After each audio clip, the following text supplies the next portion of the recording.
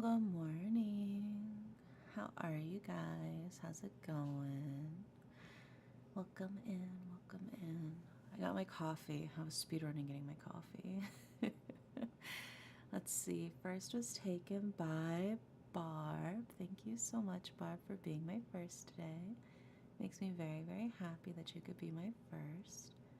Daily Pillows, we've got Jacob on YouTube, Barb, Jeremy, Nordy, and Lazy. Welcome in, welcome in. I am going to beat 999 today. That is an oath I am making to myself. We are beating 999 today, all right? I know what I gotta do now, so we'll be able to make it happen. I just hope it won't be too much, because my throat's still a little bit scratchy from yesterday. I was playing Super Battle Golf with Harper, Maisie, and Brett. It was so much fun. Oh, look, perfect. We get the little trailer. Yeah, good morning. Why do I know these things? It was a great club. It was so much fun. It was so chaotic. Harper kept beating me up. You have been chosen. Ice 9. Have you read the story? Yeah, it's Papa, we chillin'. We're gonna beat 999 today, baby. I can't wait. The notary game. I am 0. Seek a way out. Hi, Redexiality.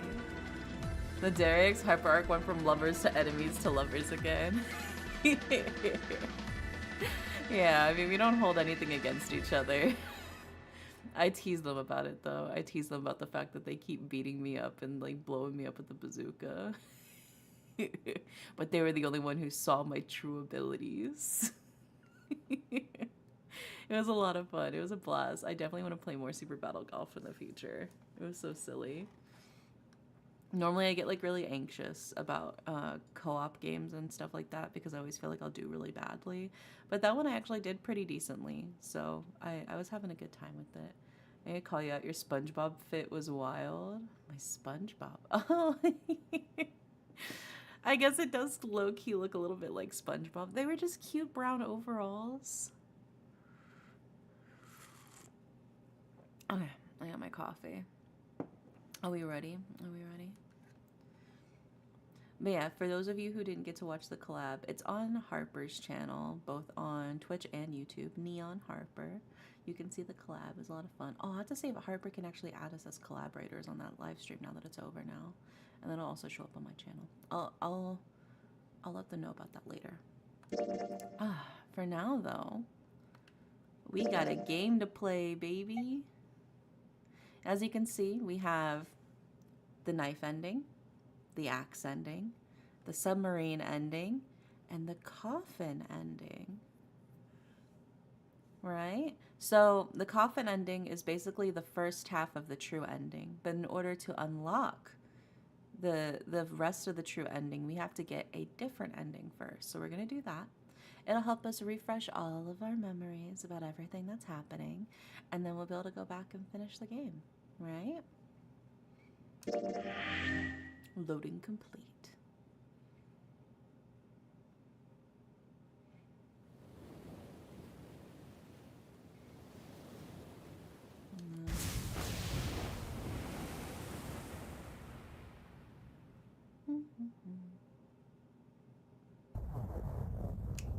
Was it?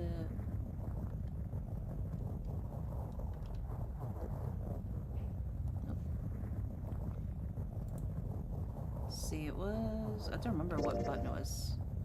Oops, back.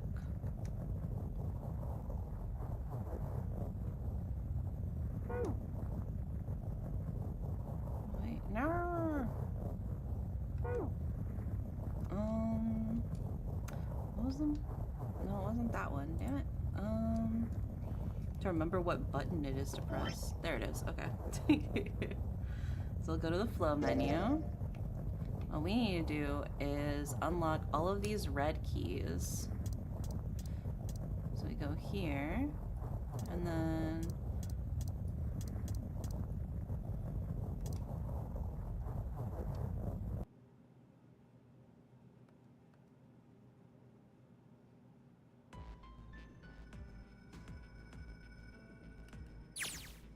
There we go. Thought we were finished with that topic. But then what should we do? Oh, we should talk about it. We should talk it through.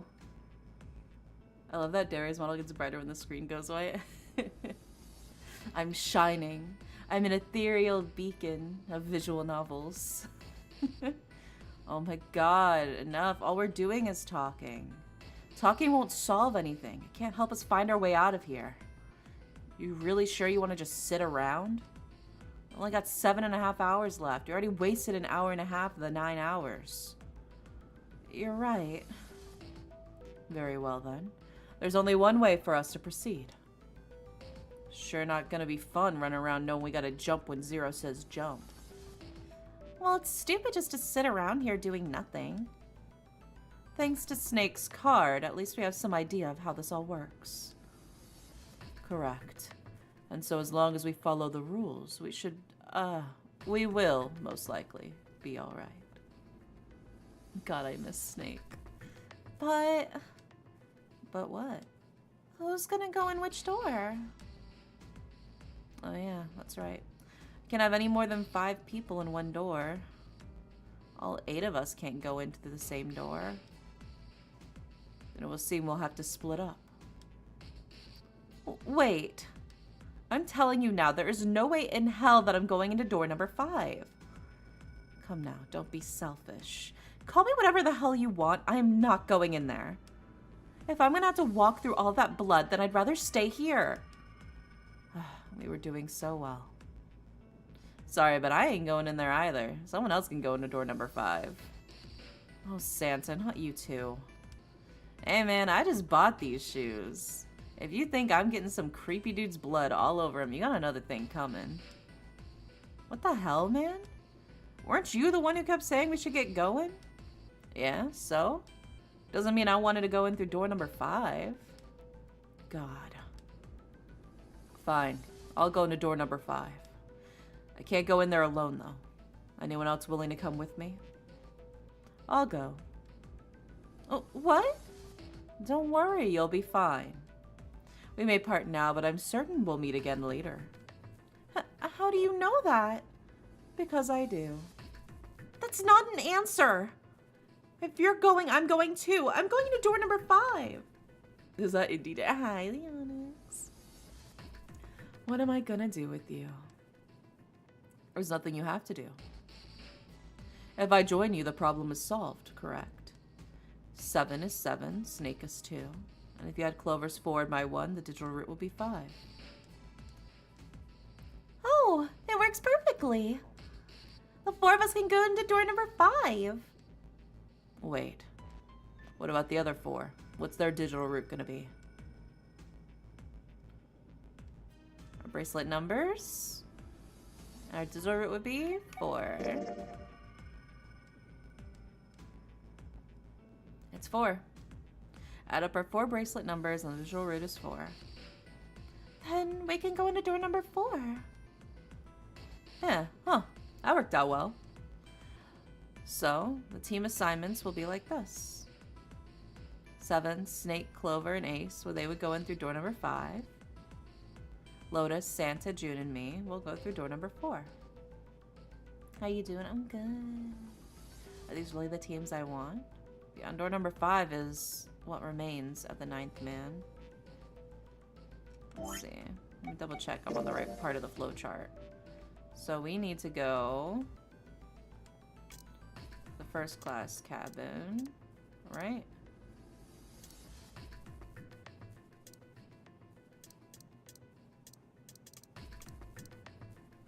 I'm pretty sure it's door number 5 we gotta pick.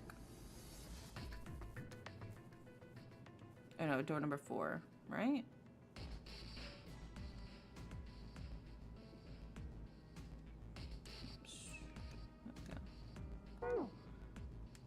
Okay, yeah, we want to want to go through door number 4, I'm pretty sure. Wait, no. Door number 5. Yeah, no, door number 5. Door number 5. We gotta go through door number 5. I'm pretty sure we gotta go through door number 5. Alright. Alright, then. Is there a situation where characters 6 and 7 enter the same door? Let's see. Well, 6 is June, and then 7 is 7. I feel like I'm pretty sure they do. At least one of them. 7 and in June. Nice. I can't think of which one it would be, but I feel like they have. It seems we've all reached a conclusion. Shall we go? I'm going to door number 5. We're over there too. Right, Snake? The door's not going anywhere. Slow down. Which door? Decided it would have to be door number 5. Hey, wait. I want to go through door number 5 too. What? What are you saying, Jumpy? If you're going through that door, then I'm going with you. No, you can't. I can't take you with me. Well, why? Well, you know what's in there, don't you? Are you sure you want to see that? Well... Please, let me go into door number 5. Man, now we're right back where we started, you know that? Junpei's bracelet is number 5, correct? If we are going to add Junpei, then we must subtract 5 from the rest of us. Ace, please take good care of Clover. Oh, alright, that's fine. Don't go away! You need to listen to me, Clover. Go to door 4 with the others. No! Don't be so selfish. Why? You'll be fine. Just relax. Huh? What did he tell her? Okay, I understand.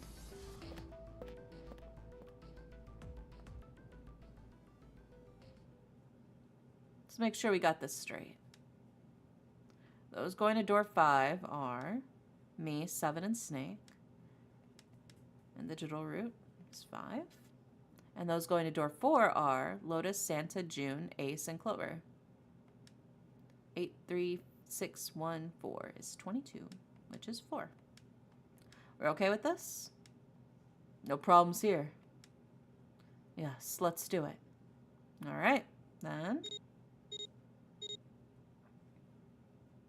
Lover's all that's left. Okay, all right, let's go. Let me double check now.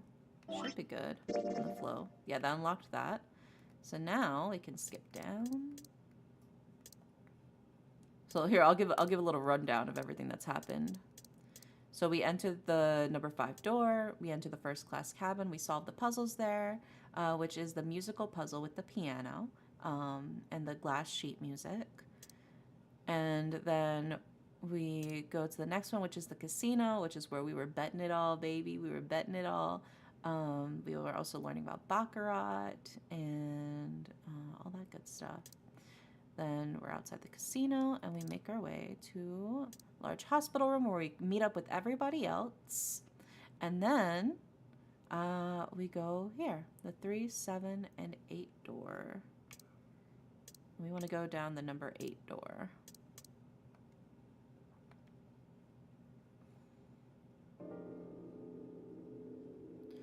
Well, we really don't have a choice now. They can't let a sacrifice go to waste. All right, Ace pretended to sacrifice himself. We realized this was later in vain because we meet up with them later after we beat any of the rooms and come back to the main hall. But he knocked himself out with Soparil, which is a sedative, so that way we wouldn't fight over leaving him behind. Right? There you go. I'm keeping you all previously on the nonary games. Like you even mean that. You say something? No, nothing. Yeah, but we're not done choosing yet, are we? Huh? What do you mean? Well, we haven't decided who's going in what door. Ah, yes, that's true. Enough of this screwing around. Let's decide. You first, Lotus. What door you want? I want door number 8. It's the same number as my bracelet. Got it. You're 8. Your next 7. Which one do you want? I'll take 7. I can't get along with that old lady. So we need to go through the number 8 door, right? Okay. What? What did you just say? Who, me? I didn't say nothing. Oh, you're so gonna get it next time. Alright, who's next? Junpei, which door do you want?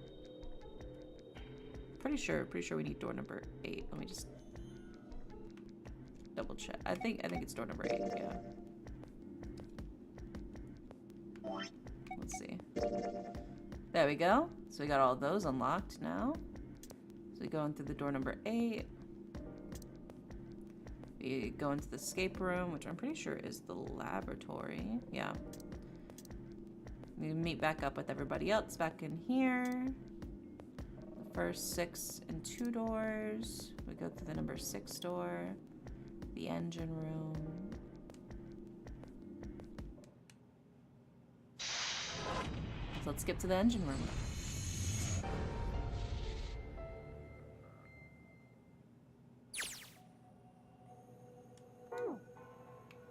Ah, yeah, this one. So,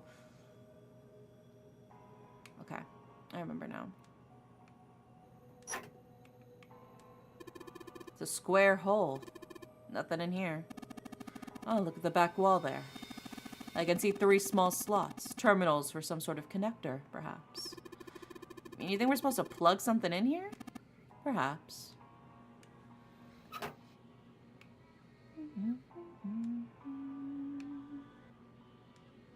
This is the huge oven for the spoiler. It goes in the square hole. Yeah.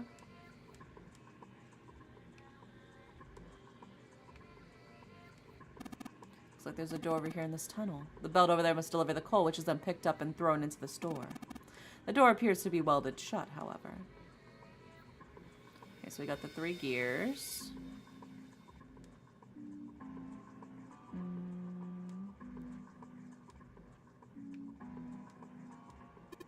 There's a pair of wooden boxes here. There's nothing in them.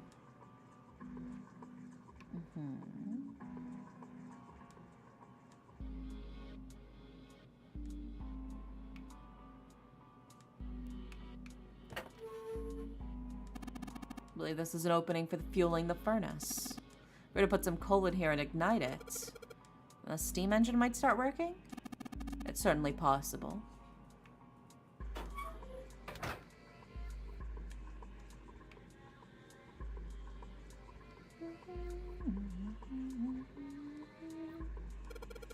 Bunch of wooden boxes by the wall. I already looked through those. There's nothing in there. Okay, let me go up the stairs, please. Thank you.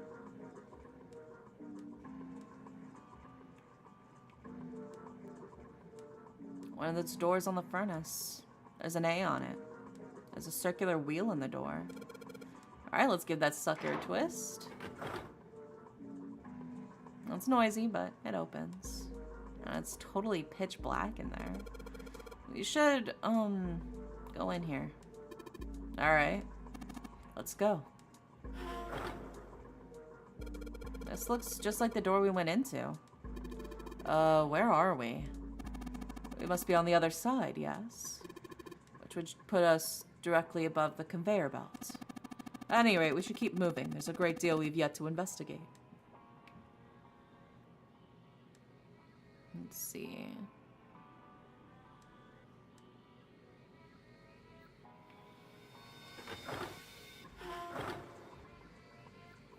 Door B. Ooh, perfect.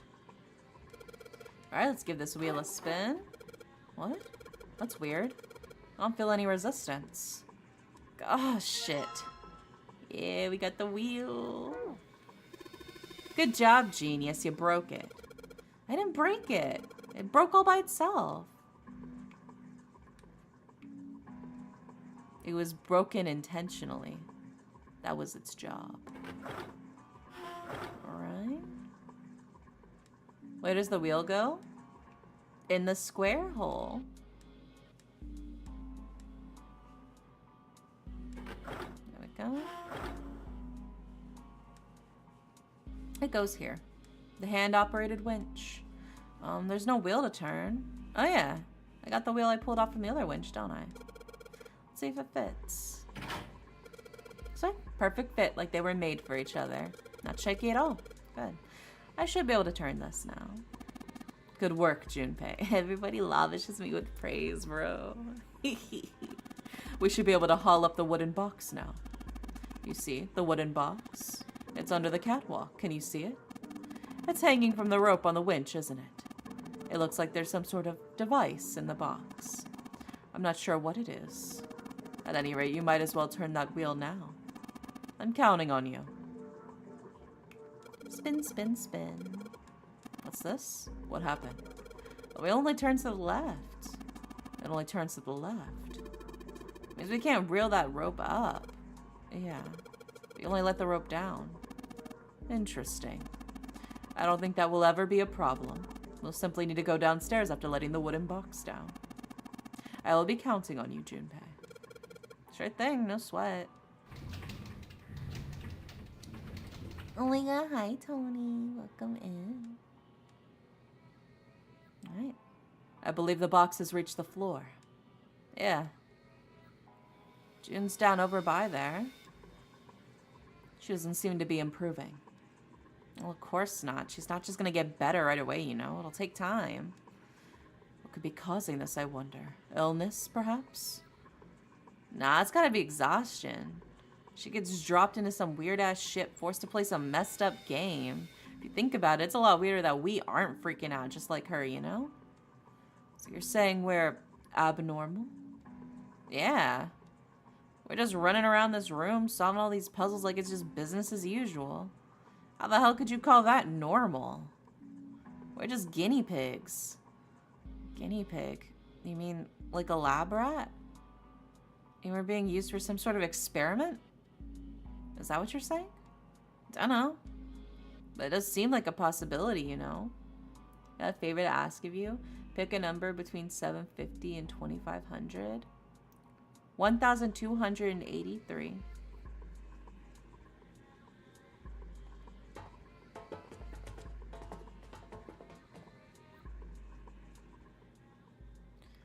You know, speaking of experiments, there was this experiment some scientists did with rats. First, they took a square C-shaped tank and filled it with enough water that the rats could drown in it. The tank had 2 exits. Just to make it easy, we'll call one A and we'll call one B. Exit A is pitch black, so dark even a rat can't see anything. But exit B is electrified, meaning the rat can't leave through it. You now list the donations, the future donations of $1,283. Thank you for signing your own donation. I'll keep that in mind. When I'm rich, I'll donate it. I promise. When I'm rich and famous, I'll donate it. So make sure you keep me in that little book. So, what would a rat do if it were put in this situation? Which exit would the rat choose? B, of course. The rat has no way of knowing that exit B is electrified. Exactly. The rat goes to exit B. Of course, like I said, it's electrified, which means the rat can't get out that way. So after a lot of trial and error, the rat finally finds exit A. I can't say that's very interesting or relevant. It's simply the story of a laboratory experiment. You're right. It isn't very interesting. Yet. Huh? See, these scientists repeated this experiment over and over, using hundreds of different rats for over several generations. This produced some surprising results. With each generation, the rats took less time to find the correct answer. Eventually, a rat was put in the tank who instantly chose A without even attempting exit B. But that wasn't the most impressive part. The same experiment was conducted in another laboratory far from the original one, with the same results. I'll be doing, yeah, welcome in. I'm doing good. No, on second thought, the results weren't really the same. The rats in the second experiment began the trials with significantly faster times than the first rats in the initial one. These rats weren't related to the others and had never even come in contact with them, and yet, they all easily found their way to exit A as though they already knew. What did it mean? Are you suggesting something like telepathy? They were passing information to one another through some sort of undetectable medium? How the hell would I know? I'm not any kind of scientist. I don't know what made them do that. But I do know that story's true, and if you got another explanation, I'd sure love to hear it. Come on, let's get going. There's still a lot here we haven't checked out. We gotta get the hell out of here before June passes out. Hey, wait, there's something I want to ask you. What? Why did they use that tank for the experiment? Huh? Well, I mean, it seems like you could conduct the same experiment without the water. They could have just used a dry box, you know? They needed to motivate the rats to escape. They could have, I don't know, put some bait by exit B or something. I mean, do they really have to make it so the rats can drown? You know, the word emergency comes from the same root as the word emerge.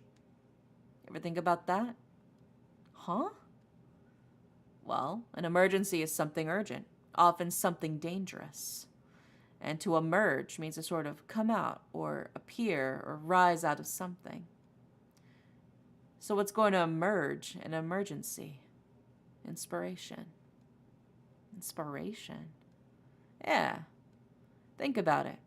When the chips are down, either you crack or your mind focuses and pulls up what you need. So in an emergency, your real potential emerges? Is that what you're saying? Yeah. That's why the rats had to drown. They had to be in danger. There had to be an emergency for inspiration to emerge.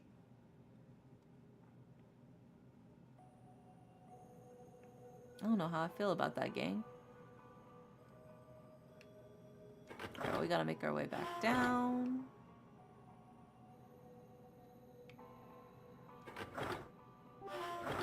Oh my god, high five. Thank you for the 100 biddies.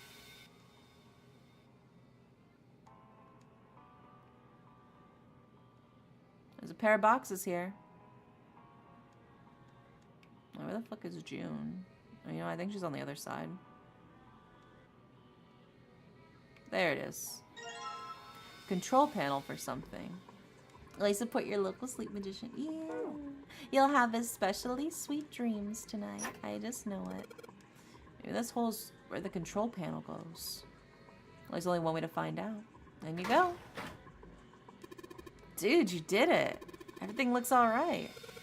Okay, but what do we do now? Why don't you press the button next to it? The orange one? Yes. Alright, I'll do that. Pushing. Sweet. All sorts of lights are lighting up on this thing. Oh, and I think I just heard something turn on. Oh? What's that? What's happened? Junpei, look! The conveyor belt's moving. Conveyor belt? Well, I guess it's done moving now. There's still a bunch of coal on the belt, though. Looks like a bunch of it got dumped off at the end of the belt into that wooden box we found in the control panel. Coal. Coal, huh? Box filled with the coal. Dump it in here. There's a hole in there that'll let us put the coal into the furnace. Maybe we can get some coal in there and set it on fire. Okay, let's do it. Alright, that's the last of it. No coal left in the wooden box. And nothing. Great. Well, I guess I should have expected that. Why would just throwing coal into a cold furnace do anything? Well, a man can dream. Junpei, explain it to me again. You're planning to stoke the furnace with the coal, which will heat the water stored up there and make steam, which will then drive something else. Am I correct? In other words, you want to generate enough pressure with the steam to power the turbine and drive the steam engine, right? Yeah, I guess that's the gist of it. Well, in that case, this isn't enough coal. This furnace is enormous. So we're gonna need a whole hell of a lot more coal than this. Very well then. If 3 of us work together, then we should manage to fill it much faster. I want to help too. Man, I totally even see her walking up. Are you feeling up to that? Yes. Yeah, right. You look like you're one stiff breeze away from falling over, June. I think you better rest some more, alright? But... no arguing. You need your rest. You just stay there. We'll handle this. Okay. I understand. Alright. You sweet dreams, Bar. Time for some manly work. Let's get this coal into those furnaces.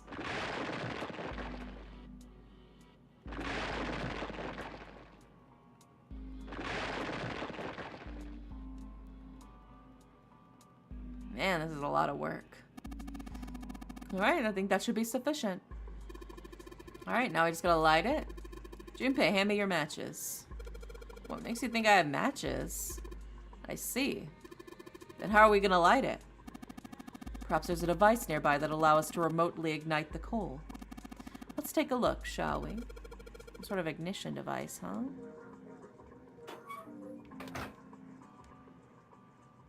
I know where the ignition device is. Is this? I think it might be. It probably is. I think this is how we might ignite the furnace. And that means if we move that thing down... Alright, let's do it. Here we go. Junpei, Ace, look at that. There's a big gears turning under the broiler here. Huh?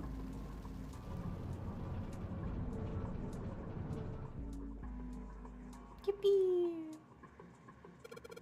Gears. They're spinning. What the hell are you guys waiting for? Let's start looking. Yoink.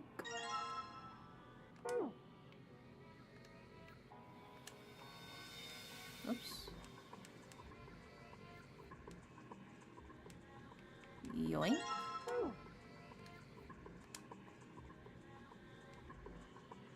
And yoink.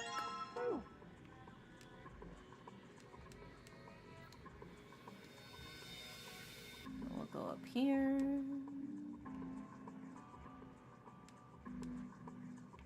Or was it? No, I don't think it was there.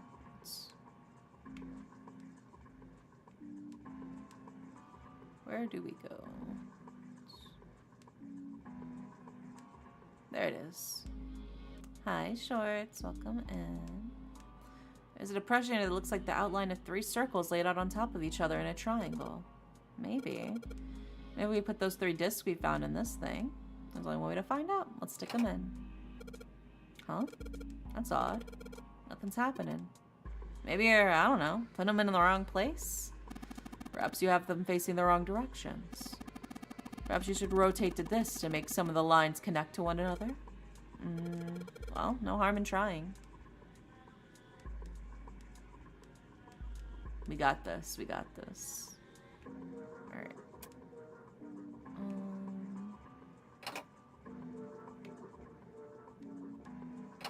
There we go.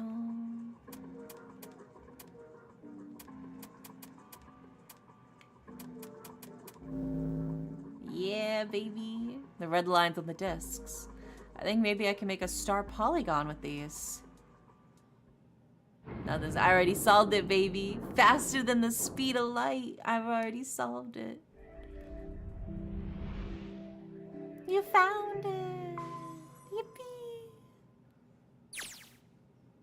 Yes, the door's open. All right, now I should be able to check the flow chart. All right. Which means now we go here for the next escape room to unlock the next red key. Which we're still all good, right? Yeah, all of our red keys have been unlocked so far.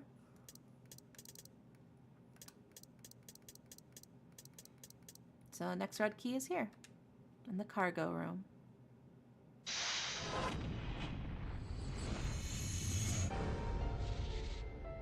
Boom, boom, boom, boom.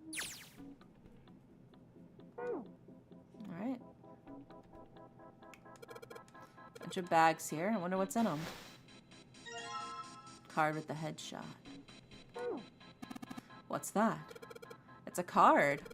It has a headshot on it. A headshot.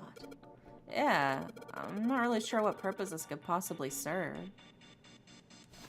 Oops. Nothing else in the bag anymore.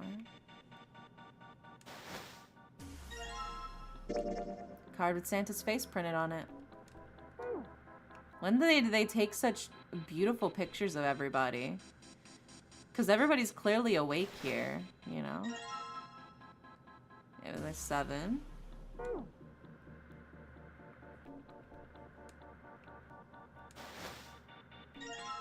There's Snake. There's Clover.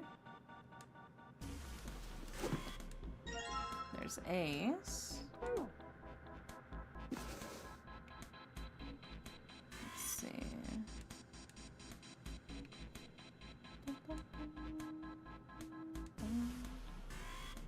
We get that one? Yeah, we did get that one. Okay.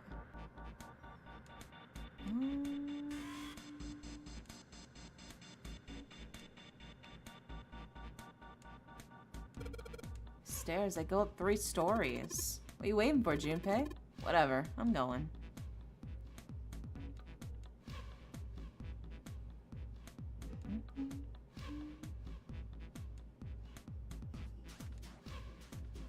Okay. Box. There's nothing inside. Searched all the boxes. There's nothing in them. Oh, here we go. There's mine. Yeah, see, look. When did they take this picture of me? When did they take that picture of me?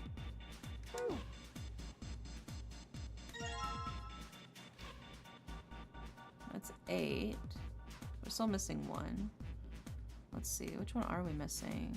Got Ace, Snake, Santa, Clover, me.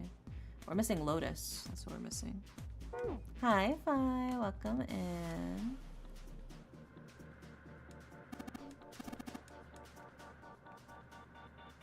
Let's see.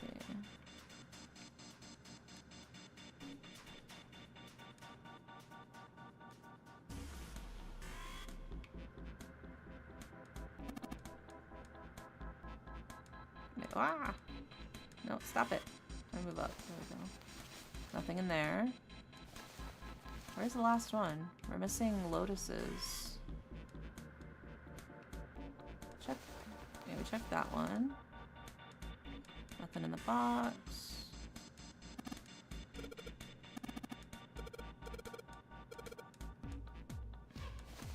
Nothing in that bag.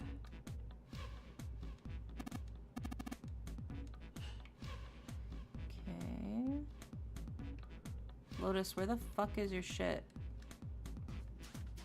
Nothing in those. Still nothing in there. Okay. Lotus, where the fuck is your card, Lotus?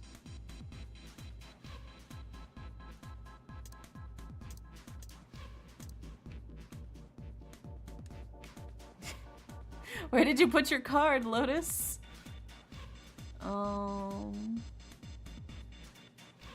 Let's see. Nothing in that bag. Am I crazy? Where the fuck is her card? I don't know what these are in these barrels, but judging by their weight, perhaps a liquid of some sort. Okay, so we checked all of that. There's absolutely nothing in here. No cards in there. Okay. Am I going crazy? Oh, is it over here? There are 3 crates here, stacked up like stairs. You climb up there, I think we can get over the fence. Junpei, I think you could go take a closer look at that? Sorry, but no thanks. Why? I've, got a bad feeling about it. Pussy. Alright, fine. I'll go. Please be careful, Santa. Yeah. But just in case. Wait, what's he gonna do with that screw? I don't see what he's throwing a screw at fences. Holy shit. This is... Oh, man. There's electricity running through that fence. Looks like it. Then we can't get it to the other side. Well, we could jump off those crates, but there wouldn't be any way for us to get back.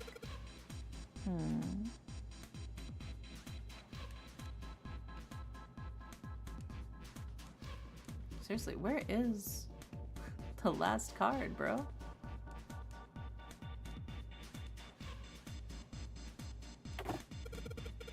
Need the key. Well, the boxes have numbers on them. Do they? Oh.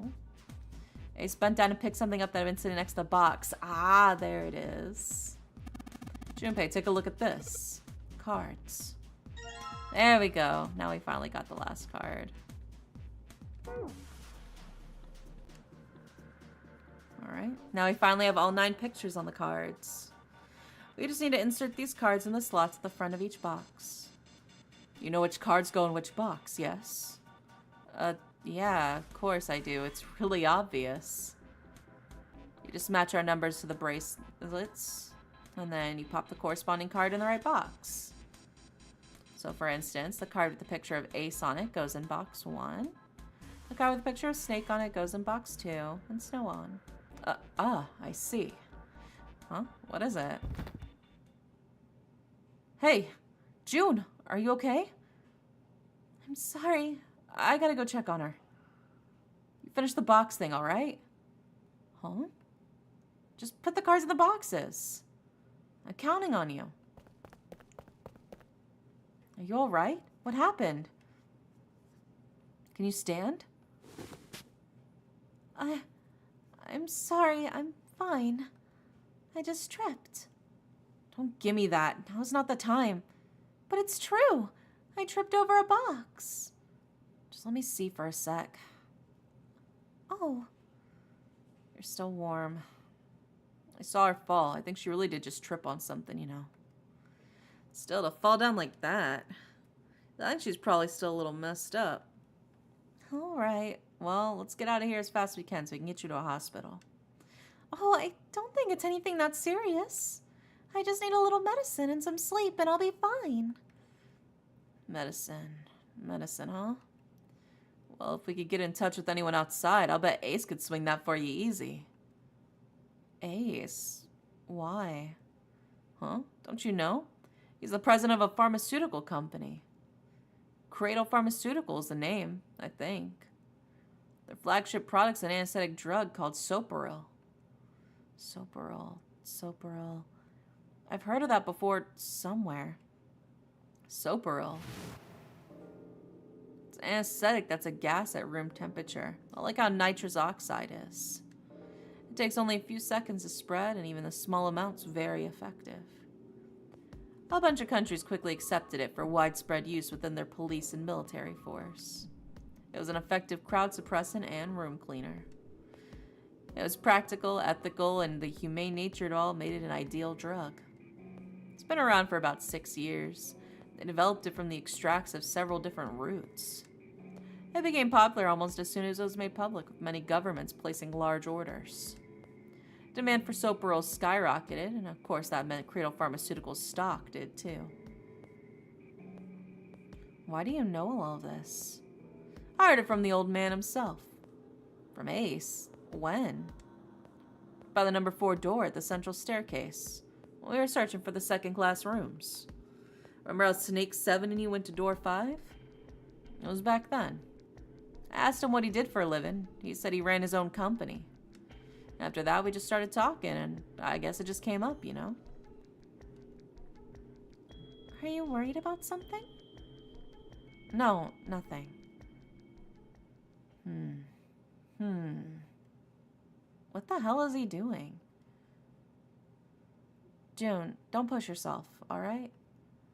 Yes. Santa, could you take care of her? I'll go check on Ace. Looks like he's having some trouble. Sure. What are you doing? What happened? Nothing. My vision has gotten rather blurry. I think perhaps because of fatigue, I can't see well at the moment. What can't you see well? These pictures. I don't care to admit it, but I may be developing presbyopia. Growing old is a difficult thing. At any rate, I'll leave the rest to you. I'm feeling awfully tired, so if you don't mind, I'd like to rest for a bit.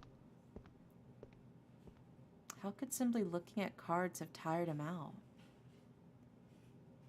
But if it wasn't, what have made him so uncomfortable? Prosopagnosia.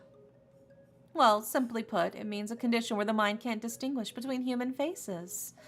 In other words, my face would look the same as Clover's or even yours. So they can't remember faces, which is how most people recognize each other.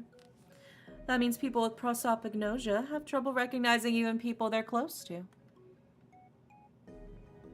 Maybe he's got prosopagnosia?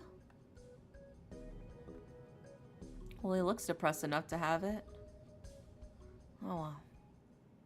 Time to solve the 9-box puzzle. Ace's card in box 1, snake in 2. I just need to do the same for the rest. And finally, the 9th man's card in box 9. Yeah, they opened. What the? 9 pence? Guess I'll take them with me. Alright, I think that was the conversation we needed to have. Over here. Let me check the flowchart. Yep, that key is unlocked now. So now, leave no one behind.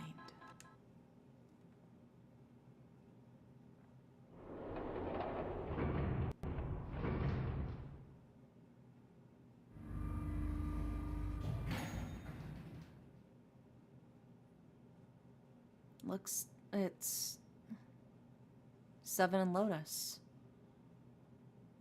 We got a problem. Clover's gone. What? What do you mean gone? When? Why? You two went into door number 1 with Clover, didn't you? Yeah, we went through the door together. But Clover barely spoke to us. She just did her own thing the whole time. There were 4 rooms on the other side of door 1. She wouldn't let us into the 4th room. She just said, I'll take care of this one, and shut the door. She must have blocked it with something on the other side. We waited for a while, but Clover didn't come out. I called for her, but she didn't answer. So I kicked down the door and we went into the room, but it was empty. Clover wasn't there. There was a door on the other wall, and it was open. Figured she opened the door and left by herself. We ran after her, of course, but, well, obviously we didn't find her. We figured out that much. Clover's gone. When did this happen? We got here just before you. You certainly have excellent timing. So you haven't searched anywhere other than near the staircase? No, we haven't. Very well then, we best separate and look around for Clover. We haven't much time left. Let's begin. Yeah. She's not here. No, she isn't. Alright, just in case, we should take a look around the shower room. The shower room? That's where her brother is. She might have gone to see him. Well, we might as well check, right? Let's go. God, we can still get in. We should thank Seven for that later.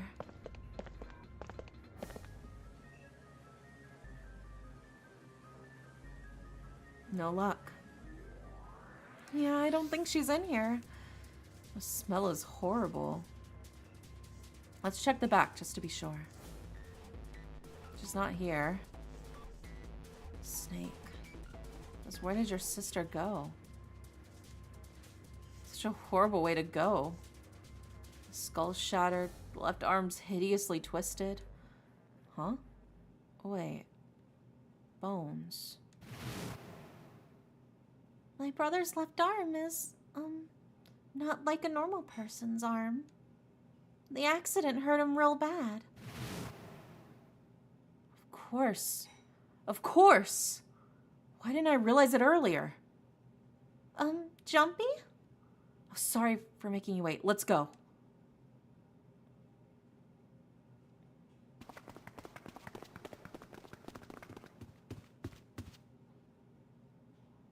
Junpei, June, where were you guys? Did something happen?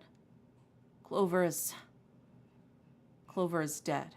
I found her in the first-class bathroom.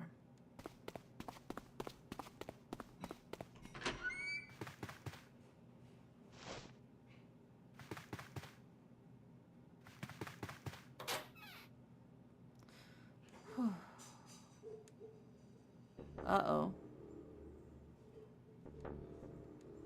Clover. Clover! Why? Why did this happen? Clover. No way. No way. Let's get out of here, June.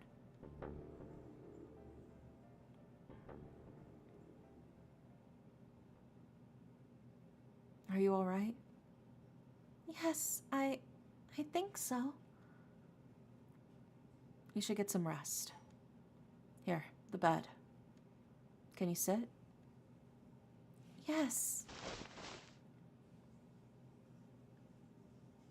Who was the first to find the body? Me. Why'd you come to this room? Look for Clover, why else? Found her body in the bathroom. As soon as I did, I ran outside. I got to the top of the stairs by the casino and yelled as loud as I could. Hey guys, I found her, but it's bad.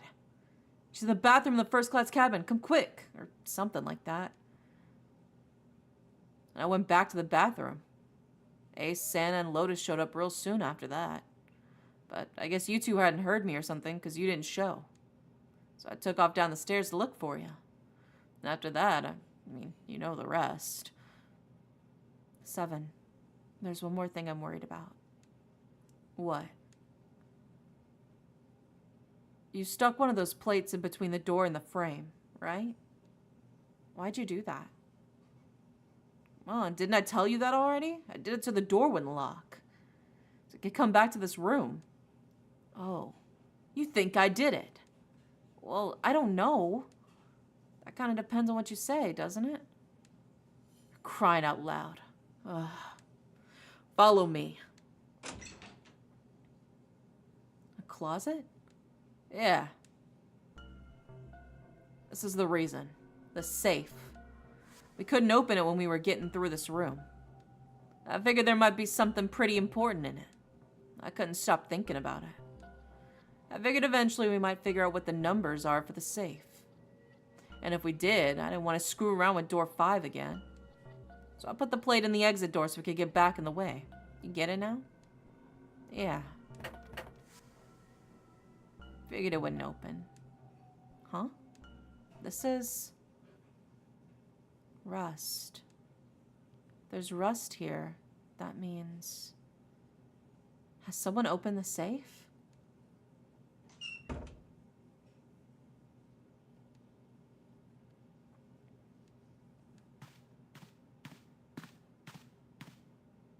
Maybe there's another clue?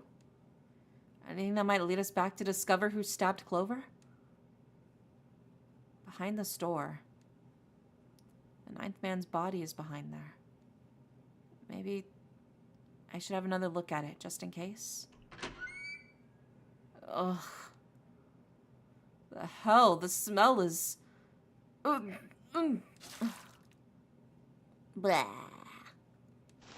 I flew up. Wait. It's gone. His bracelet, it's gone. It was right next to the glasses. But why? Huh? Where'd Junpei go? Oh, there you are. Were you looking for something in the hallway? Yeah. Did you find something? No. Nothing. What's up? Oh, well, I wanted you to take a look at something. What is it? Clover. What was it you wanted to show me? I searched Clover's body again. A real shame. She was stabbed once in the back, probably by a knife or something. And I I found this. What? I haven't actually looked at it yet. Didn't want to disturb the crime scene, you know? Basic stuff. Well, I did borrow one thing. I'm opening it. Truth had gone, truth had gone, and truth had gone. Now truth is asleep in the darkness of the sinister hand. What is this? Some kind of secret code?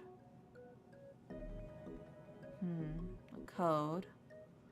Sinister hand means the left hand. Sinister was a term used in heraldry that meant to the left of the bearer of the coat of arms. The left hand, the left hand. What does the left hand mean? Does the darkness of the sinister hand have something to do with the bracelets? There are two things sticking out on either side of the face. The left and right sides of the face. Left and right. Left and right. Right and left. Truth is gone. Truth gone. Truth gone. Maybe those two words.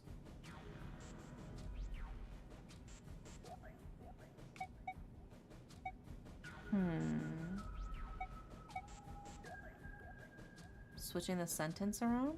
Or what else could gone and truth mean? What else could gone and truth mean? Truth, of course, means something that's correct, something that's fact. In other words, something that is right. You could then safely assume that gone means left. After all, someone left, they were gone. But in this case, they clearly refer to directional homonyms.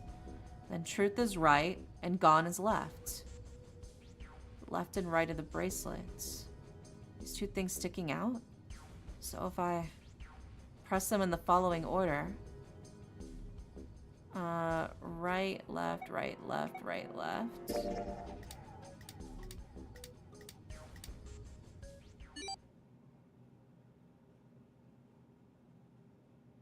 Oh, fuck. Oh, shit. I need to write that. Oh, fuck. No. Oh, no, that happened so fast, bro. Oh, shit. Where's my notes? Oh, God. That happened so quick. Wait, did it just...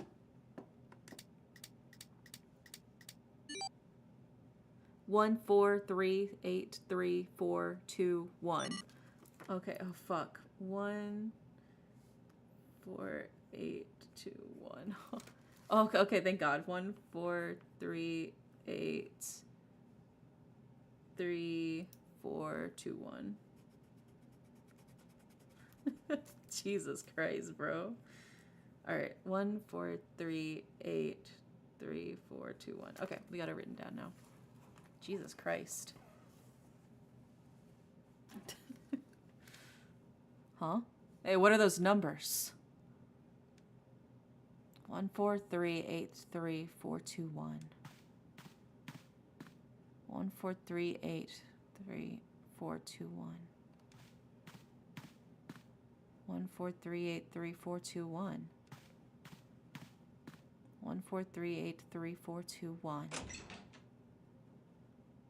1, 4, 3, 8, 3, 4, 2, 1. 1 to the right, 4 to the left, and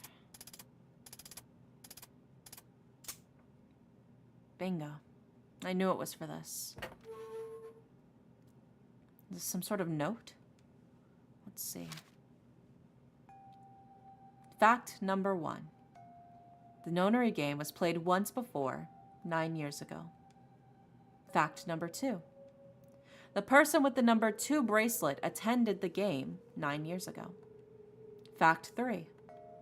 It was planned by the following 4 people. Cradle Pharmaceuticals CEO, Gentaro Hongo. Cradle Pharmaceuticals Chief of Staff, Nagisa Nijisaki. Cradle Pharmaceuticals R&D Supervisor, Teruaki Kubota. Majority shareholder in Cradle Pharmaceuticals, Kakechika Musashiro. I must punish them for the innocent lives they sacrificed. This is the only warning they will receive. That innocent souls might be saved, I now state the truth. 0.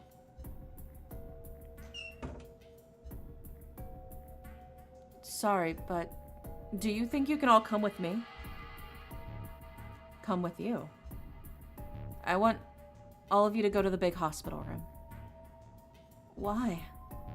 There's something I want to be sure of. What do you want to be sure of? I want to know if the person I suspect is really the culprit.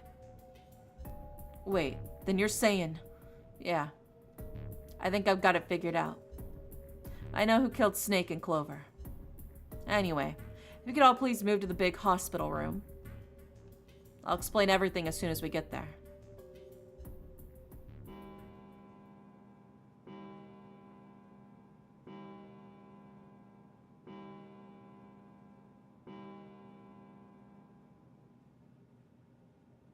It's 5 o'clock. I don't have a lot of time left. Let's go.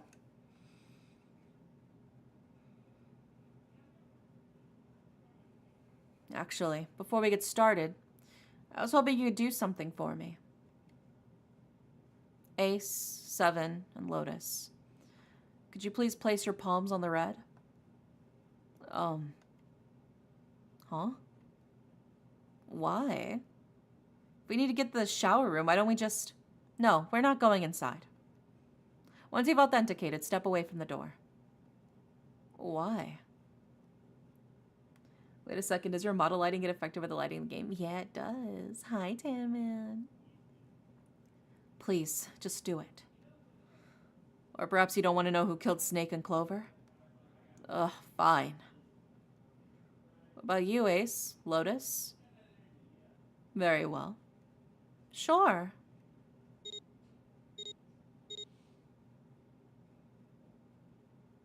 I have this idea. I don't think this device responds to a hand placed on it. It instead reacts to a bracelet being brought close. You don't actually need a hand. I knew it.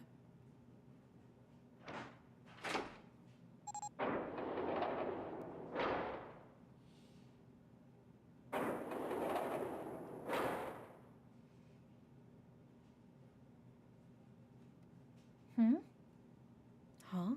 What was that about? How should I know? Thanks. I appreciate your cooperation. By the way, Ace, would you mind if I asked you something? What is it?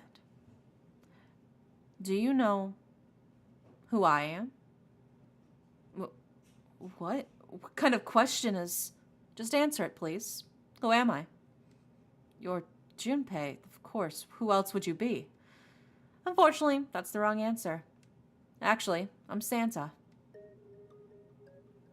What? Huh? The clothes I'm wearing, I borrowed from Junpei. And the clothes he's wearing are mine. We had a little swap. That's ridiculous. Impossible. So you're saying I'm not Santa? Of course you aren't. Why? What makes you so sure I'm not Santa? If you were Santa, then door 3 wouldn't have opened for us just now. 1 plus 7 plus 8 plus 3 is 19. 1 plus 9 would be 10. The digital root would be 1. But the 4 of us just opened door 3. You can't possibly be Santa. Your bracelet number isn't 3. It's 5, right? You're exactly right. My bracelet number is 5. Sorry, Ace. I tricked you. Of course, I'm not really Santa. I'm Junpei. Who could possibly think I was? It's obvious I'm not. To think I was would be ridiculous. But I guess you couldn't see just how obvious it was. I asked you before, didn't I? What makes you so sure I'm not Santa? And you answered. If you were Santa, then door 3 wouldn't have opened for us just now. Most people wouldn't say something like that. The first thing that would come to anyone else's mind wouldn't be the bracelet number. There'd only be one thing they'd say. One sentence. You don't have his face. Ace. You have prosopagnosia. Am I right? Prosopagnosia? What's that? No clue. Prosopagnosia is... Very well. I confess. I have prosopagnosia. I cannot differentiate between human faces. Is that what this was about? You want to mock me for my disorder? No, not at all. I'm not making fun of you at all. In fact, I feel kind of bad for you.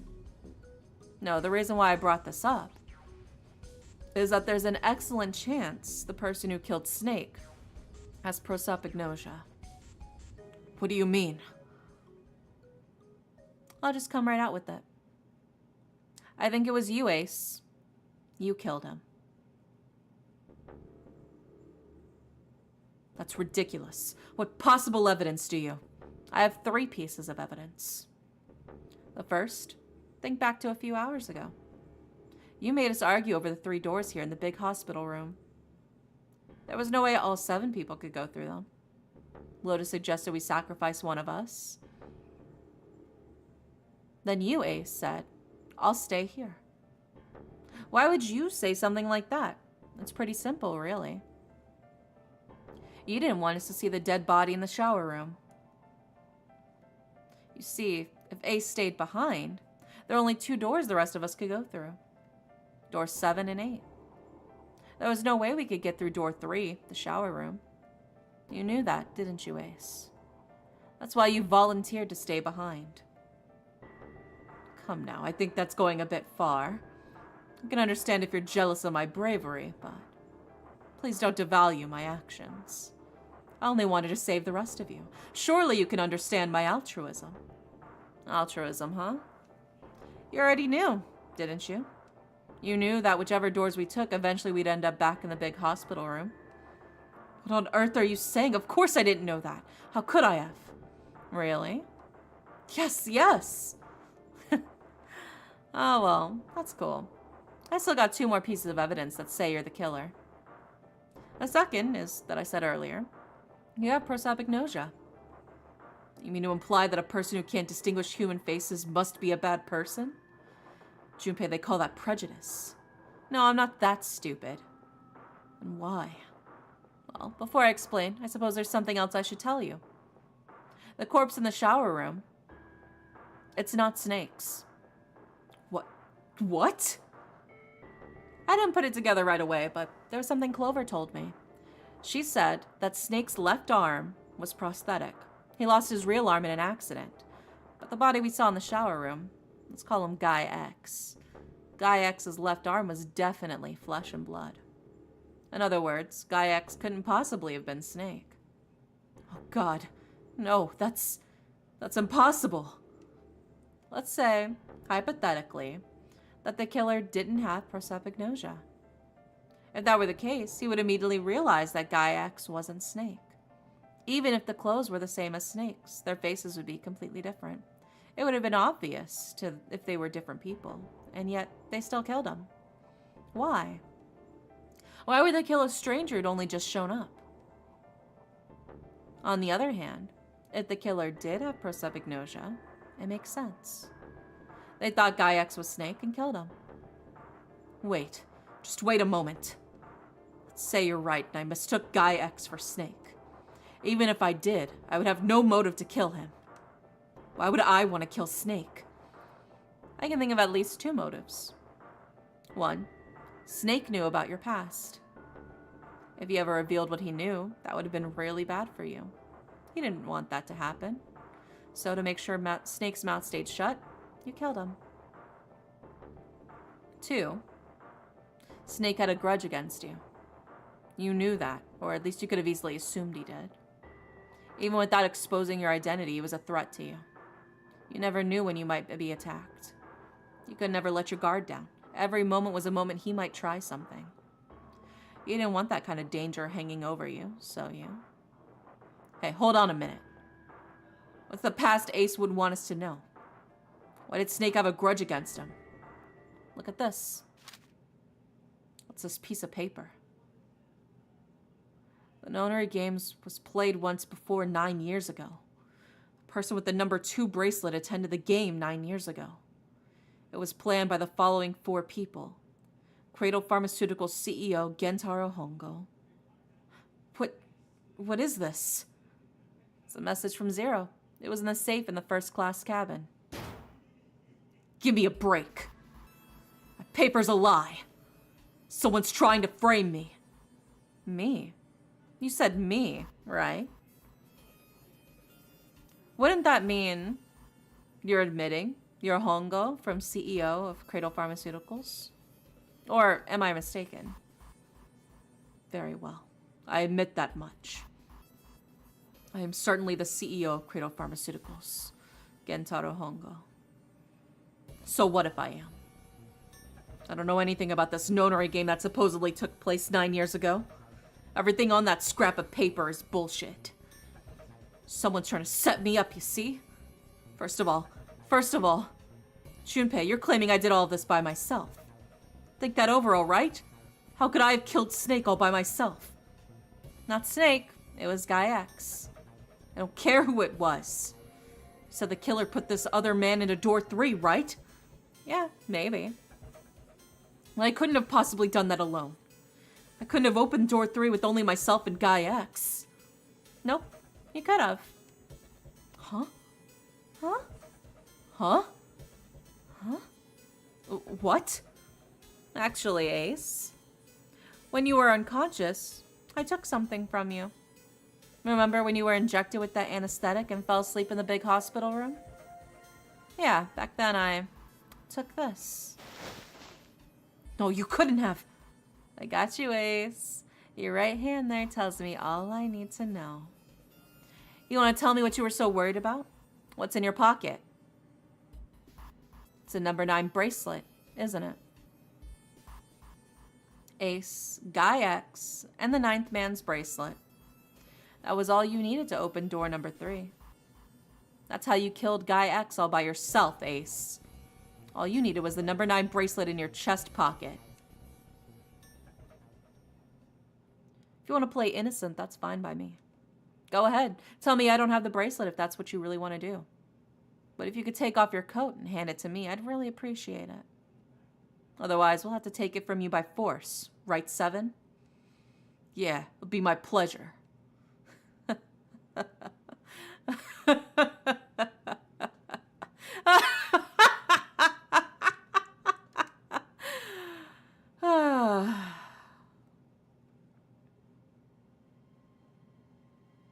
Well done, Junpei.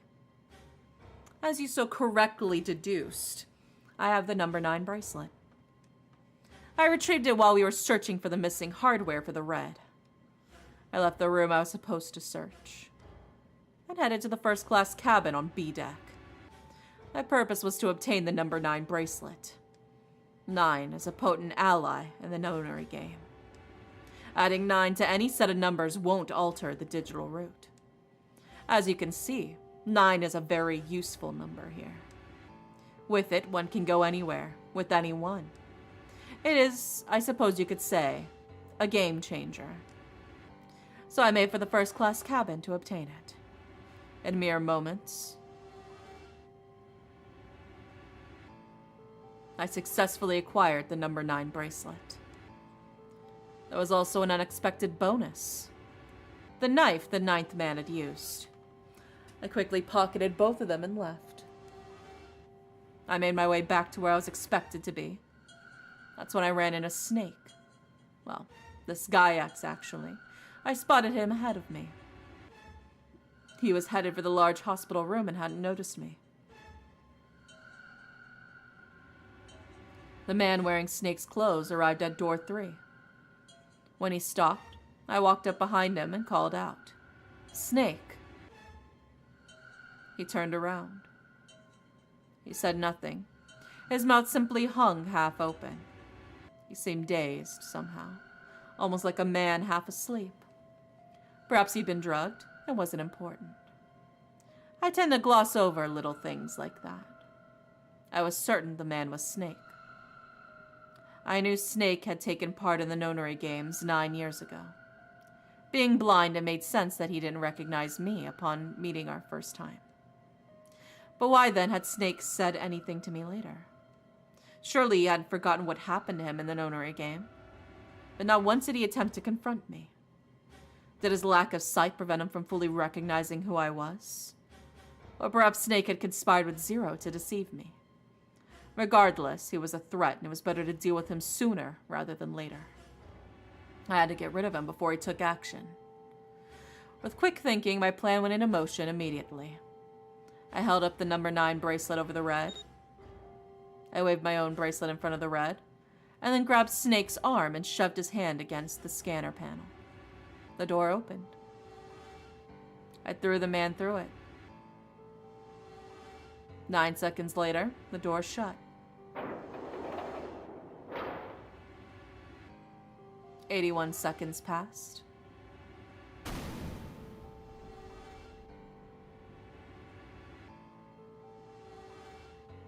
After that, I returned post-haste as though nothing had happened. I wonder. After conducting my own search, I returned to the large hospital room where the 1 a.m. bell rang. Ace, did you kill Clover? Yes. Why? Why did you kill her? She was Snake's sister. It was possible he had told her something dangerous. Additionally, she had gone through door 1. It seemed like she might have found out. Found what? Why don't you go through door 1 yourself? Perhaps it's hidden somewhere. Yeah, but Lotus and I went through door 1 too. We didn't see anything suspicious. Yeah, I thought as much after I heard your report at the central staircase. Those are some messed up looking beds. Yeah, we're in the hospital room. So it's like a whole bunch of cots for, emergency stuff. I doubt the two of you could find it. Huh? Huh? But perhaps Clover was different. Perhaps she had found it. I was, therefore, desperate to find her. And at last I did, in the first-class cabin. I spoke very calmly. Did you see it? See what? Don't act as if you don't understand. You were in the captain's quarters, weren't you? Huh? What are you talking about?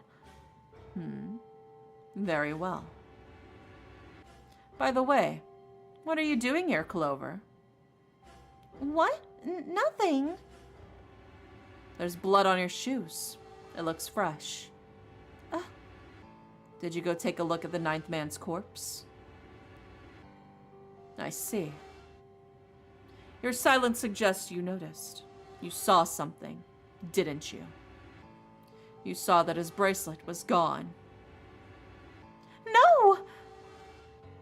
You aren't going anywhere. You're staying here. No! Don't you run away, little girl.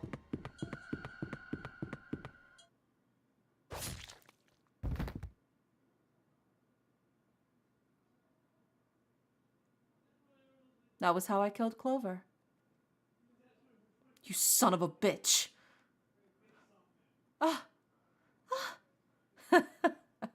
I admit it, I've lost. I have lost completely and utterly. But don't misunderstand, Junpei. I didn't lose to you. I lost to Zero, not you. I'm rather disgusted with myself for having fallen into such a simple trap. I look the fool. And it was a trap, make no mistake. I was trapped and manipulated by Zero. The man I killed in the shower room. If he wasn't Snake, then I have no idea who he was. But he was wearing Snake's clothes, and that was no coincidence. He also had been injected with something that reduced his cognition and prevented him from identifying himself or resisting me. And if we can't forget the components that were removed from the red before we arrived. I have no doubt that Zero planned all of this. Zero made sure I would kill that man. It follows, of course, that Zero knew everything I would do. That I would try to take the number 9 bracelet. That I would try to kill Snake. Everything.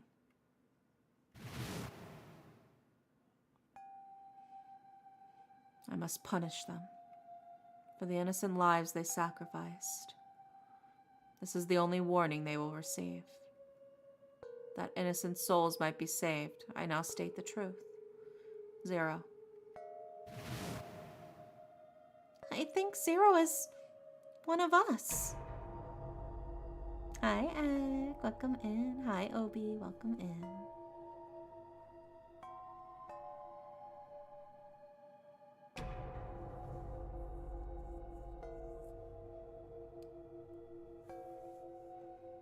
Zero is one of us? No, wait. There's one more person. Snake. The man who died in the shower room isn't Snake. That means he's almost certainly still alive. Maybe Snake is Zero? Maybe he made Guy X wear his clothes so we'd all think he was dead? Where's Snake now? What if he's off somewhere laughing at us? If he's Zero, then he must have been lying to us about everything else. Is he watching us? I mean, that's kind of ironic to say that he's watching us, bro. He's blind. Be a little more sensitive with your wording, dude. Well, I believe I've finished with my confession. Why don't we get moving? What the hell is this shit? You aren't going anywhere, you son of a bitch. We're gonna leave your ass here to rot. Why? Because I killed Clover? That's ridiculous. Why are you so upset that I killed the little bitch? She was nothing to you. A stranger you only met a few hours ago, am I wrong? You bastard! Yeah, slap his ass! Slap his ass, Lotus! Oh, she punched him! Punch his ass, Lotus! Beat the shit out of him! Blindsiding me with a punch, huh? You got some fire, don't you? I confess, I rather like a tough woman. Well, maybe you'd like another one then. Before that, let me give you one of my own. Huh? Oh shit, he's got the gun! If any of you so much as blink, I won't hesitate to pull the trigger. I've already killed 3 people. Don't think I'm not ready to make it 4. 3 people? What do you mean? Very well. Let me take this opportunity to eliminate you. Dripped out with all that gold. I know, dude. That gun's so sick. The person who killed the 9th man was me. Although I suppose to be more accurate, I encouraged him to get himself killed. While we were examining the main staircase, he came up to me and told me his name. I recognized it at once. So I gave him a little push. Just a little white lie. It seems the settings for the dead were altered. Now it only requires a single person to deactivate the detonator in the bracelet. Investigate what's beyond door 5. We'll meet again later. And with that... okay. Have a good one, guys. I'm going off ahead now. Well then. Shit! Why isn't it stopping? God damn it! You lied! Open the door, please! I'm begging you! Help me! Get me out of here! Get me out of here! Oh my god, there's no time left! Listen, I was lied to. He lied to me. He put me in here. It was him. He killed me. It was him. Yeah!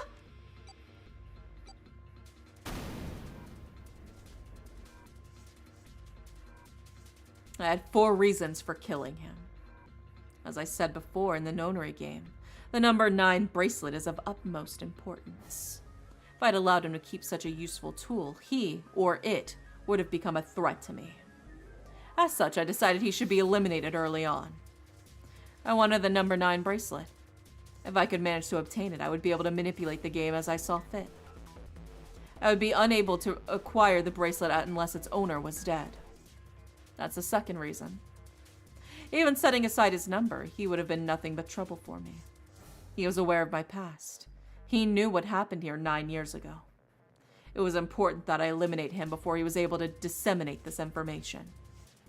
Lastly, I wish to conduct a simple test. A test to see if this nonary game was serious or a poor attempt at a joke. I needed to be quite sure. As such, I encouraged him to act against the rules so I might observe the outcome. I don't get your third motive. What the hell happened here 9 years ago? Didn't I say? The Nonary Games was played. I planned it out and conducted its execution. Why? What on earth was it supposed to do? I don't really think I have any obligation to tell you that.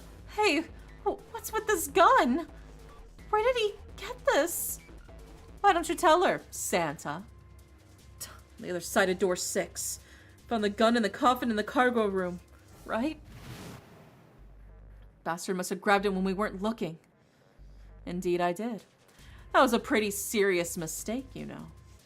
Just saying you intended to leave it behind. Well, there isn't much time left. I'll be off then. Well, where are you going? Do I really need to explain it? I'd assumed it would be obvious.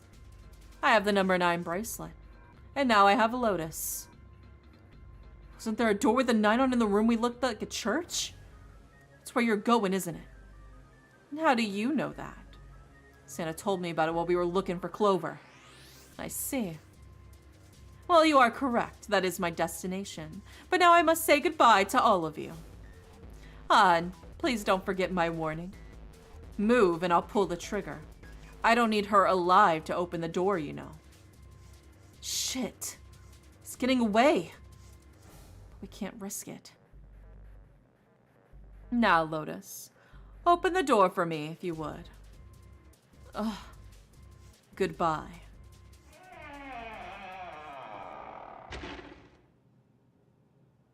Damn it. Hey, June, what happened? Are you all right? Jesus, you're burning up. Your fever's back. Are you okay? I'm okay. Really, I'm fine. You should be worrying about Lotus. But, Jumpy, don't worry about me. I just need a little rest. I'll be fine. Don't you remember? I just needed to rest a little bit last time. So please save Lotus. Think about what Ace has already done, Junpei. When he's got what he needs from Lotus, you really think he's just gonna let her walk away? Damn it. Guys, go on ahead. As soon as June starts feeling better, we'll follow you. Go! Alright. Come on, 7. We're after Ace. Hell yeah. Santa, you take good care of June. I'm trusting you. Got it. Let's go.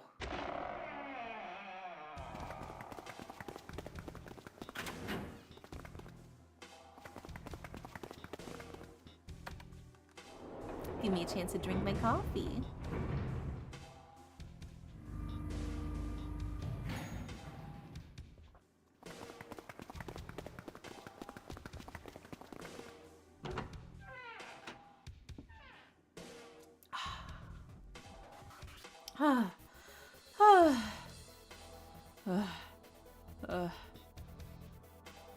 Where are they?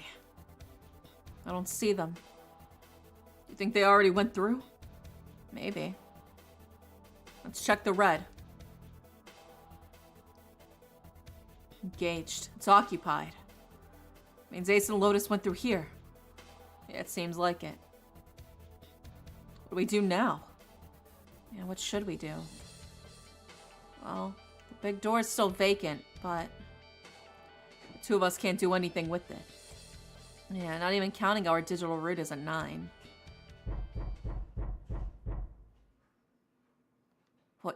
What's that sound?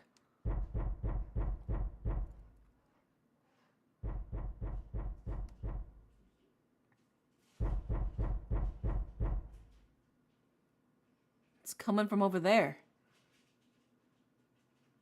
The coffin. Yeah.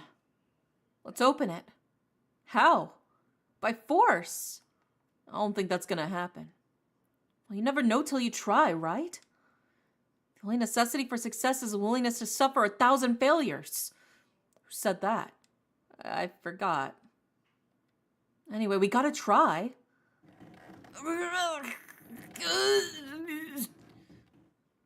Damn it. See, didn't I tell you? If you could just pull it open, why wouldn't it have had something like that? Right, so unless I put in the right passcode, it's not gonna open. Was there some sort of clue somewhere?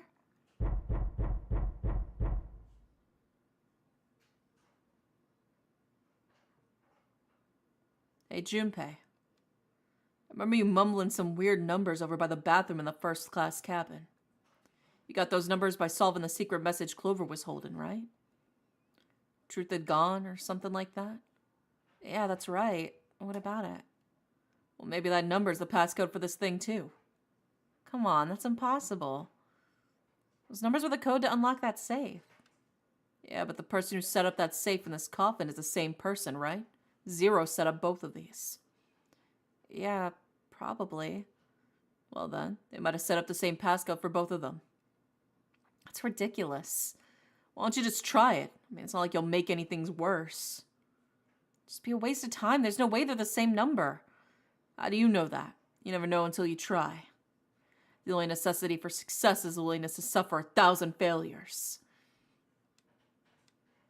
Who said that? You.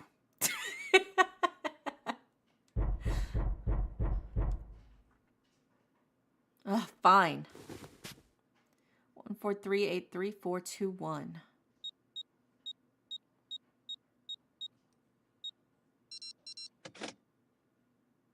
What? You gotta be kidding me.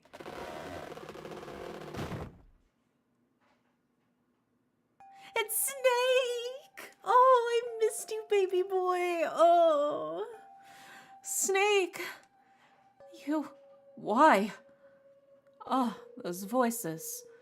Junpei and Seven, unless I'm mistaken. Where are the others? Are they elsewhere?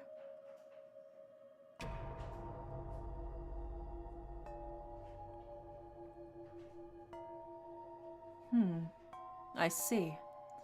I believe I got the gist of everything. Have I been sufficiently caught up? Yeah. But that still doesn't explain why you were trapped in here. We still got no clue about Zero's true identity, let alone why the hell he's doing all of this. Why'd he put Guy X in Snake's clothes? Is all this stuff somehow related to the Nonary game that was played 9 years ago? Hey, Snake, do you know anything? What are you talking about? I apologize, but I have no idea what you're saying. Come on, just tell us if you know. I don't know what to tell you. How can I know something I don't? This is bad. We're running out of time. We need to go after Ace. What do we do now? The 3 of us can't make a digital root of 9. Yeah, we just get 5. We're stuck here then. Oh, hey, I just remembered something. What? What is it? I, found something earlier. What'd you find? This. Zero. Zero's bracelet. What did you say? Are you saying that 7 has the number 0 bracelet? Yeah. Where did you get that? Clover gave it to me. She did? Yeah. How did she come by it? Well, she found it, see? On the other side of door 1, A-deck, in the captain's quarters. She asked me to hold on to it because it was too big and bulky for her to be lugging around. He's lying. He even told us earlier. I haven't actually looked at it yet. Didn't want to disturb the crime scene, you know? Basic stuff. Well, I did borrow one thing. He probably said that so Snake doesn't find out about Clover. Alright, Junpei. Been nice knowing ya. Well, what? Come on, man. I'm just kidding. Still, just in case. I want to make sure the 0 bracelet gets picked up by the red. Snake, give me a hand, alright?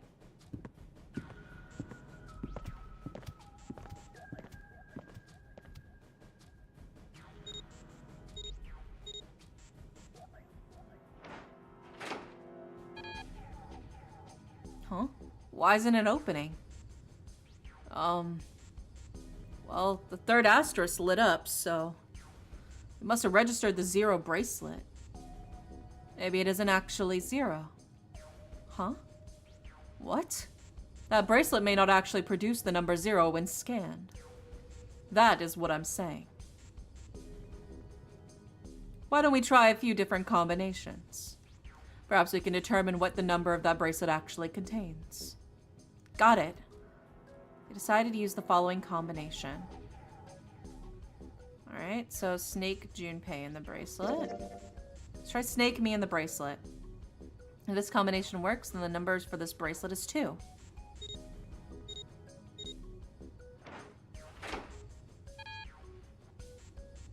It didn't open. Guess it's not 2. Then Junpei 7 in the bracelet. Let me try me 7 in the bracelet. This combination works, the number for this bracelet is 6.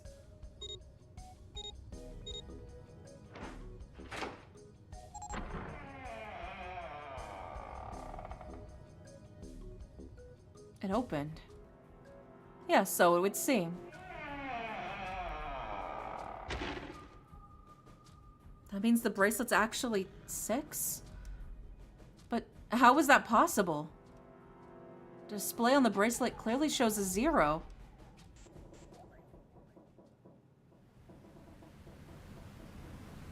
Oh man, that's not good. Guess our time's just about up, huh? At any rate, we now know that the door can be opened. Let's go. But Snake, are you sure? Yeah, you know that only Junpei and I can go through this way. You needn't worry. I have a solution to this problem. My last resort, but if now is not the time for last resorts, then when? Last resort? This is my last resort. Suffocation, no breathing. Don't give a fuck if I am bleeding.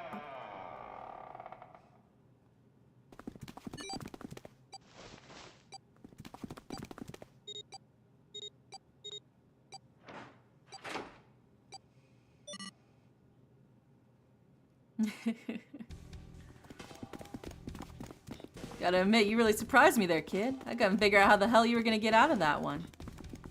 How come you didn't do that right off the bat? As I told you, it was a last resort. Had I used it at the beginning of the game, I would have come under a great deal of suspicion. I imagine that most people would have taken it to mean that I was 0. Once they convinced themselves of that, I wasn't optimistic about my chances of making out of here alive, let alone unscathed. I felt it best to play my cards close to the chest, as it were. I know what he did. Oh, you slick motherfucker. I was looking for a while, but I want to say hi, Andy. Hi, Poppy. Welcome in. So, as we know, Snake's left arm is prosthetic. I mean, it's fake. It's not real. And everybody's bracelet is on their left arm. So, brother literally just took off his arm so he can go through the door without the bracelet on.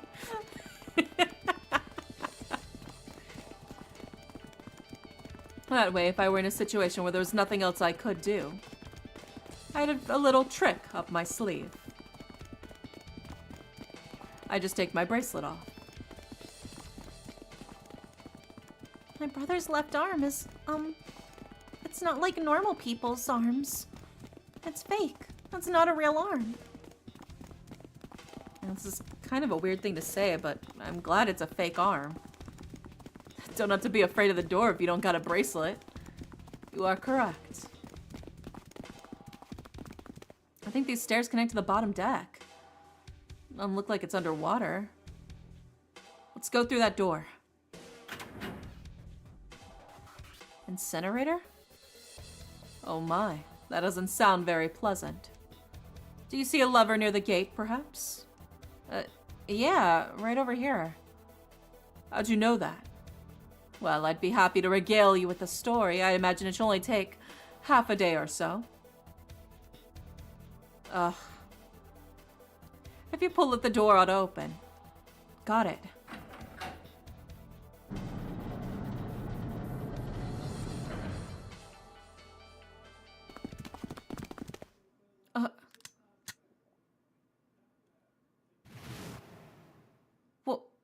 Why? Why is there another one? Warning. Warning. Emergency incineration command has been acknowledged. Automatic incineration will take place in 9 minutes. Please evacuate the incinerator immediately. Oh my, how exciting. You've run quite a show here, Zero. What's the matter, too frightened to understand? Here, let me explain. It said the incinerator system was about to activate. In 9 minutes, this room will be engulfed in flames. Huh? Who are you? You don't recognize me? I'm hurt. It's me. I'm Snake. Snake? Yes, you are alive. I'm afraid your bizarre style had me confused. I'm quite glad to see that you're alive. If you don't mind my asking, how'd you get here? Snake, Junpei, 7. The three of you couldn't have opened the door with a 9. Did you use Clover's bracelet, perhaps? What? Ah, well, your reaction suggests that you did not. Hold on. Why did you think we'd have Clover's bracelet? Oh, they haven't told you? Told me what? Clearly not. Normally, I would take some time and enjoy the moment, but I'm afraid my time is at a premium right now. I'll just have to make this quick. Clover. Don't do it, Ace. Keep your goddamn mouth shut. Clover. I said stop it. Don't listen to him, Snake. What happened to Clover? Clover died. No, that's not true. That's impossible. It's a lie. It has to be a lie. Oh, it's quite true. I can assure you of that. I killed her myself, you see. What? Oh shit, his eyes open, bro. I'm sorry. Did I stutter? I killed her. I would have rather she died with less suffering. A bullet in her brain, perhaps, would have been ideal. Unfortunately, that would have made quite a bit of noise. Circumstances being what they were, I was forced to settle for the knife, the one the 9th man had, you remember. I believe I caught her just below the shoulder blade. I was rather lucky, in fact. My first thrust went right between her ribs. Her flesh was so soft. My knife slid in so easily. There was no resistance. That feeling was, I confess, I feel rather excited. It's a powerful memory. Someday, perhaps, I hope I can feel it again. Incineration will begin in 7 minutes. I'm gonna kill you. What was that? I'll kill you. I'll kill you. So you're going to kill me? Please do. Come now. I'm waiting. Don't do it. Don't listen to him, Snake. Stop it, kid. He's screwing with your head. Is there a problem? What are you waiting for, boy? Don't you want me to send you to join your sister? Don't, Snake! Don't do it. Snake! Snake! Oh, my boy. Lotus, hurry, this way. Snake! Incineration will begin in 5 minutes. Give me the woman. I need her. Without her bracelet, I'll be unable to open this door. Quickly now, I don't have time for your shenanigans. I see. Then it would seem I have no choice. The rest of you must die as well. Oh my god, Trevor, thank you for the gift sub. Thank you. Fortunately, I have 5 bullets left. 1 for Junpei, another for Lotus, and the last 3 for that lump of an idiotic man you call 7. I'll take Lotus's body with me and leave this room. Incineration will begin in 4 minutes. Well, looks as though our time together's at an end. I rather enjoyed playing with you.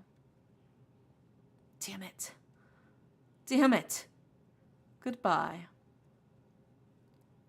Kill you. Oh my god. What? No! That's impossible! I'll kill you. I'll kill you. Stay away from me. Get back. Stop. If you come any closer, I'll get away from me. Listen to me. I said don't come any closer. Shit, you bastard.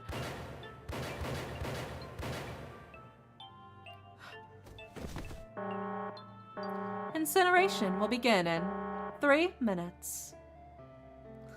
Finally, I'll kill you. You won't get away. You son of a bitch, you're a monster! Get off me, let me go, damn you! Gah! This is it, Stace. We're going to burn to death together. What? Incineration will begin in 2 minutes. Ah, damn it! Damn you! Get off me! Let go of me, you monster! Okay, look! Think about it this way. My company owns a wonderful hospital. It has excellent doctors. You're not wounded too seriously. I'm sure they can fix you up easily. You don't have to die. You can be saved. Just let me go. Pathetic. Begging for your life. Snake, that's enough. You can stop now. Yes, he's right, Snake. You've done enough. Come on, Snake. Let's go. Let's get out of here. You have to come with us. We'll leave together. I apologize, but I'm afraid I can't do that. You best forget about me. You need to leave soon. I'm going to take him with me. Shut up! Be quiet! I couldn't save Clover. My sister died because of me. Perhaps this will begin to atone for that. Perhaps in the afterlife, she can forgive me. Now go! Go now! You have to go! Incineration will begin in 1 minute. God damn it, shit, we're out of time! I gotta go. Junpei, what are you doing? You gotta get out of here, now! Snake! Snake! Wait, don't be an idiot, Junpei. No! No, I have to help Snake! Snake! Get off of me! Let me go! Incineration will begin in 10 seconds. 7, 6. Damn it! I don't got a choice, kid. Don't blame me for this, alright?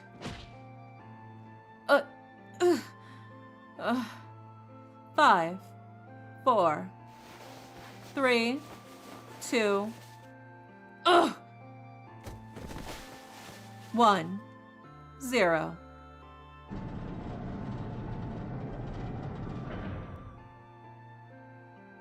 Gates 2 and 3 are locked down. Beginning incineration. Shit! Damn you all! Why? Why? Why me? I don't deserve this! Answer me! Answer me, Zero! Why? Why? Zero! Zero! Hi, baby. Zero!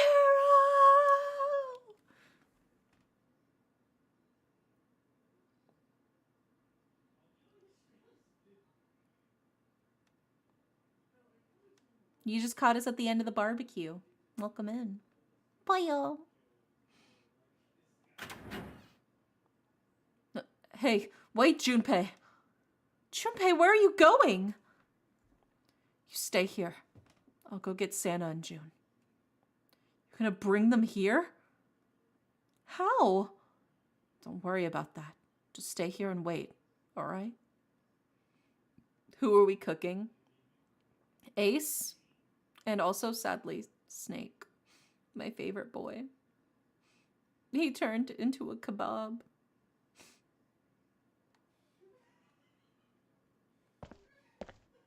I saw an elevator on the way here. If I can get it to work, then maybe. Please work.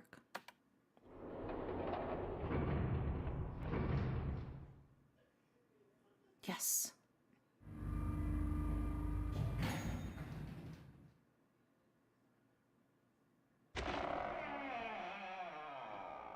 June. Santa.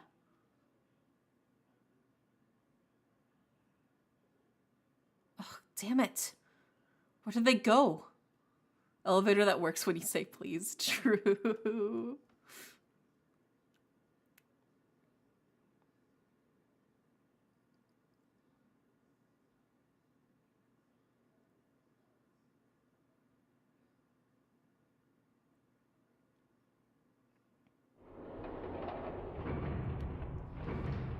Give me time to drink more of my lukewarm coffee.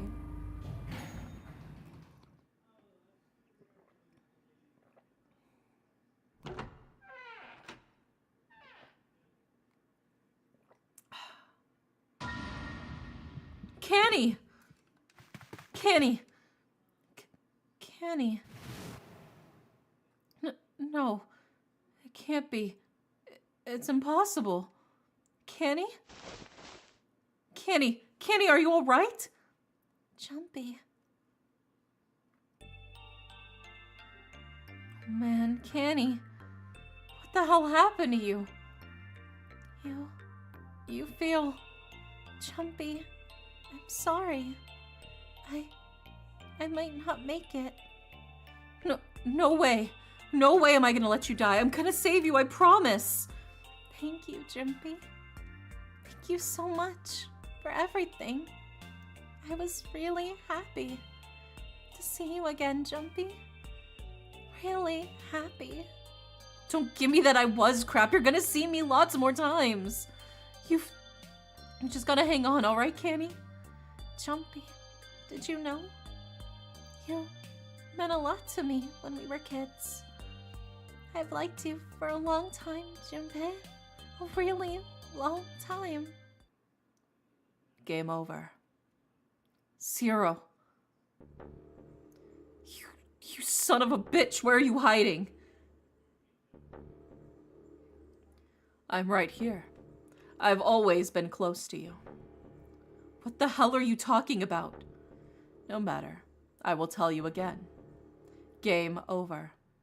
This game has ended. No! No, it hasn't. I'm not gonna let it end yet. I'm gonna get out of here with Canny. You can't. That's impossible. Why? Because you chose the wrong path. The wrong path? That's correct. Your path was inevitable, however. Admit defeat. Where there is shadow, there is light. Where there is the absence of light, there is no shadow. So it goes. What are you talking about? It matters not. The loser has been decided. I told you I'm not gonna lose. No, you misunderstand. You haven't lost. I have lost. What?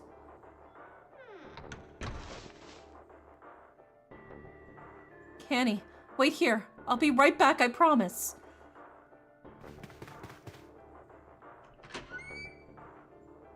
Damn it, where are you? Doesn't matter. I need to get Canny out of here first. Huh? Canny? Oh god. No. No! Where is she?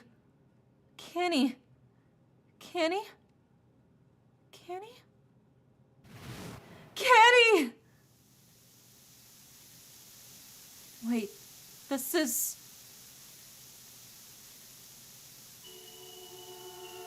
white smoke.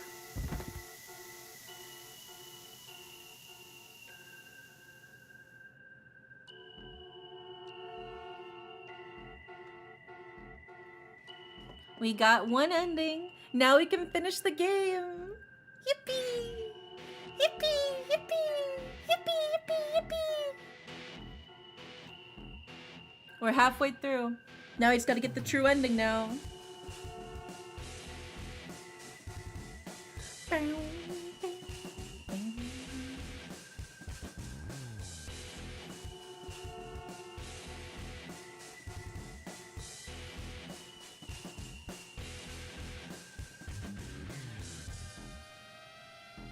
I can enjoy my coffee while the credits roll.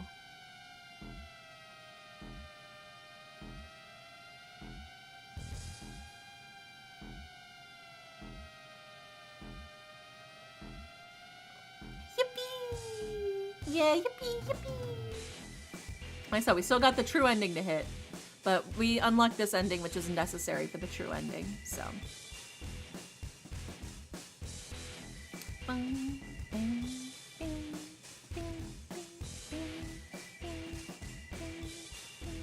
Whoopee! Yeah.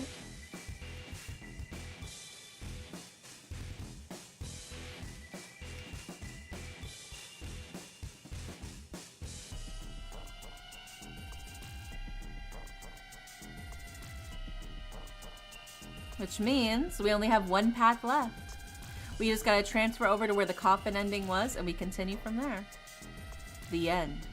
Or is it?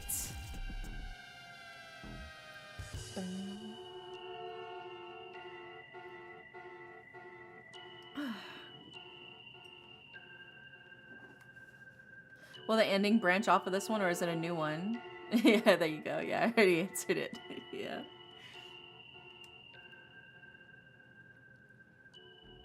So basically, I'm gonna see if I can just straight up go to the coffin ending and keep going from there, if I load it up, or if I have to go through and manually get all the keys. Here we go! Look at that!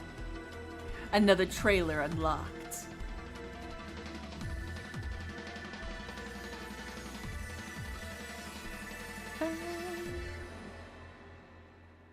Now it is time. Let our game begin. Let's go ahead and save. Look at that. We only have one ending left.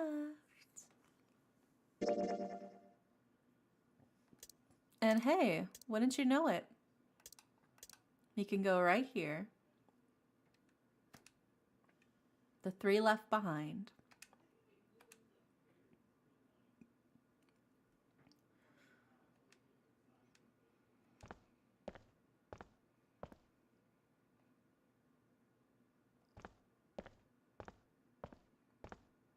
So previously, on the coffin ending, Santa was actually the one who grabbed the gun instead of Ace.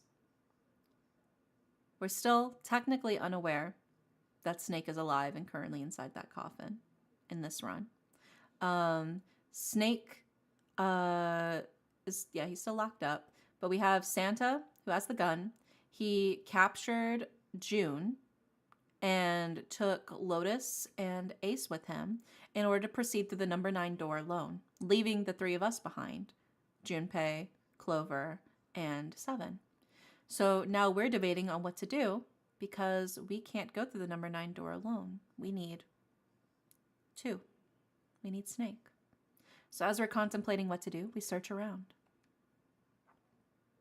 June. There you go. There's your previously on this timeline. So, what do you want to do, Junpei?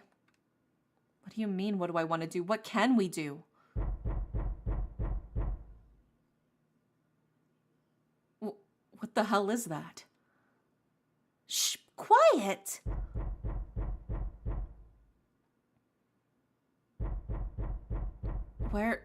Where's it coming from?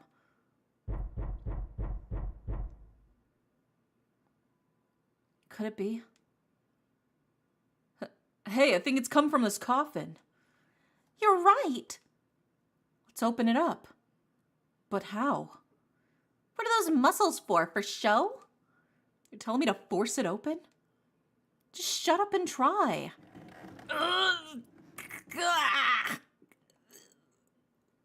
Damn it. and it won't even budge. Not another one. Yeah, looks like it. Do you think we have to put in the right password or it won't open? I think so. Whoever or whatever's inside that thing wants out, and now. I know that. But how? Without a passcode, I don't think there's much we can do. Isn't there a hint somewhere?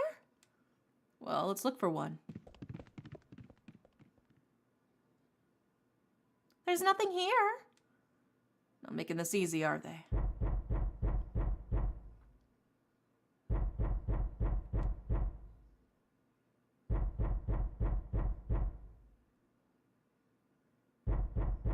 What's the passcode? What am I supposed to do? How can we figure it out? I need something.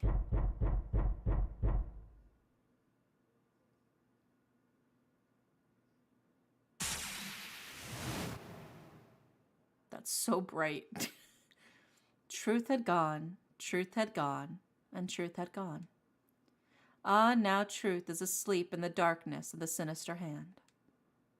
Well, what the hell was that? That voice? Huh? What? What's up? Oh, nothing. He pressed the buttons. Right, left, right, left, right, left.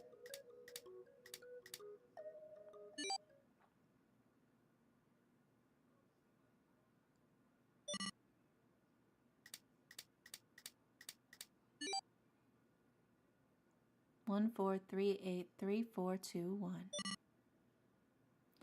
1, 4, 3, 8, 3, 4, 2, 1. Huh? Huh? Hey, what the hell were those numbers? Oh my gosh, are those? 1, 4, 3, 8, 3, 4, 2, 1. 1, 4, 3, 8, 3, 4, 2, 1.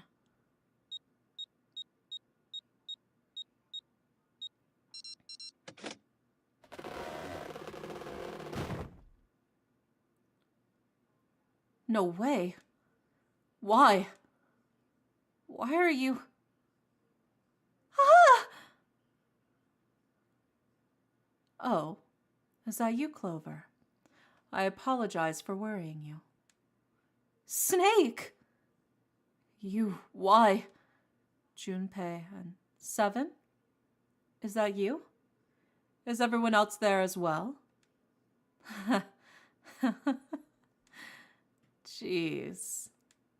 You're back! Gently now. My body's still a little weak. Oh, you're back! You're back! You're really here! Oh, you're back! Come now, what's gotten into you? You're acting as though I've returned from the grave. Not as though. You really did. I really thought you were dead. Huh? You jerk! Idiot! Idiot! Idiot!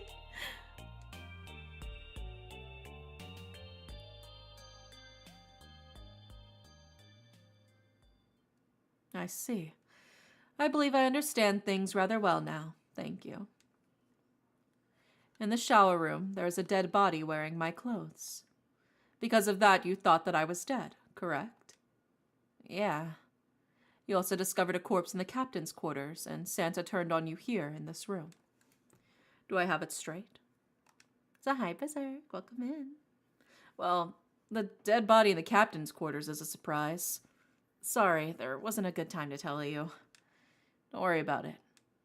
Well then, I've got a pretty decent idea of what happened while I was indisposed, but it's still something of a mystery who all did this and why. The corpse in the shower room that looks like me. And the corpse in the captain's quarters. Why were they killed in the way that they were? You don't know?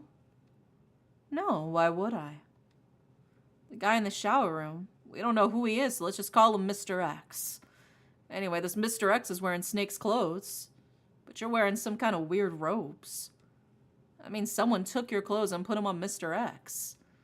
You need to figure out who that was. I apologize, but I have no idea who might have done this to me. I only just now woke up. I was unconscious during all the events you described to me. They must have undressed me and changed my clothes during that time. When you were knocked out? When we split up to look for the red. Where did they get you? Do you remember? It was a small room in one of the hallways on C deck. What happened? The same thing happened to every one of us when we were abducted. A canister releasing some sort of gas was thrown into the room. I believe the gas is some sort of incapacitating agent. Then that means it was... Zero. Looks that way, huh? There's nothing else I have to tell you. When I woke up, I was in this coffin. Why? Why did Zero make Mr. X wear Snake's clothes? How would that benefit Zero? I don't get it. What the hell does any of it mean? I have no idea how I got the passcode for the coffin either. Truth had gone, and truth had gone. Where did those words come from? Why did I feel compelled to push the buttons on the bracelet after hearing them? All I know is my fingers moved on their own. It was like I did it subconsciously. I don't get it. What the hell does any of this mean? And also, Snake and Clover had been subjects in a similar experiment 9 years ago. The ability to access a morphogenetic field is affected by a couple of things. The first is epiphany, and the other is danger. And someone did actually die. A girl. Her name was, There had to be another experiment conducted on the same ship 9 years ago. And a girl had died during it. Morphogenetic field theory. The 2 murders. Switching clothes. The nonary game.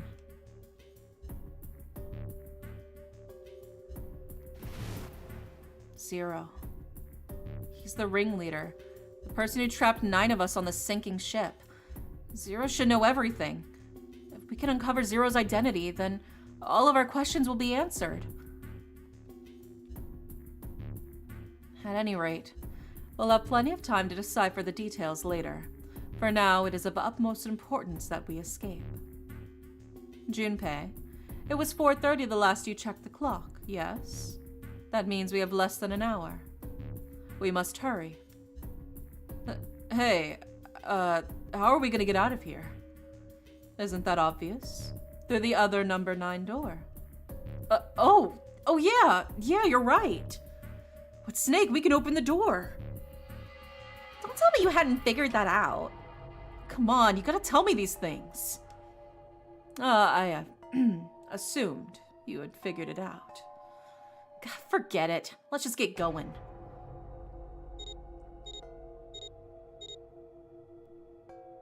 All right, you guys ready to go?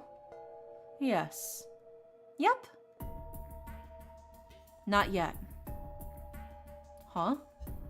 Before we go in, I'd like to check something. You want to check something?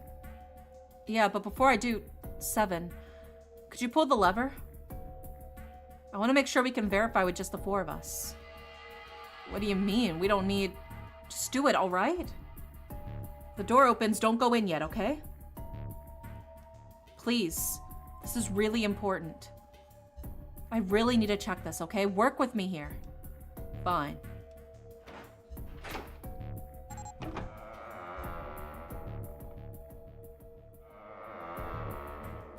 Hi, Swordsman. Welcome in.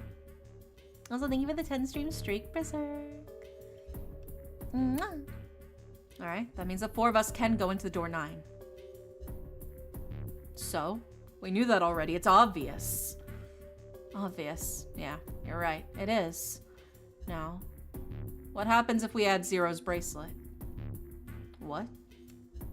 Zero's bracelet? Why don't you take it out, Clover? So you did know I had it. I picked it up because I thought it might be useful sometime. This was on the left hand of the corpse in the captain's quarters. If you look at it, you can see it's got a 0 on the face. Just to make this a little easier to talk about, I'm gonna call the guy we found dead in the captain's quarters Cap.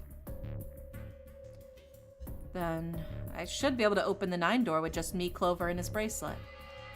Though the big question is, if Cap is the mastermind of this game, would he really have one of those bracelets on? Anyway, let's just give it a shot. Clover, give me your hand.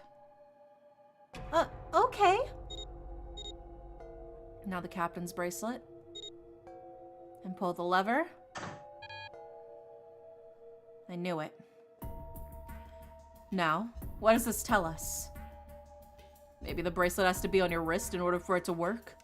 No, that's impossible. Did you see how the panel showed a 3rd asterisk when scanned Cap's bracelet? Whether or not it's on your wrist doesn't matter. All you have to do is put the bracelet near the panel for it to register. Thank you for the hydrate. Yeah, I'll sip some more of my coffee.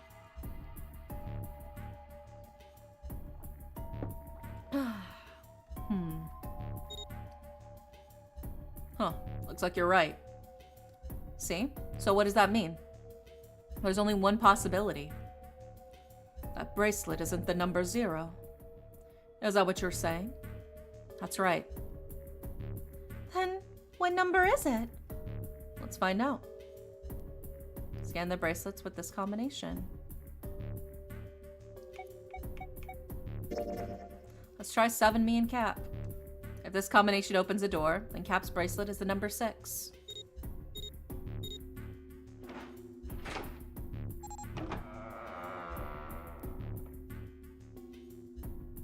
Hey, it opened. The door opened. What? Why? What does that mean?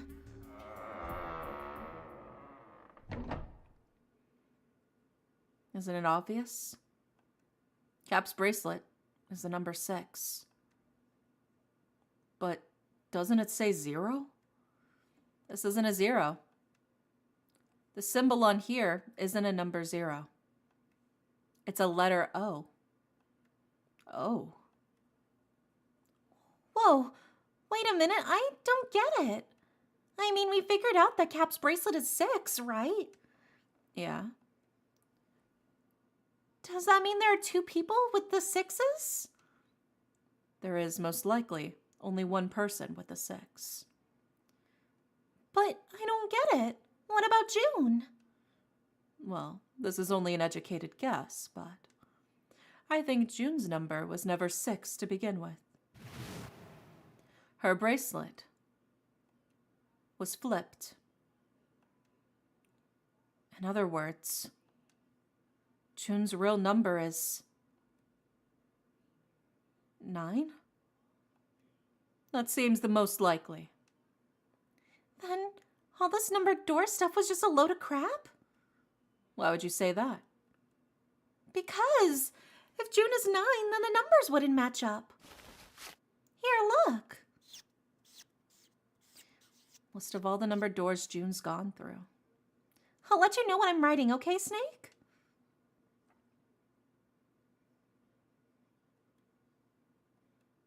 And that's everything. I wrote down which door she went into and with whom. And I wrote what all the numbers were. The plot twist, literally. Yeah. So if you switch 9 and wherever there's a 6, the numbers just don't work. If the digital root is 7, then you can't open door number 4. If the digital root's 2, then you can't open the number 8 door. Clover, do you notice anything interesting on that list? What do you mean? We're talking about 3, right? 3? Santa's always in the room with her. That's what you're saying, isn't it? Yes, that's right. What about it?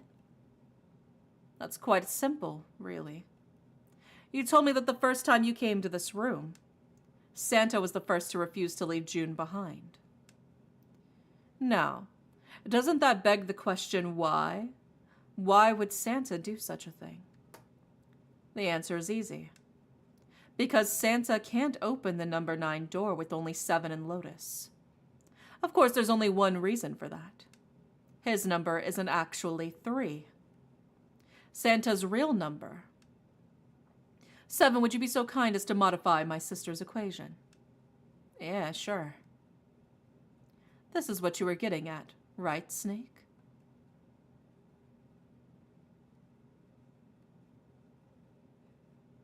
Thank you. That is exactly right, 7. Santa's true number wasn't 3. It was 0. No way! Santa is 0? And June was 9, not 6. Conversely, Santa was 0, not 3. Plus 3 and minus 3. They cancel one another out. Nothing appears out of the ordinary. Santa was still playing by the rules of the nonary game this whole time. Precisely. So you're saying Santa planned this whole thing? I'm not sure if he acted alone or not, but I think it's safe to conclude that he is 0. If my hypothesis is correct. Snake's hypothesis. Something doesn't seem right. June's bracelet being flipped. Even if that were possible, it would mean that there are 2 number 9 bracelets. And if that's the case... Alright, that's enough talking. Let's go. It's high time we went through that door.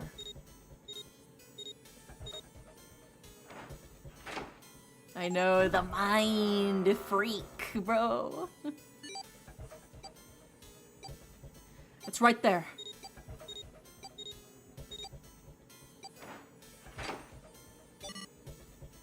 Whew. Alright, let's keep going. I think these stairs go to the bottom deck. Looks dry. Let's head down. Why, Santa Claus, you're supposed to be giving gifts to the good children. Hey, it's This is the Neptune symbol. There must be a key around here somewhere. A Neptune key. I only have the Uranus key card. It's a different planet, plus it's the wrong kind of key. Let's turn around and go back for now. Yeah. Hey, another door. And a card reader this time. It's the Uranus symbol. This is the place.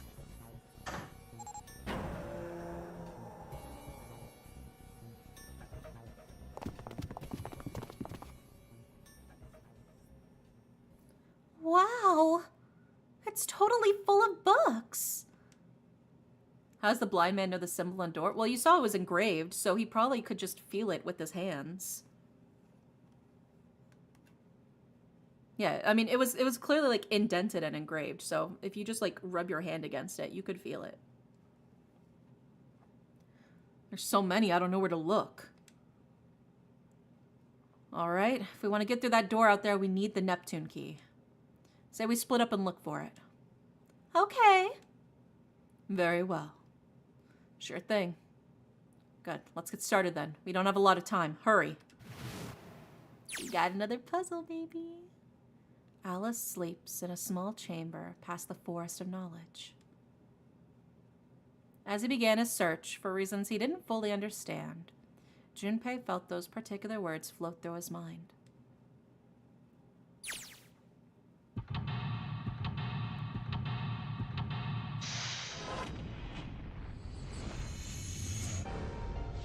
Seek a way out.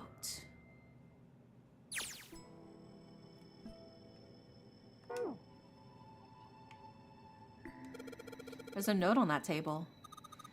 Lights to the books. Huh? What does that mean?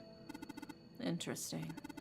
Well, intelligence often hides itself in darkness. Have you ever thought about the pages of a book?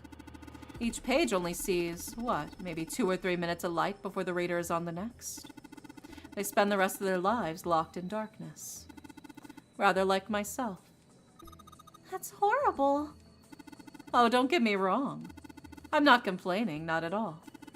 I live in the darkness, yes. but that has gifted me with the ability to catch truths others might miss. I can hear the voices hidden in the darkness, you might say. I love him. I love him so fucking much, bro. Okay. Ah! No, stop. Let's go. Oh. What's the deal with these titles? They're all just gibberish. Hey, what if we, like, switch them around? Switch them around? Yeah. If we move them around, maybe they'll spell something. Oh, I get it. Yeah, heck, it's worth a shot.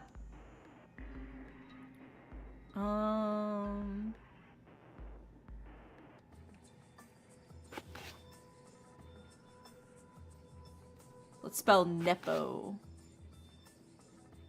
No.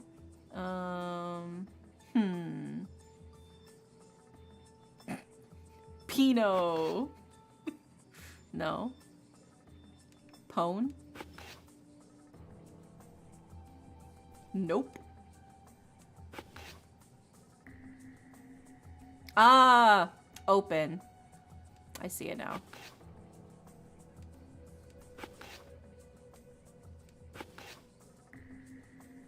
There we go. How about this? Looks like putting those books in the right order opened this thing right up. Huh, that was a piece of cake. Hooray! You did it, Junpei! I guess that turned out well enough. So the letters from the title spell out, open here, find bulb. Powerful light bulb, huh?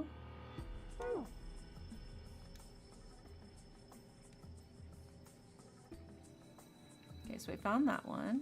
What about, is there anything over here? Oh, there is. Paleontology. This one's about fossils, right? Ammonites are pretty nasty looking. The theory of evolution. Heck, even I know this one. This is that Darwin guy, right? Well, yes and no.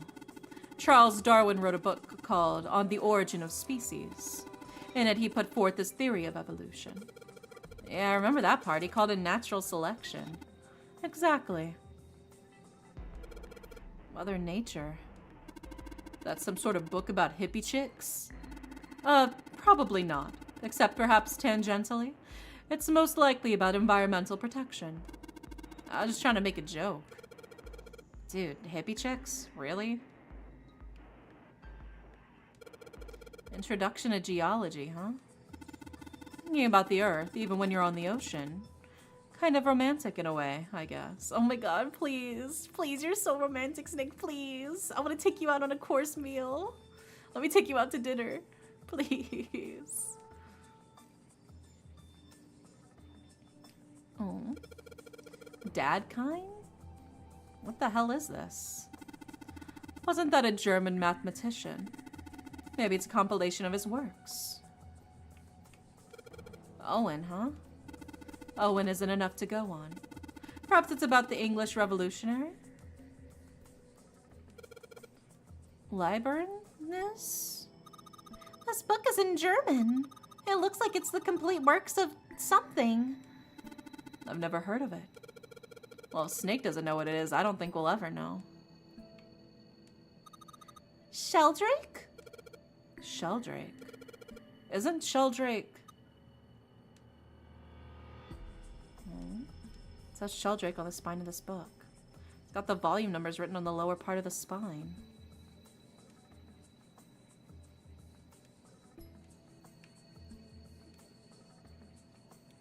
Oh, it's a small enclosure with 9 sides. There are 3 of these things that look like music stands. Am I supposed to put something in those stands? There are 3 lights in this thing. They aren't very bright, though. Hey, didn't we just find some kind of really powerful light bulb earlier? Why don't you try putting in one of those lights? Yeah. Well, it'll get a lot brighter, but... But if there are 3 lights, that means 3 light bulbs. There won't be much point unless we can replace all 3 bulbs. We need 3 light bulbs, huh?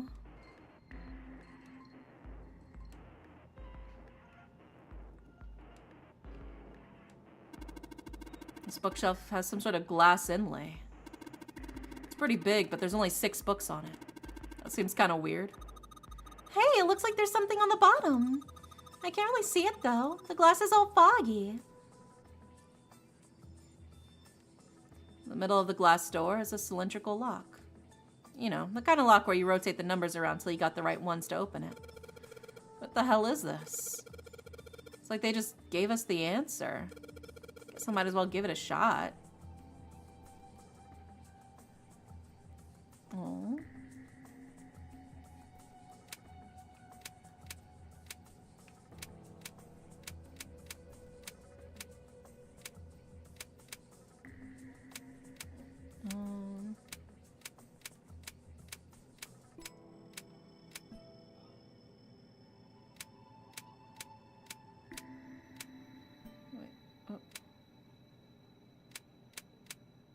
Why is 7 the only one that has that, like, very light pattern on it? Is that just, like, a quirk from that? You could try it. Or I wonder, is that enough? What was the... one... I don't think this is it, but I can try. I don't think there's enough numbers, though.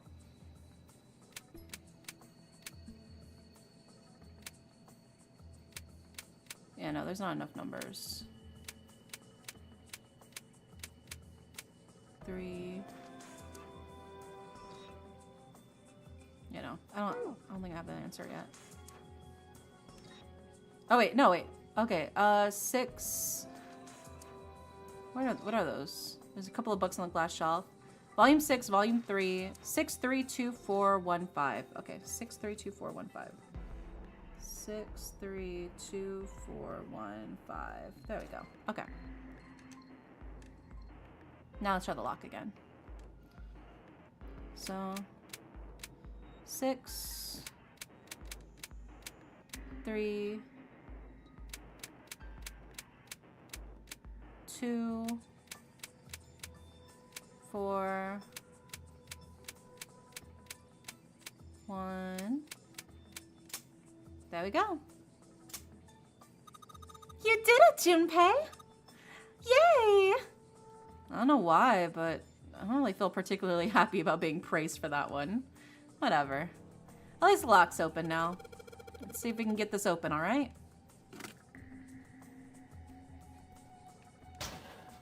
Alright, got another bowl, baby. All 6 books seem to be pointing at the cylindrical number lock. Okay, so now we just need one more light bulb, huh? Books here in all sorts of languages. I can't read them.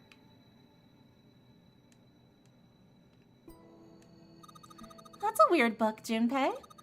Indian mathematics. That's funny. Why is that funny? It says Riemann hypothesis. What is there to hypothesize about a Riemann? It's pretty straightforward. Heavens no, there are many factors. Length, girth, lubrication, or lack thereof. It's an exciting and rapidly growing field. Oh my god, he's so hot. Listen to him. The Pythagorean theorem. This is a famous one. Sounds like there are a number of math books in this section. Algebraic number theory, huh? There's another one like that over here. You mean something like primary number theory, or analytical number theory, or geometry? Oh my gosh, how'd you know? Nobody said anything about those. Well, number theory is usually split into 4 chief disciplines. If there was a book named Algebraic Number Theory, I took a wild guess that the other 3 would be there as well. Looks like I was right. Oh my god, he's so hot. Ah. I had to contain my lust. We need to escape. Let's see. Oh. Okay, that's that one.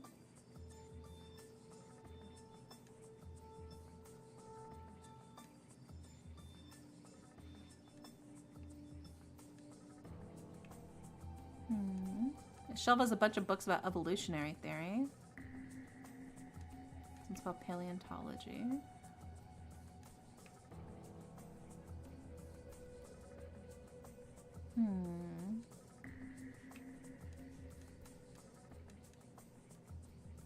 Let's see.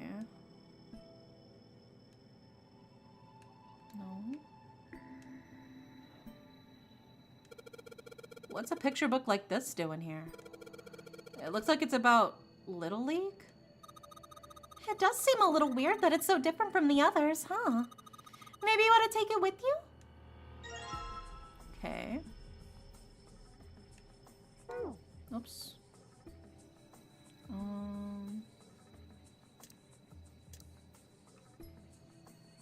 I was trying to inspect. There's a baseball on this one. Come on, Junpei, let's see what's in it. I'm gonna go on a limb here and say it's probably baseball stuff. Whoa. Okay.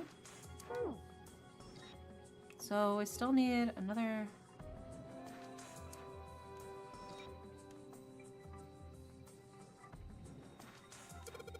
Functions of the human brain, huh? Guess this is a book about the nervous system? I'd love to ask you to read it to me, but I don't think we have the time. I'm kind of curious about it too. There's gotta be a reason why people connect with each other, you know? Okay, so clearly we need to find other pop-up books as well.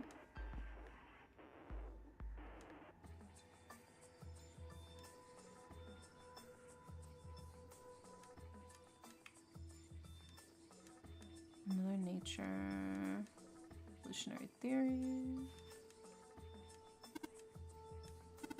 Need to hurry it up or we're gonna be in the pages of a book like that. Oh my god.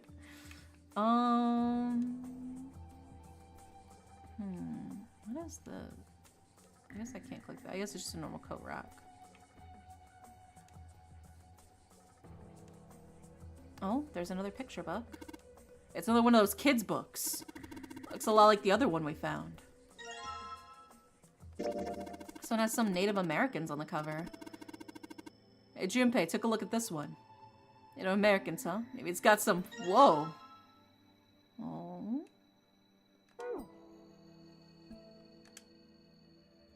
And then...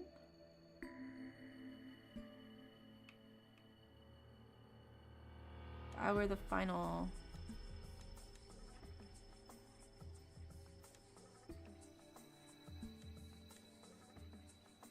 Let's see... Oops, no, I'm trying to go back down. There we go.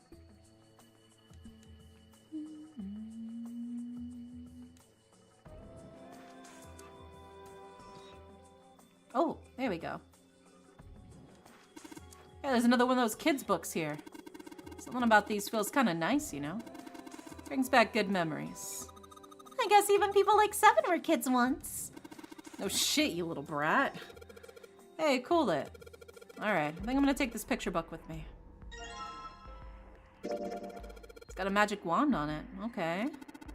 So, what's inside? Well, aren't you gonna open it? Pretty sure it's just gonna have pages inside. Smart. Whoa! Oh. Okay, so now we still need the final bulb. If I were a light bulb, where would I be?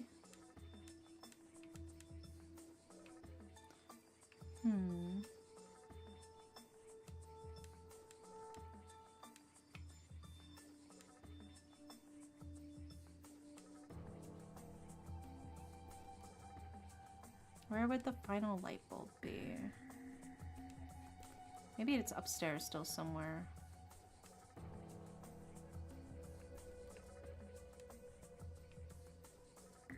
Yeah. Checked there.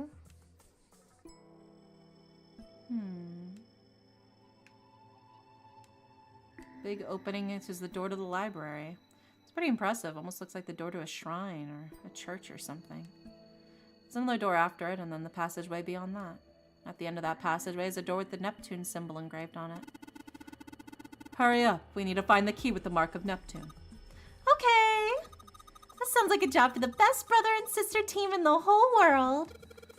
And it's like Seven and I don't even exist. Oh, they're so cute. Let's see.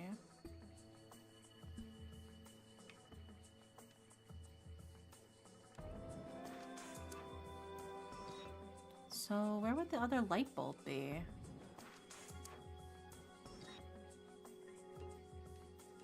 Iron plate's bolted down.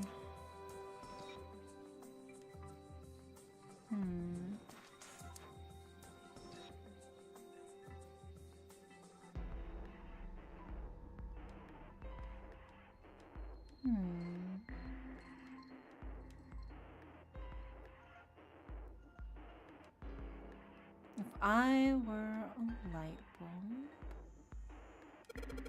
Modern Japanese literature, huh? Is this origin of Japanese folklore? So there are a bunch of books about Japanese culture here. Mostly ones about folklore, though. Well, folklore can cover a wide range of subjects. History, urban life, religious trends, environmental changes, oral traditions. Folklore can cover all those things if you know where to look. This looks pretty deep.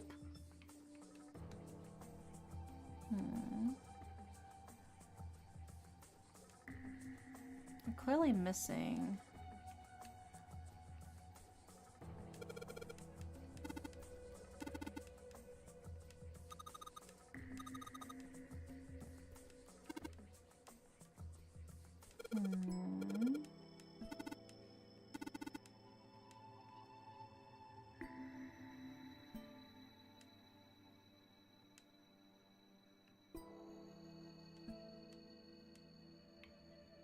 No, it's not there. Oh.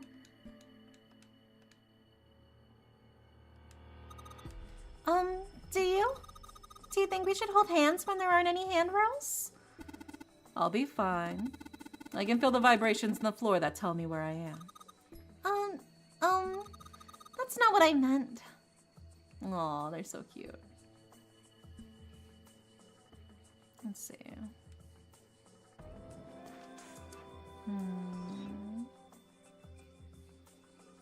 And yet still, I'm missing a light bulb. We have the picture books, but we're still missing a light bulb.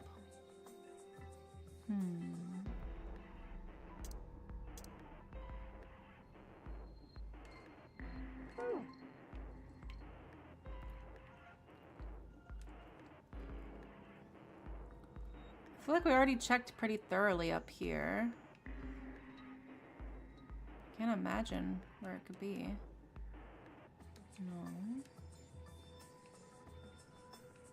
Nothing sticks out. Maybe it is downstairs somewhere.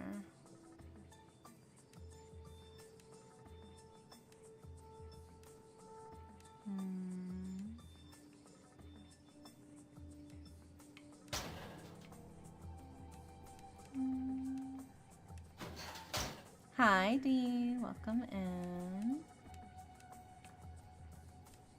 Oops, no.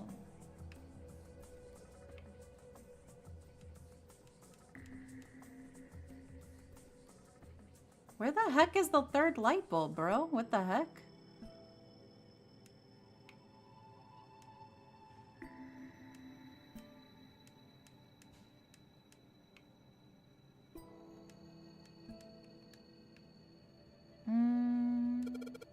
What's this? A review of conformal field theory. Let's see. Cosmic inflation. Supersymmetrical string theory in 10-dimensional space-time. They're just talking about superstring theory. The theory of reality where... how do I explain? It says that all elements of the universe are governed by the vibrations or harmonics of tiny supersymmetric strings. Quantum gravity. Seven, do you have any idea what this is? How about you start by using real words? And maybe we'll get somewhere. Theory of general relativity. Oh, I know this one. That's Einstein, right?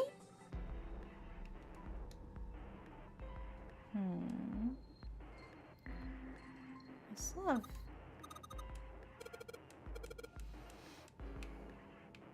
still have no clue where the final light bulb is. What's Hellenism? It's something like a fusion of Greek and Oriental culture.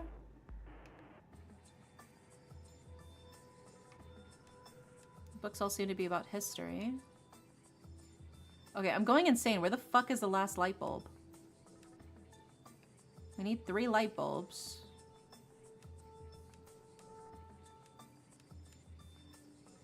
And yet...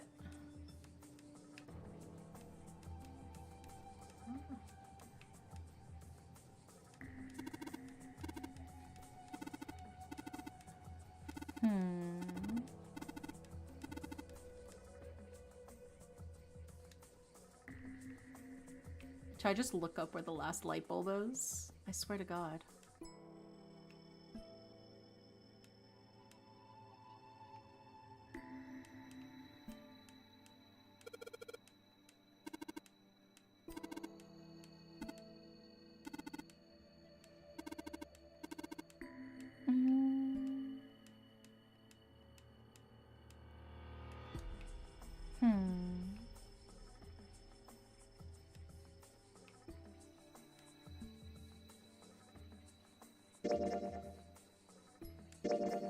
Oops.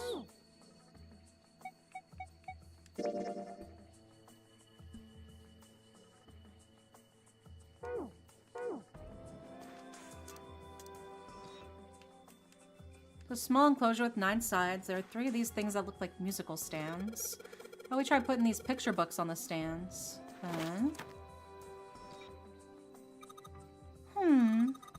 This is a little weird.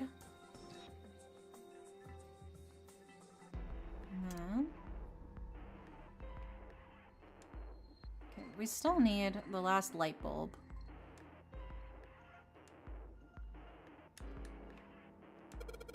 Let's see what we got here. So many books here. I wonder what this one's. Whoa, what's this? Warm? Oh, sorry. Oh, no, I'm sorry. So deal with the sappy stuff. Please, just tell me where the light bulb is. Oh my God. I feel like I should just look it up at this point. It's just one light bulb, bro. Where could it be? All right, hold on.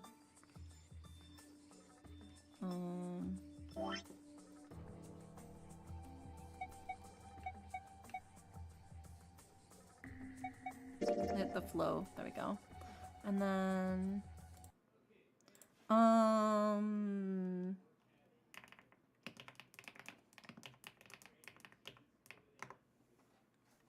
Let's see.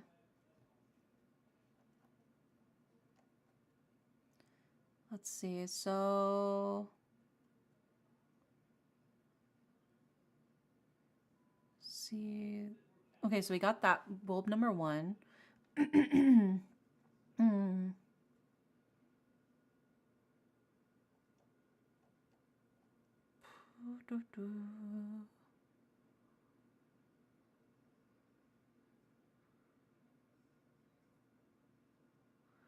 Okay, so it's like a weird... It's hidden in like a weird book, I guess? That's what it seems. The tutorial didn't give me much, so... Okay. So it's some sort of like suspicious looking book, apparently.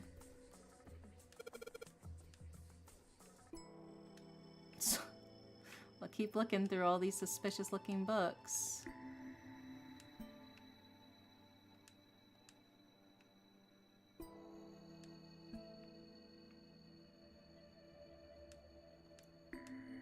Oops. Okay.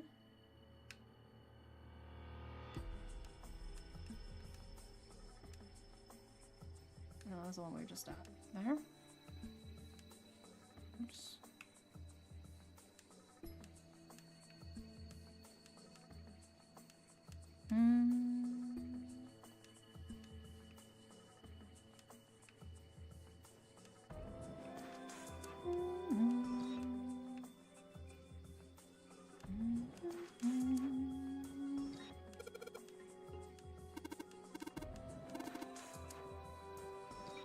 Oh. Oriental history. Maybe this one's about China's 4,000 years of history or something.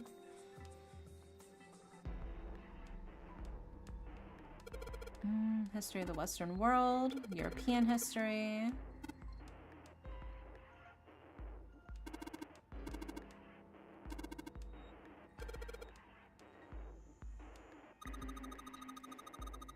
Cultural heritage of Rome. history of Buddhism. Okay, so those are all history books. Energy theory, development of nanotechnical materials, interaction between shortwave and energy.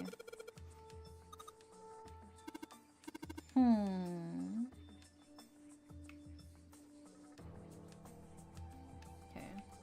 Not there. Maybe it's on the other side?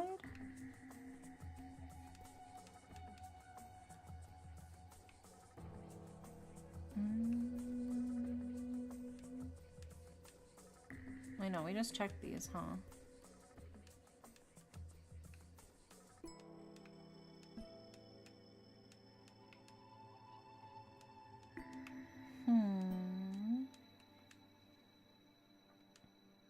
It's just in one of these books, it seems. Dissection Atlas, huh? This whole bookshelf is full of medical books. Ancient Gladiators. Wait, what's this book doing here? Maybe they were researching human physical limits across history. Oh, damn. I thought that was it. Look, this one's called Recreation of Lost Human Functions. I think they're talking about if you, like, lose part of your body and then you could grow it back. I don't think so. Maybe they're talking about reconstructing abilities that humankind once possessed. In other words, they may be talking about the cultivating of a sixth sense. Human equilibrium theory, human anatomy, regeneration of internal organs, more medical books.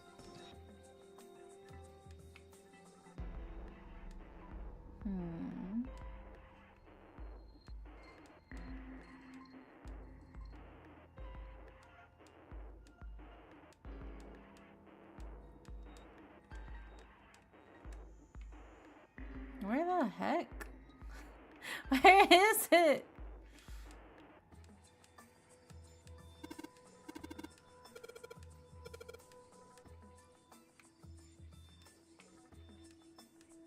Let's see.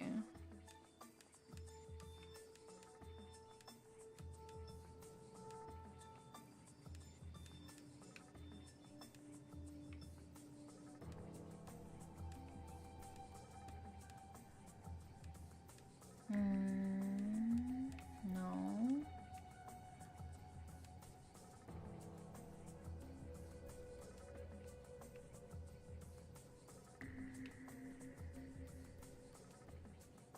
No, I'm not trying to go up the staircase. Bro, I'm going crazy. Let me just find a better fucking guide. It's in one of the books. Which book? I don't know. I don't know. You won't tell me which book it is. Oh my god. Okay.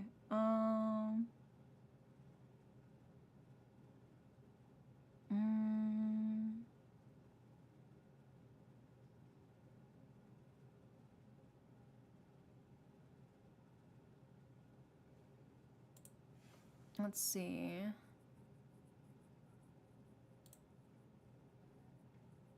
Where is...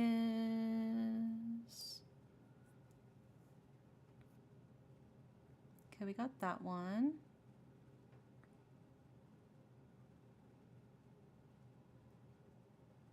Pop-up book.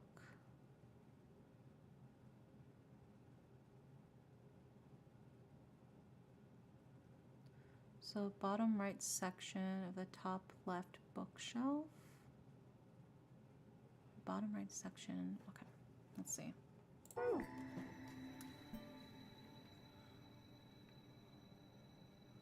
Bottom right section. Upper level to the right of book 2.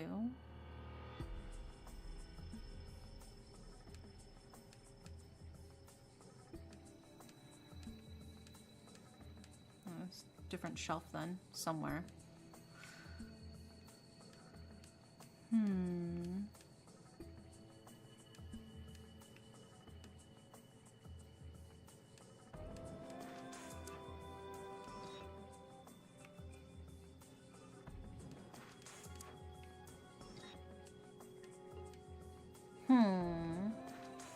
That's another side.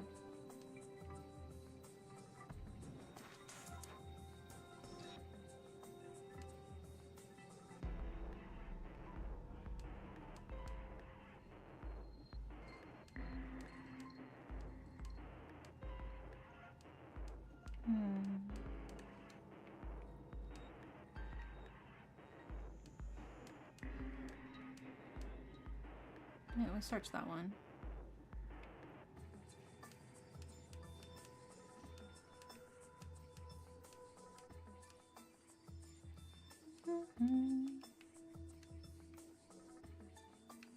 Wait, we checked? Check those. Okay. Upper level. So it's definitely on the upper level somewhere. None of these come with pictures. It's so frustrating.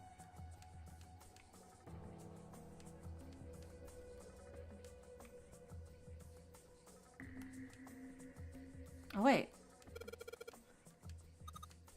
I see. We didn't check the top parts. Looks like there's a whole lot of space behind these books. Oh, look!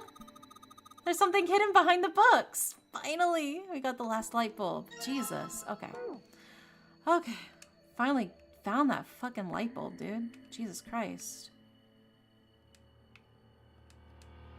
Now we can finish the puzzle. Alright, so there's 3 lights. Gonna switch out the bulbs. Awesome! It worked! Way to go, Junpei. Thank you. Praise me more. That was so hard, bro. Good job, buddy. There's something projecting on the bottom. Those letters, they seem familiar. Sheldrake 5.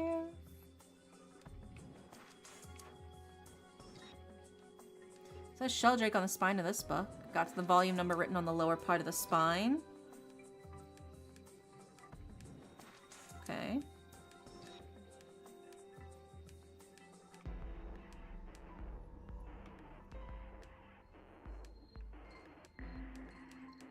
Okay.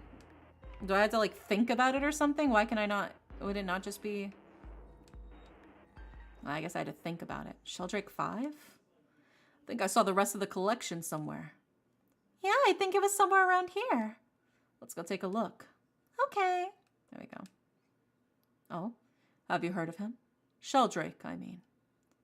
Yeah, Lotus told me about him. There's a British biochemist named Sheldrake. He had a rather interesting theory. Morphogenetic fields, which relies on the theory of morphic resonance. Really? From Lotus, huh? Well, Clover also said something to me about that stuff.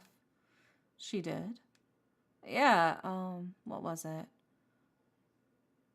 The ability to access a morphogenetic field is affected by a couple of things.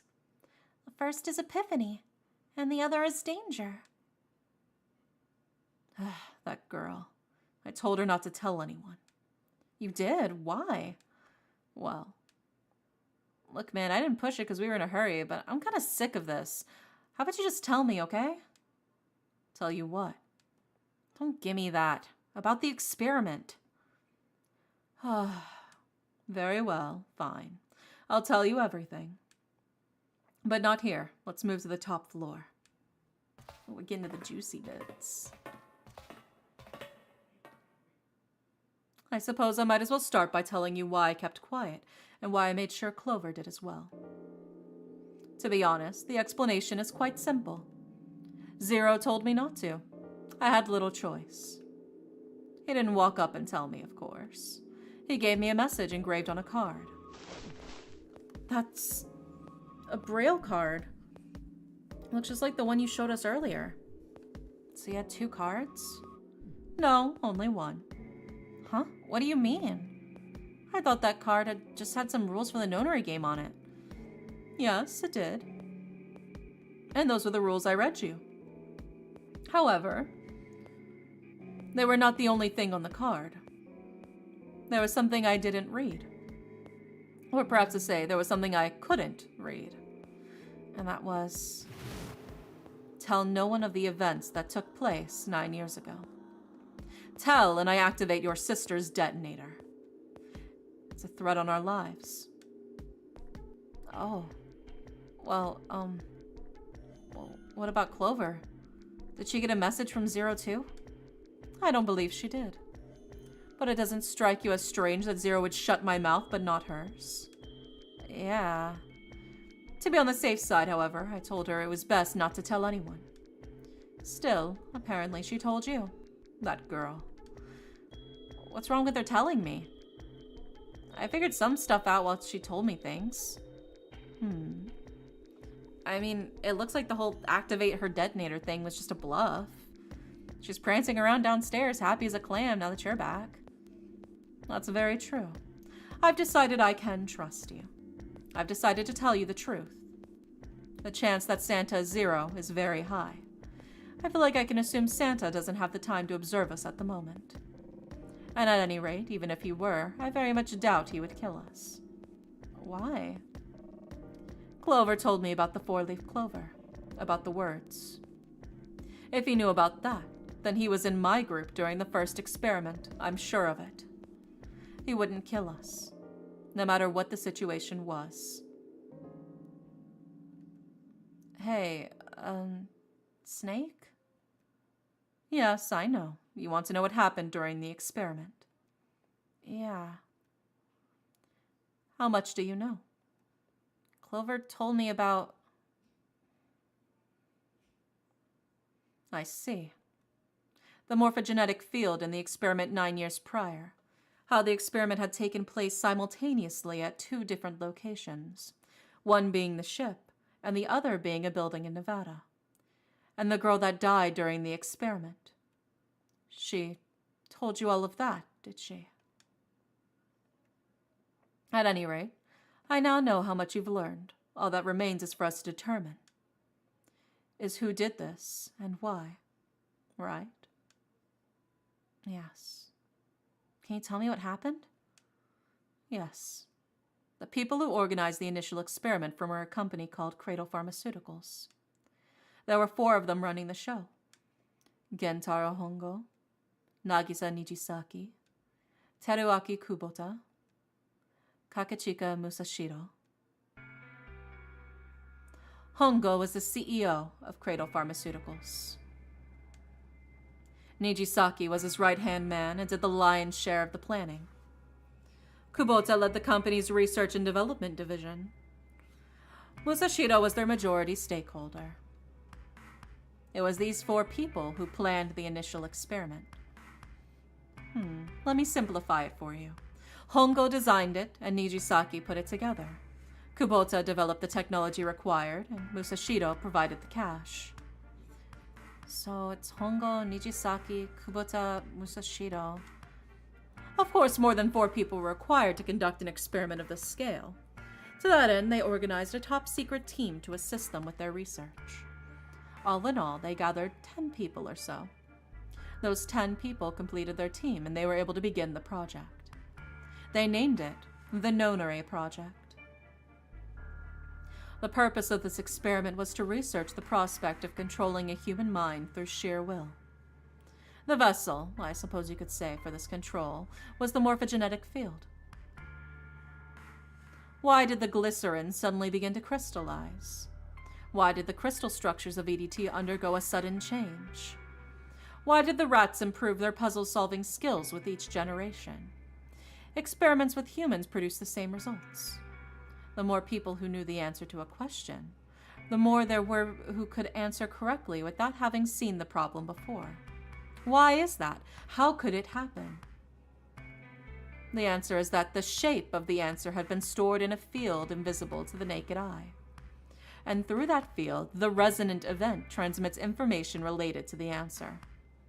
That's essentially the idea behind the morphogenetic fields. But that's just a theory.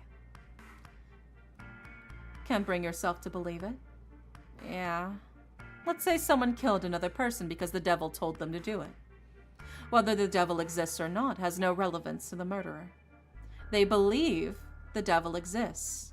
Whether or not he does is immaterial. A game thing. Yeah, baby.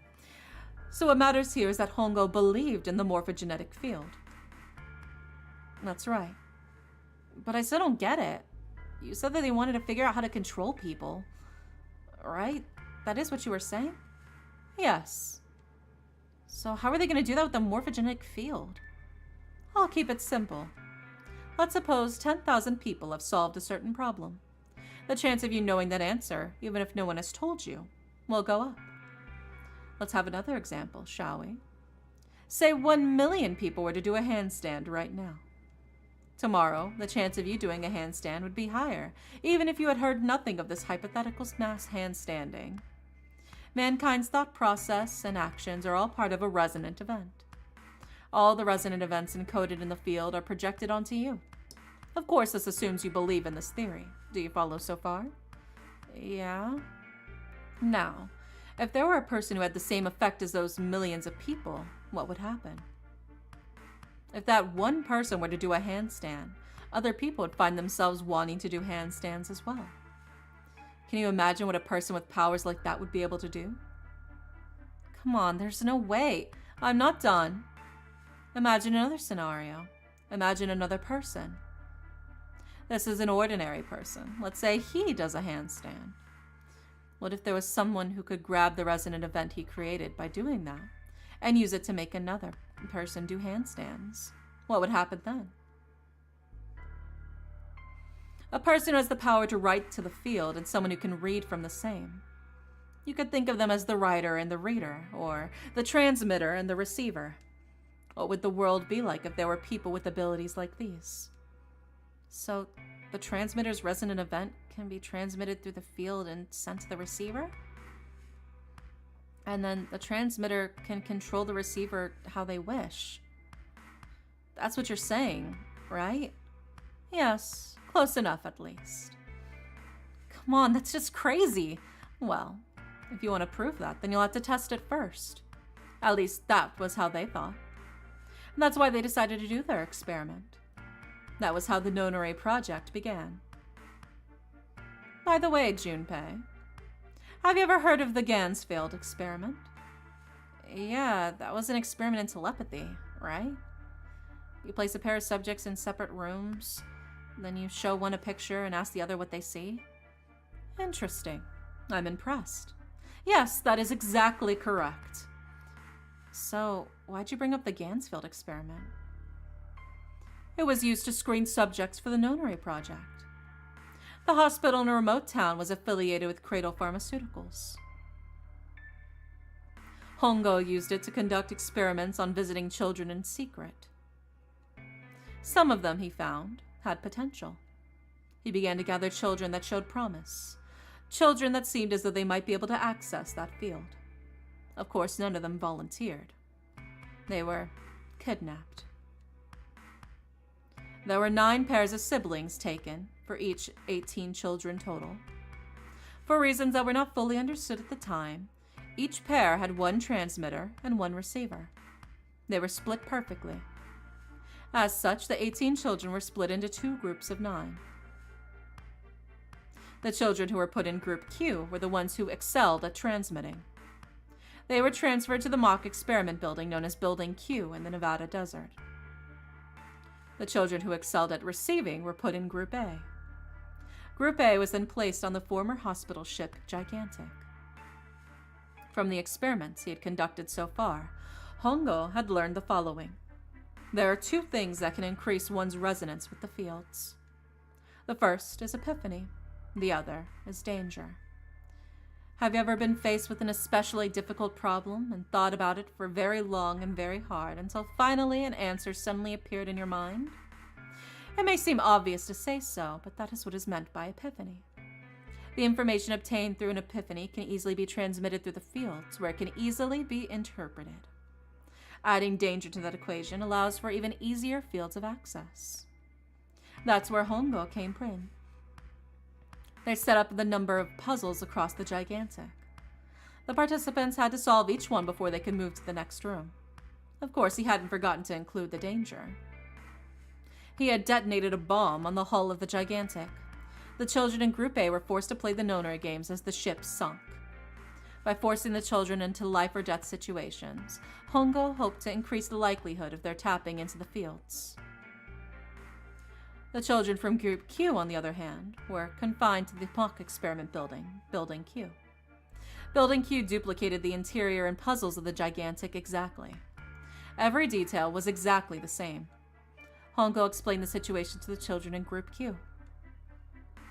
Solve the puzzles you find throughout the rooms. When you have the answers, transmit that information to the children in Group A. If you succeed, they'll be able to solve the puzzles and escape. But if you fail, then the gigantic will sink and your brothers and sisters will drown. Those were his orders. Do you know why the astronauts of the Apollo 13 were able to return to Earth safely? It was because NASA had an access to a replica of the Apollo 13 capsule. All of the equipment, all of the instruments, everything, all of it identical. Everything was just like the real Apollo 13. NASA was able to replicate the situation the astronauts found themselves in. By putting themselves in the same situation, they attempted to solve the problems the astronauts were dealing with. Once they found solutions, they reported their findings to the men aboard the actual capsule. That was how they were able to return safely. It was the same with the gigantic in Building Q. The children from Group Q had to use the power of epiphany to solve the puzzles they found, and transmit what they learned through the fields. The children in Group A, however, they had to access the fields to learn how they might advance to the next stage. That is the simplest explanation I can manage. Hey, Junpei, 7. How much longer are you two going to sit around on those bony asses? Get down here already. He's right. Let's go, shall we? We don't have much time. We need to get out of here, and soon. Hold it. There's one more thing I want to ask you. Are you sure that there were 18 kids? Why? Well, I thought it was only 16. Oh, yes, that's what they said on the news, wasn't it? Yes, I have no doubt that 18 children were abducted and used in Hongo's experiment. After all, you couldn't exactly play a nonary game with any less, could you? Well, yeah, but... Are you saying the news got it wrong? Yes, I am. There were 2 more children. However, they had no relatives that I'm aware of. I imagine no one filed a police report when they went missing. They were a brother and sister, like Clover and I. The brother's name was Aoi. The sister's name was... Her name was Akane. That was the girl who died. Akane Kurashiki died? 9 years ago? Then, who is June? No, that's impossible. It can't be true. Akane isn't that uncommon of a name. If Snake had known her last name, well, that's a different matter entirely. So, they share a name. A lot of people do that too. It doesn't mean anything. It was someone else. Of course. It had to be. Is something wrong, Junpei? Your breathing sounds strange. Oh, no, it's nothing. I'm fine. Let's get back down there. All right? I couldn't do it. Why didn't I ask? What's her last name? I just couldn't get the words to come out.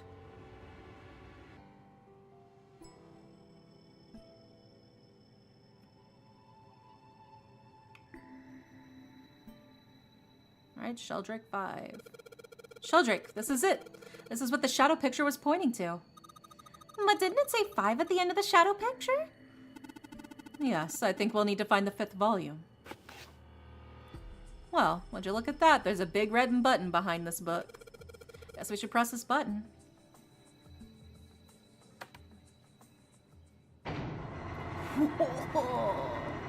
Yo, that's sick as fuck.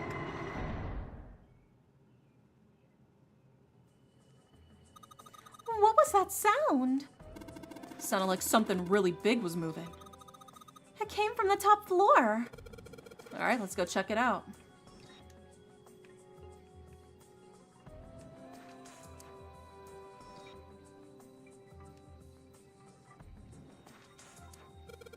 This looks like an output monitor. The letters you type in on the keyboard will show up here. There's a keyboard in front of the numbers. And there are 4 Roman numerals on the wall. It's got to be a hint of some sort. let's see. So 13, 14, 10, and 13?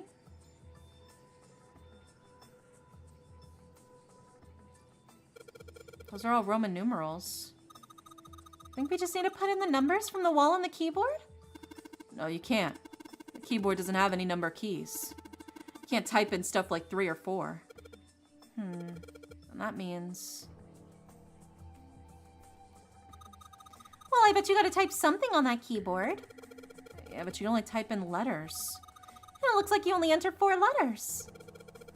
Let's see how it works. Guess you need to hit enter once you type in the letters. And then you can erase what you typed with CLR. Okay, I get the basic operations. Let's give it a shot. So... 13... 14... Wait, hold on. Let me look at the... I should have written it down. So the first and the last letter have to be the same. Yeah, good night, Greg. Okay, so let's see. So it's 13, then 14, then 10, then 13.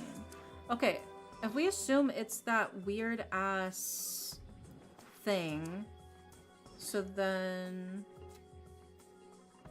14 is E, 13 would be D, and then, okay, I think I got it. So the word should be dead, then. If we assume it's that fucking number letter bullshit that they've been doing the whole game. Just don't get this. What the hell is the point of these Roman... What's Snake doing? These Roman numerals. If you convert them to the Arabic numbers, you'll have 13, 14, 10, and 13. True. This keyboard only has letters, and we can only type in 4 letters. Why don't you just convert the numbers to letters? Convert the numbers to letters. Yeah, we got it now. Okay.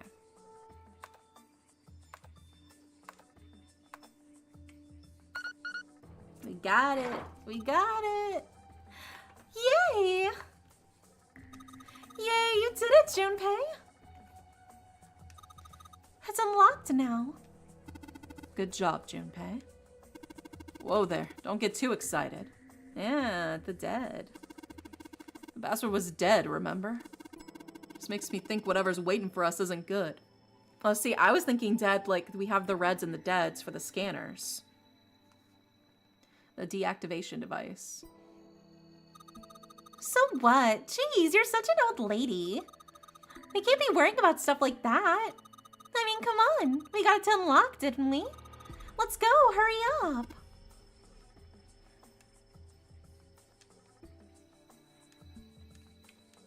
It's a thick metal door. There's a handle in the middle, though. Alright, it's time to get this over with. Damn it. I can't get it to open. This thing won't even budge. Why not? Put in the password. What else do we have to do? Then that means... It's the other door.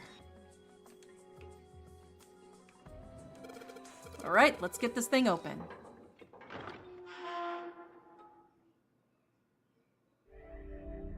You downed it, yay! Isn't it crazy that the hardest part was just me looking for the final bulb? Is that not fucked up? I spent so long just looking for the final bulb. Alright, this is the next. The door. Did that just close on its own? Don't tell me we can't go back. I don't know. Let's see. Damn it. Looks like it locks automatically. Is there any other way out? Well, there's another door on the right. There's a card reader next to it. It's got a red light on it, though, so I'm pretty sure it's locked, too. But there is a card reader, right? Yeah. Then perhaps if we find a key card, we can open the door and leave? Well, yeah, that might work, but... Hey, wait a minute. Are you saying we're gonna have to search through this room for one little card? Oh, man.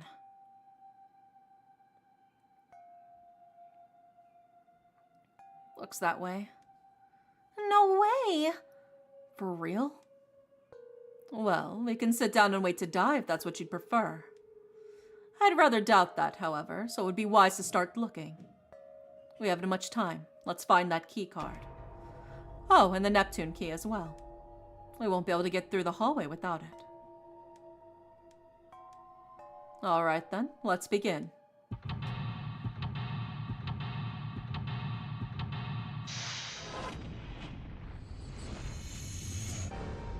Seek a way out. All right.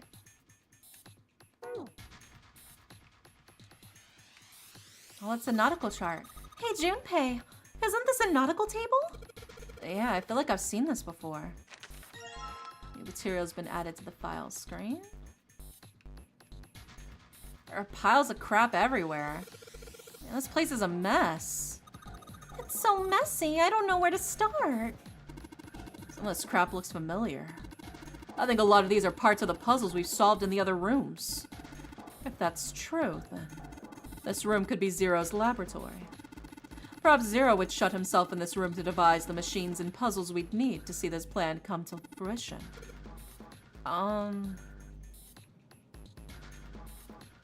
This pile of junk. There's nothing useful there.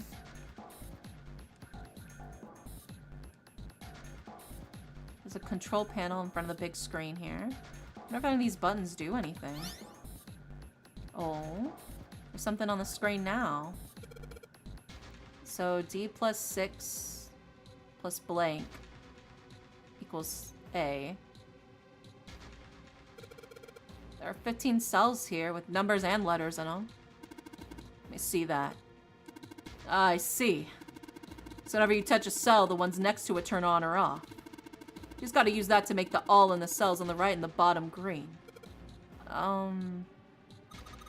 Junpei, I already found this piece of paper under that thing. You want to take a look at it? You think this might have something to do with all the puzzles? Piece of paper Clover gave me. There are a bunch of numbers and letters connected by equal signs. Just like she said, this is probably related to the puzzle on the screen somehow. Thanks, Clover. This really helps. Alright, let's go back and try again. Alright, looks like I just need to make all the cells in all green.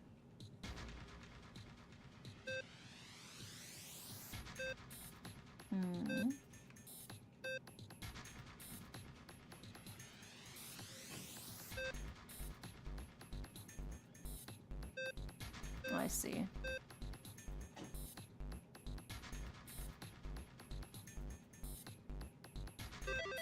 Yay! You did it, Junpei! You're so smart! You seem to have done an excellent job and solved the puzzle. Thank you. Just what I would have expected of you, Junpei. Let me take you out to dinner, please. Please, please let me take you out to dinner, Snake, please. Hey, come on. You're embarrassing me. Whoa, whoa, don't get cocky, kid. We don't have time for that. Look at this. Check out the right edge of the control panel. The lid slid open and something came out. Cross emblem.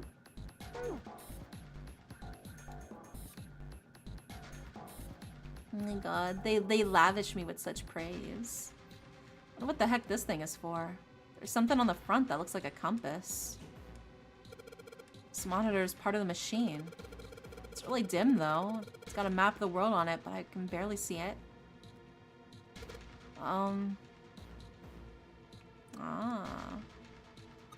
Junpei, there's a wheel over here. That should work like the steering wheel. Sterling? No, I'm too poor for that. Stealing? That might solve my money problem, but I'd rather not. All right. You were in the chart room, weren't you? There was a puzzle like this in the wheelhouse. I can figure out how this one works just by looking at that compass. I figure this thing will work just like any other one. The other one? The important part is at the nautical table we just found. I just have to match up the directions on the compass with the lines on the nautical chart. I use the steering wheel in the wheelhouse, but this time I think I'm gonna use the wheel attached to the side here. Okay then, show me, now. Of course. Okay. I just gotta press stop when the compass is pointing where I want it to stop. Alright, let's do this. Alright, let me see. I need to look through my file. Okay, so... south... Oh shit, I gotta write this shit down too. Fuck, dude. I got so many notes I gotta take.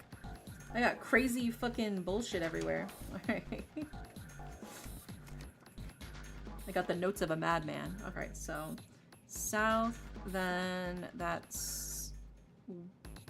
west. And then that's southeast. And then northeast. And then east. And then north. And then east. Right?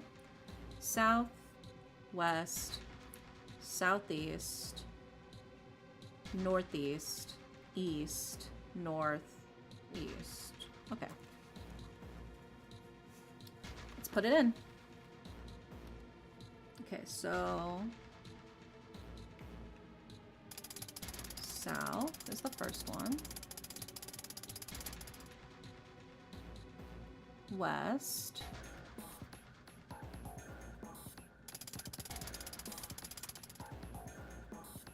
And then southeast.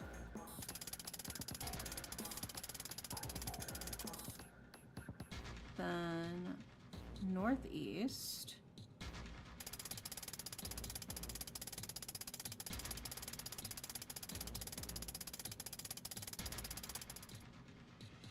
Then east.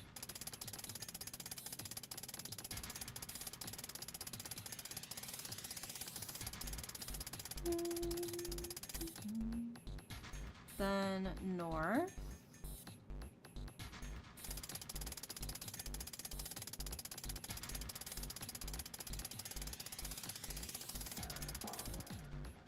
And then east.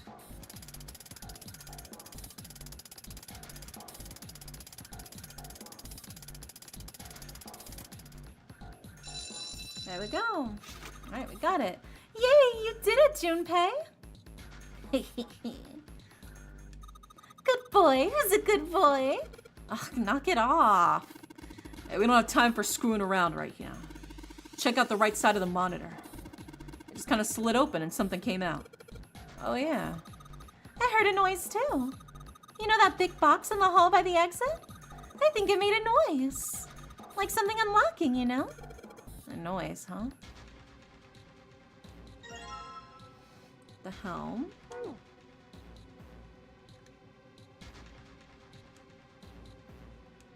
Let's see what happens when I... Whoa. Well, we got something on the screen at least. Huh? What is this? Wait a minute. I saw something like this when I figured out that Morse code puzzle back in the communications office. Morse code? Yeah. The dots on here look like dits for Morse code. There's 2 dots on the first line, 4 on the second, and 1 on the last. I'm afraid I don't understand. Well, perhaps you should give it a shot anyway. Alright, I'll try. Before I do that, though, maybe I ought to run through the instructions. If I just tap the button, it'll enter a dit. If I hold the button down, it'll enter a da. Once we enter our answer, it'll automatically determine if that was the correct answer or not. Alright, let's do this.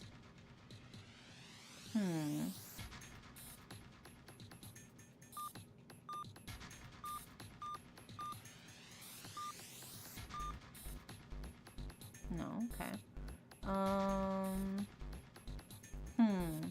Do I still have my notes from whenever we did that, I wonder? What was it before?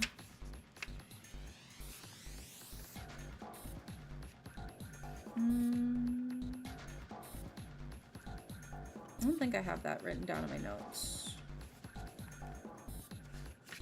I'm skimming through all my pages of all my notes.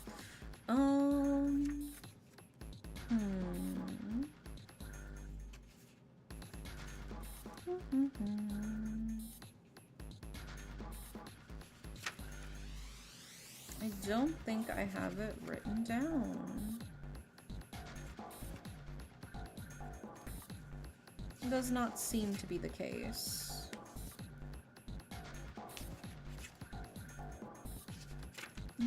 No, I don't. Okay, so let's see. I'll just try.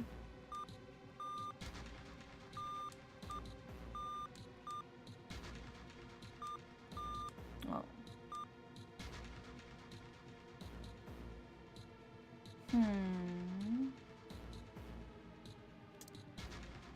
Let's head back. I don't think I have the answer yet. Gotta be an answer around here somewhere. Metal shutters look pretty sturdy. It's written with black and yellow warning stripes. Let's open it. Holy shit. It's a pretty damn creepy. There's a coffin in there. A coffin. Coffin. Oh man. Does Seven think... Yeah, he's all pale. He's thinking the same thing I am. No way. Could this be... I'm sorry, but what is going on? It's a coffin. I wonder if there's a vampire in it. Right, I guess Clover and Snake don't know the story.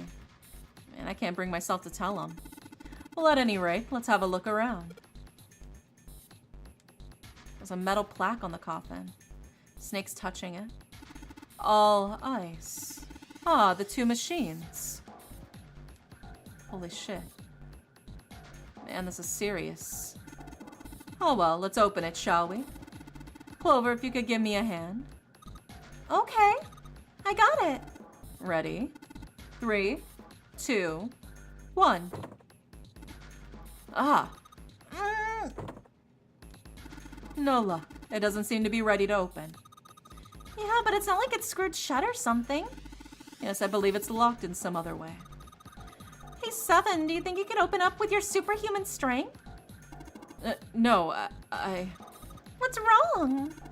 I think I'll just pass on this one, okay? What the heck? Very well, we'll just have to give up on the coffin for now. Let's look around the room a little more, shall we? Alice sleeps in a small chamber past the force and knowledge beneath the navel of the gigantic. Is that actually true?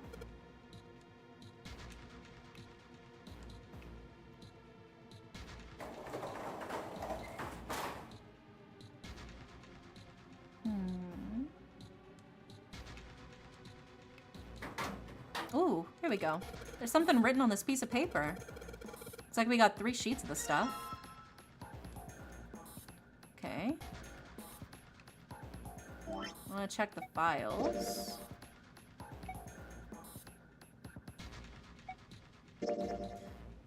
Morse code chart. It was found on the steel shelf in a small cluttered room. It is the Morse code key for the letters A and I. The short mark is called DIT. Okay. Okay, so...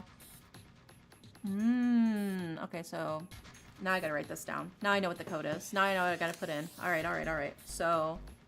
It's... dot, dot, then... dash, dot, dash, dot, and then... dot. Okay. I got the answer now.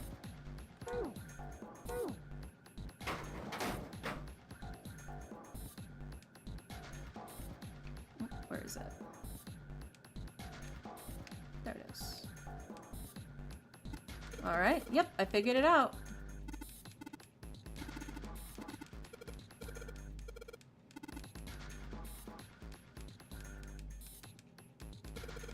Let's do this. So it's... Oh, it has it written down. Okay. There we go. I see. It seems you solved the puzzle, Junpei. Excellent work. The answer was ice. How'd you know? All I had to do was listen to the sound the machine made. After that, it was a trivial matter to decode them. Ah, yes. I believe I heard a noise from somewhere on the right of the device after you solved the puzzle. It sounded rather like something sliding open. Do you see anything that could have made that noise? Yeah, that's true. Ah, yes, one more thing. I heard a sound from behind the shutter. Perhaps the coffin is unlocked now?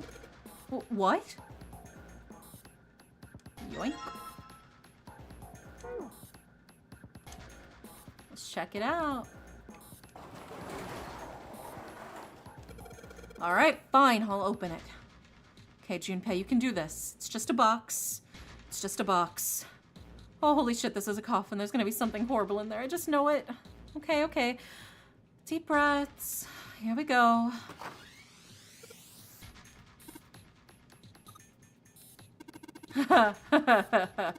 Oh man, there's nobody in there. Shit, I can't believe I was scared of something like that.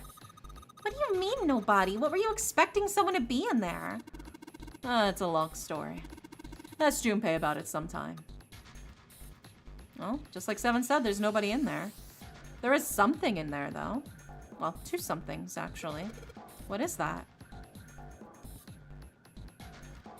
There are two things on the bottom of the coffin. Looks like we got a plaque with an emblem on it and... A Neptune key! Yes, we finally found it! Now we can get through the hallway! That's correct, Clover. But we do need to get out of this room first, you know.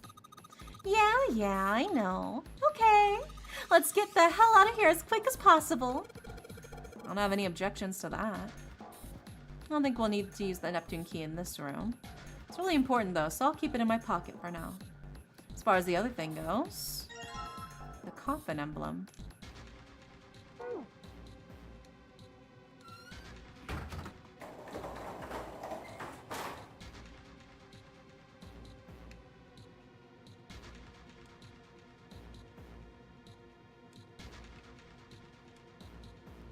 There are piles of crap everywhere. This is a pretty impressive mess. If we try and search every one of these, we're gonna be at it for till the cows come home. Well, that doesn't seem too bad. We won't have to bring them in ourselves then. Don't you get smart with me, kid. How about we deal with this area later, okay, guys? Maybe we should try something more promising. Okay. So we have these emblems. Ah. I put the emblems in the 4 indentations in the desk, but... Nothing's happening. Wait, what's Snake doing? I feel symbols engraved just above each indentation. On the upper left is the steering wheel symbol. On the upper right, the cross symbol. On the bottom left, the mysterious circle symbol. And lastly, the waffle pattern is engraved near the bottom right indentation. Additionally, each symbol seems to have been given a number. 1, steering wheel. 2, cross. 3, mysterious circle. And 4, waffle pattern. Perhaps we need to insert the symbols in this order? That order, huh? Oh, oops. Okay, so the steering wheel. There we go. Oh, whoa. Well, now we got something on the monitors at least. What's that? Looks like some kind of puzzle. I wonder if these are the rules. Here, I'll read them to you. When you touch a numbered area, that area will be selected and will turn blue to indicate this. Touching a numbered ball after selecting an area will cause that ball to be moved to that area. However, you cannot move the red ball. You can only move 3 to 5 balls into a single area. Press the check button once you have moved all of the balls, except for the red ones, which you cannot move. The digital root of the balls in the area must match the number for that area. That's it. Okay, so it's like how we did with the doors themselves. Hi, Windbreaker. Welcome in. Let's give it a shot. Don't you mean practice makes perfect? Hey, let's say you solve this next one, then you can make fun of me. Alright. Yeah, welcome in. Okay, so I'm gonna make 6 and 3. So if we put 1, 8, and 6 in that one. And then 5, 4, that's 9. Right? That's 6, and then that's 9. 7 plus 3 is 10. Plus 2, that should be a digital root 3. Check. Yep. Okay, this is it, right? But nothing's happening. There are still 3 more indentations left empty. I imagine something will happen when they are all filled. Doesn't that seem likely? Okay. Next up is the cross emblem, I believe. Put in the emblem of the cross. There we go. Hey, Junpei, something just showed up on the screen. This puzzle sure looks like a lot like the last one. Yeah, but there's more of those red balls that you can't move. The numbers for each area are different too. It's like it's got the same rules as the last one, though. Sure you don't want to double check that? No, I'll be fine. If I get confused, I can just look at the screen over there, right? Anyway, like they say, picture's worth 1,000 words. Let's give it a shot. Isn't that a picture is worth 1,000 words? Hey, shut it. At least I'm trying, all right? Also, thank you for the hydrate. Okay, so we need root of 1 and 7. Okay.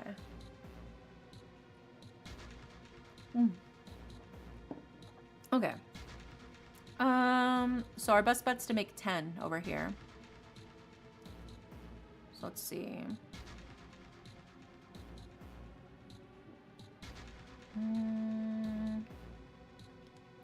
Best way to make 10 would be...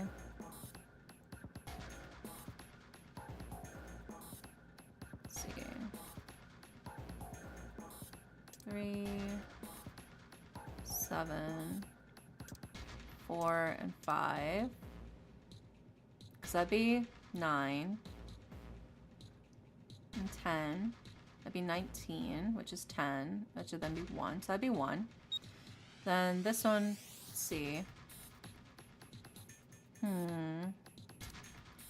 2, 6, and 8 would be 10 plus 6. That's 17. Yep. That should be it. That's awesome, Junpei. There's only 2 left now. You can do it. All right, and the next up is code emblem. Damn, this puzzle looks a lot like the last one. Look that the rules are the same, though. Don't you think you should double check it? Come on, this is the 3rd time I've done this. I'll be fine. This is, you can't think of anything clever. Please don't strain yourself. You might hurt something. I hope you'll take care of me if I hurt myself, Snape. Ugh, shut it. Just give me a break, alright? I'll think of something. Alright, so now they both have to be 7. Okay. So... 5, 4, it's 9, and 7, right? And then this would be 8, no, 2, 6, it's 10 plus 6, yeah, that should be right. Excellent work, Junpei. You've only got 1 left. I can see the light at the end of the tunnel. Alright, let's put in the coffin. Put in the emblem of the coffin into this indentation. This is the 4th one. The puzzle looks a lot like that last couple. I think this is probably the last one. Once we solve this puzzle, I'm sure something will happen. Alright, I'll solve it in no time. Okay. This has got to be 8 and 9. So...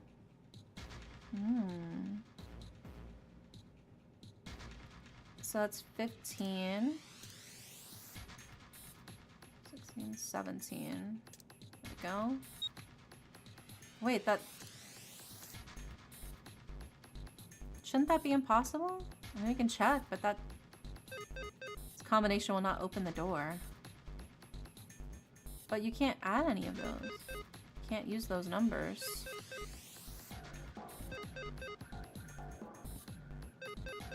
Huh. Unless... Wait, oops. Unless they all go through the number 8 door. Wait, because that's 9. And that's 9, and that's 8. So, okay. I had to put them all through the number 8 door. Yep. Huh? Where'd that noise come from? Underneath the keyboard? Way to go, Junpei! You answered all the questions! Damn, Junpei, good job. Did you hear something just now? Yes, I heard that as well. From the bottom left corner of the desk, I believe. A picture? What the hell is this? This man with the mustache on the right. He's the same guy we found murdered in the captain's quarters. He had the 0 bracelet on his left arm. And the second man with the glasses and the doctor's coat. He's the 9th man. The one with the bracelet number 9. He died after he went into door number 5. But this guy, the one in the striped suit? Oh man, that's Ace. Yeah, I guess it is. No doubt about it. But what does it mean? What is Ace doing in this picture? Not only Ace, the 9th man and Cap too. And they look happy. Like they even knew each other well. Why? How? How in the world are these 4 men connected? You say Ace is in that picture. Yeah, it doesn't look like it was taken recently, though. Ace, the 9th man, and the Cap all look about 10 years younger. Huh. So the 9th man and the man you found murdered in the captain's quarters are also in the picture? Yeah. Is there anyone else there, or are there only 3 people in the picture? I'm afraid I can't see it. No, there's one more guy. He's got kinda long hair. He looks smart, but a little cold. He's the only one I don't recognize. What's the date of the photograph? It doesn't have one. Did you take a look at the back? The back? Yes, the reverse, the other side. Ah. Praying for the success of the Nonore project with Nijisaki, Kubota, and Musashiro. Then the 4 men in this picture were the organizers of the Nonore game 9 years ago. That means Ace, the 9th man, and Cap were all responsible for making it happen. Bro doesn't know what a back is. I'll let him show me my back, baby. Sheesh. But I feel like I should be more shocked about this. It's almost as if that's just how things were always supposed to be. Why? Why am I not surprised? Ace was the one in charge of the Nonore project, but then why am I so calm? It's like I already knew. Oh, of course. I understand now. Ace was the CEO of Cradle Pharmaceuticals. He was the one who invented the game 9 years ago. He was Gentaro Hongo. Ace is Hongo? I had my suspicions from the beginning. Their voices were similar. Too similar to be a coincidence. I could never forget his voice. It was the voice of the devil. I couldn't be sure, though. After all, I had no way to check. I certainly couldn't ask him. Even if I had known, however, I would never have told you. Zero made it quite clear what would happen if I did. Oh my gosh, I had no idea. Huh? I didn't know that Ace was Hongo. Oh yes, I suppose you wouldn't have. 9 years ago, you were in Building Q in Nevada. But Hongo is in the Gigantic with us. I know, that's why I didn't know Hongo looked like. But why? Why didn't you tell me? I mean, I'm your sister, right? You could have told me. I'm sorry. I apologize for keeping this from you. But if I had told you, Clover, you would have told everyone else. And if you did, then I would have been forced to tell them about what happened 9 years ago. I had to prevent that.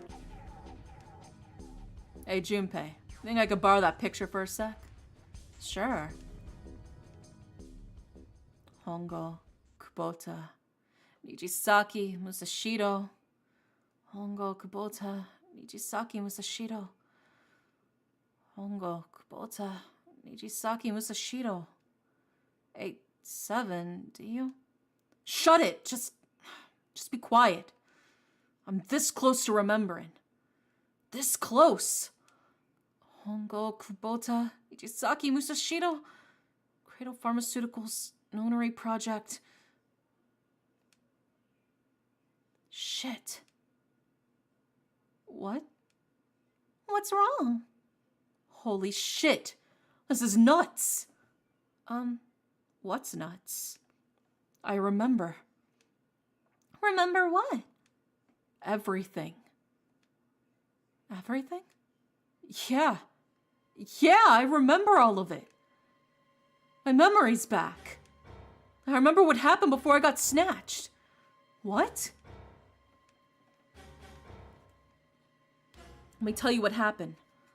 Like Snake said, Ace is Hongo. From the right, the other three are Musashito, Nijisaki, and Kubota. Musashito was the man in the cache. Nijisaki was Honge's right-hand man, and Kubota developed the actual technical details of the experiments. How do you know all of this? Come on, man, I told you. I finally got my memory back. No, that's not what I mean. I'm trying to ask you why you knew all this stuff in the first place before you forgot it. You really want to know? Of course. Me too. This is gonna take a while. That'll probably take me a good 3 days to tell you everything. Well, we don't have 3 days. Just give us the short version, all right?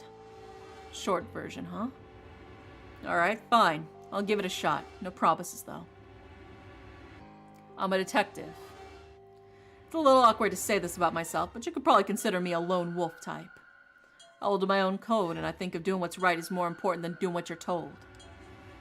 That's why I followed my gut that night, the slim lead that brought me to the wharf. It was 9 years ago. The wharf been cold as fuck, and I could barely see squat. I was investigating a mess of kidnappings. All of them were children. They'd all had one thing in common, a history of visits to one particular hospital. A hospital under the management of Cradle Pharmaceuticals. And my investigation turned up evidence that Cradle had been involved in the kidnappings. After a little sweet talk, and I managed to get a real lead on to follow someone inside Cradle. My source told me this. Tonight's ship's set to take the children to a large passenger liner docked offshore. So I headed to the wharf. In the shadows, I searched the harbor till I found the ship he was talking about. There was a bunch of movement near it. Men in black suits, many of them carrying large bags. The bags, something about the way they moved as they were carried. No doubt about it. There were human beings in those bags. I moved before I realized it. I came out of hiding with my gun already in hand. Don't move. I felt metal touch the back of my head. Drop the gun. I could kill you right now. It'd be very easy to get away with it, too. Just tie an anchor to your feet and no one would find you for a week. That's what you want? A fish here with love of meal. Kept digging the cold metal thing into my skull. Gah. There was nothing I could do. I did what he said and I laid my gun on the ground. And suddenly, there was a sharp pain in my neck. A needle. A drug? That was my last thought. My face hit the cold concrete. I was out like a light after that. Ugh. I woke up on a hard floor. Damn it. Shit, my head hurts. Did a quick once over the room. Where am I? Small, shabby bed, dirty sink. Toilet with no privacy. I'd seen it countless times as a cop. I'm in a cell, huh? Facing the toilet was a door set into the wall. I was still pretty woozy, but made my way over to it. I pushed and pulled on it, but it won't open. Not like I expected much else. Who'd be dumb enough to put me in a cell and leave it unlocked? Threw myself against the door a few times, but it wouldn't budge. I knew it. Gave up and made my way back to the bed and sat down.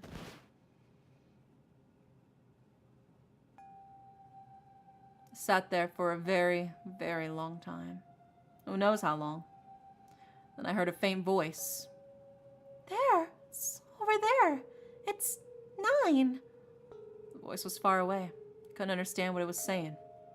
But I could hear one. It was pretty high. Probably a little kid.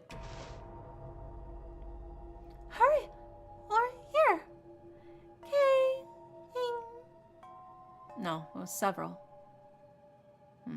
I hear 5 or 6, maybe more. Where? Where are they coming from? Pressed my ear to the wall and tried to listen through it. No, that's not it. What? Go? How? Left? It's coming from under the bed? I hauled the metal frame and flipped the thing over. And there it was. The bed hidden in an air vent under it. The hole in the wall was covered by a metal grate. I dropped flat on the floor and peered through the grate. I couldn't see shit. But I knew in my gut this was where those voices were coming from. Hold up. Why are there kids here? But then what my inside man told me popped into my head. Tonight a ship is set to take the children to a large passenger liner docked offshore. Whoa, whoa, whoa. Am I on that ship? It didn't matter. All I knew was I had to get those kids. Checked out the metal grate. Could I fit? Stuck my finger in and grabbed it. And then...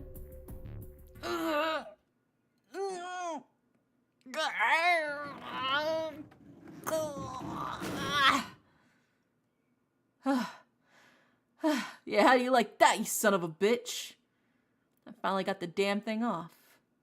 Sweat was dripping down my face, so I wiped it off and crawled inside. First bit or so was tight. I had a wriggle on my belly. It widened up eventually, and there was a space for me to crawl along my hands and knees. I went from crawling like a worm in the dirt to skittering like a bug. Couldn't say it was much better, but I'd take what I could get. And then, when I'd been hearing the thing long enough to start wondering where it'd take me.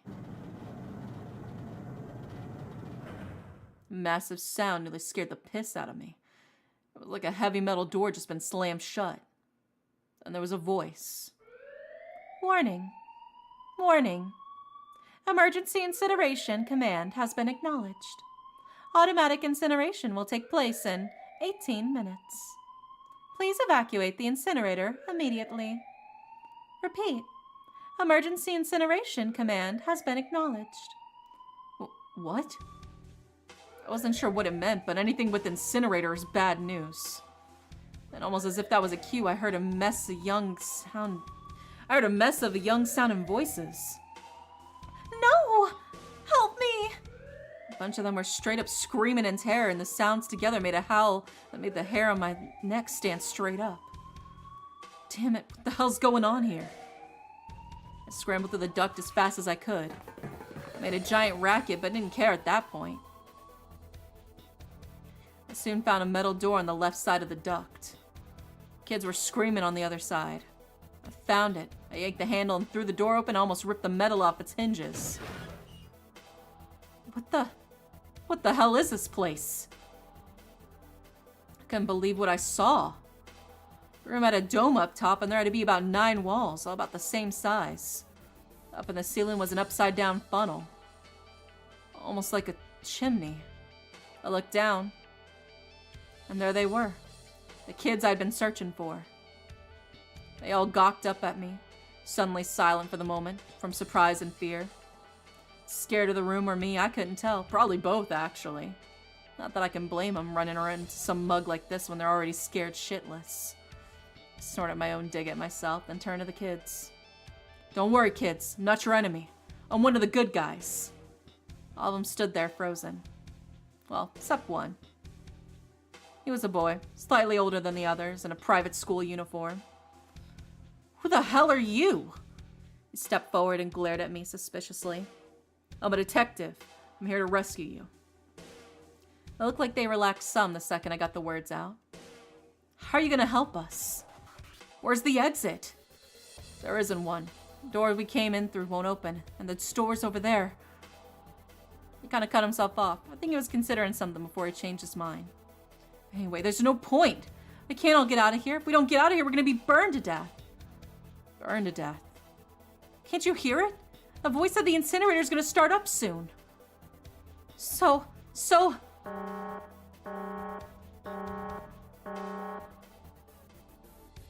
The voice spoke again. Incineration will begin in 15 minutes.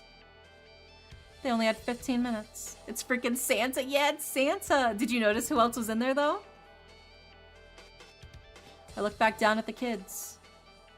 You recognize? You see? That's Santa. But then you see Snake? And, who's that mysterious girl right there? I cut this near Hiren! Looks like a good 20 or 30 feet to the ground. No way I could pull them up. Too big of a distance for any of us to reach. What the hell was I gonna do? Then I got an idea. Wait right there. I'm gonna be right back. What? Where is he going? Are you just gonna leave us here? They just got frightened again. I'm not the best at that kind of thing, but I tried to reassure him with a smile. Don't worry, alright? I'll be back, I promise, so just stay calm and wait right there. Got it? I didn't wait to hear them respond. There wasn't time. I had to hurry. Well, as fast as a guy on his hands and knees could. Didn't take me long to get back to my cell. Still no way out of there, but I had a plan. I needed something from the room. When I got it, I dove back into the hole and took off towards the incinerator. Then... sorry to keep you waiting, guys. I tipped out the doorway and dropped down the rope I brought with me. Back in the cell, I tore the bed sheets into strips and tied them together to make a rope. It was sloppy, but it got the job done. Alright, just tie that around yourselves, okay? I'll pull you up one at a time. Right! Huh? Wait a sec. Something was off. There were more of you before. Where'd the rest of you go? The boy in the uniform answered. I let them go on ahead. We opened the number 9 door and they left. What? You're telling me you opened that door? That's what I said. What the hell are you doing here? We couldn't go with them. Why not? Look, the only people who can go through the numbered door... He was in the middle of explaining when...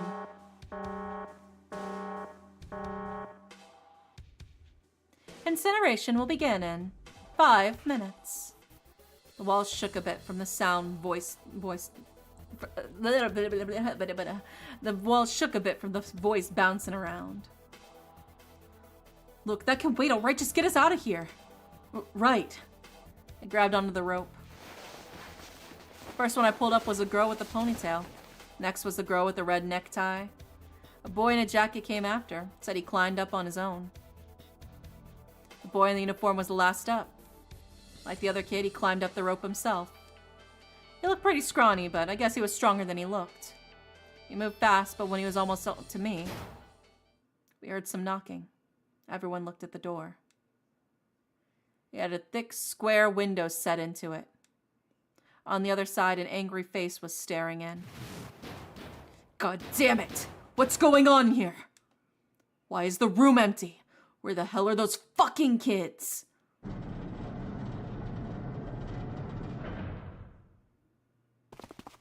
The door opened and a man stepped in, looking half mad with fury. I recognized his face. I saw him many times in these photos in my investigation. The man's name was Gentaro Hongo, the CEO of Cradle Pharmaceuticals. Hongo saw the boy hanging from the rope. Grah! It was like he was an animal. He lunged for the rope. Hurry! I know! The boy in the uniform booked it up the rope. You son of a bitch, get back here, you little shit! 15 feet, 10. The second I could reach the kid, I grabbed him. I hauled him up and tossed him in the duct behind me. Gah! No! Hongo had lost it. Oh my god, you put the cat ears on me. Meow, meow, meow, meow. His face didn't even look human. It was like a bastard pulled off his fake face and he was really a terrifying devil or some kind of damn monster. Quickly reeled in the rope, leaving a furious Hongo yelling at me from the floor. You fucking bastard! You won't get away with this. How dare you compromise this experiment? Experiment? What experiment?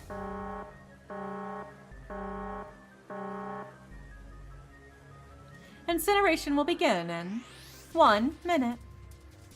Hey, old man, what the hell are you doing? Hurry up! The boy in the uniform was trying to get my attention. I may have thrown a salute in the raging asshole's face before I closed the door behind me. No point going back to the cell, so we went down the other direction instead. After about 30 feet, we came across another duct on the left. This one was headed down. Everyone nodded and took turns sliding down it. A duct emptied us out into a narrow hallway. There was a door on either side. The one on the left was a normal double door, but the one on the right was familiar. It had black and yellow stripes and a device next to the wall. Played on it read incinerator. Incinerator? Yeah, that's where we were. It was the girl with the red hair tie who answered me. You were inside an incinerator? Yeah, Hongo might still be there. It looks like it's been shut off, though. Wait, what? He's still in there. Yeah, that's not good.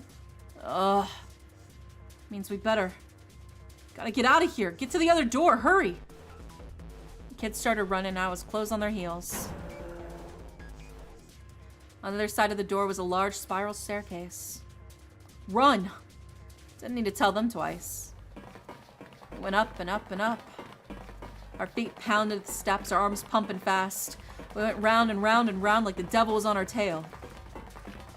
The stairway kept going. We passed a couple of landings when the boy in the uniform suddenly spoke.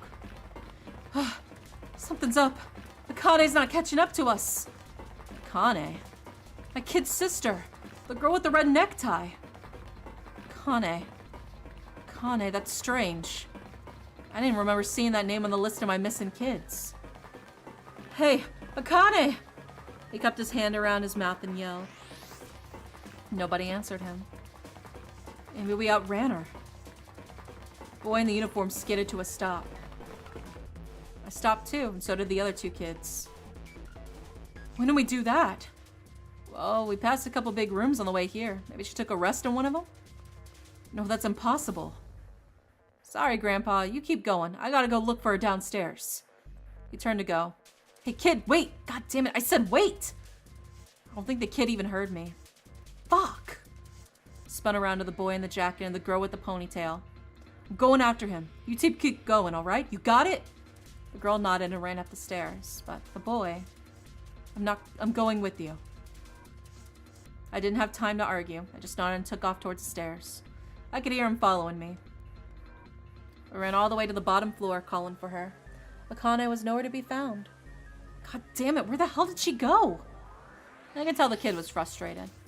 And then suddenly... Help me! Somebody, help me! We heard a girl's voice. Akane! The boy in the uniform threw open the door and leapt into the hallway by the incinerator. We rushed in after him. I couldn't for the life of me believe what we were seeing. That bastard Hongo had Akane by the arm and was forcing her into the incinerator. Come on, goddammit, move! No, I don't want to! Let me go, please, let me go! She planted her feet squarely on the floor and was struggling to get away, but Hongo was bigger and stronger. She wasn't gonna win. Akane! Her brother roared with anger and charged towards Hongo. Help me! You're too late, idiot. Hongo lifted Akane bodily in the air and threw her, still fighting him, into the incinerator. Ah! Before we could even blink, Hongo leapt to the door after her. We saw him land inside.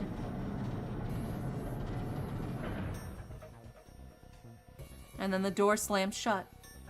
We ran to the door. We did everything we could think of to get the thing open. But... Gah! Fuck! It's no use! The goddamn thing won't move an inch! He started slamming his fists against the door. He was close to shattering his knuckles with how hard he pounded on it. Akane! Akane, are you okay? You came back! Her voice sounded muffled, but all of us could hear was the sheer terror in it. What should I do? I think I'm trapped in here. Where's Hongo? He went out the other door. What? Warning. Warning. Emergency incineration command has been acknowledged. Automatic incineration will take place in 18 minutes.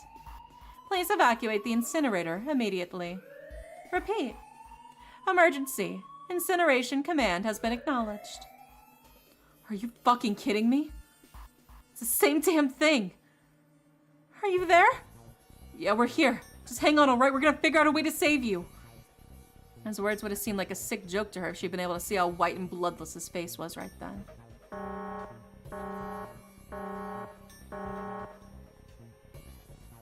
Incineration will begin in 17 minutes. Please! Please help me! I'm really, really scared. I don't want to die. Please! I don't want to die. I don't want to die.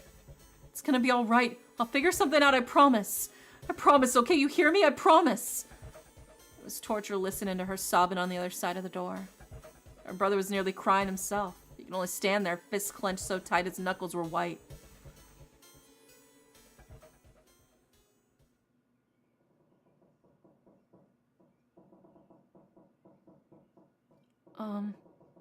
What happened then?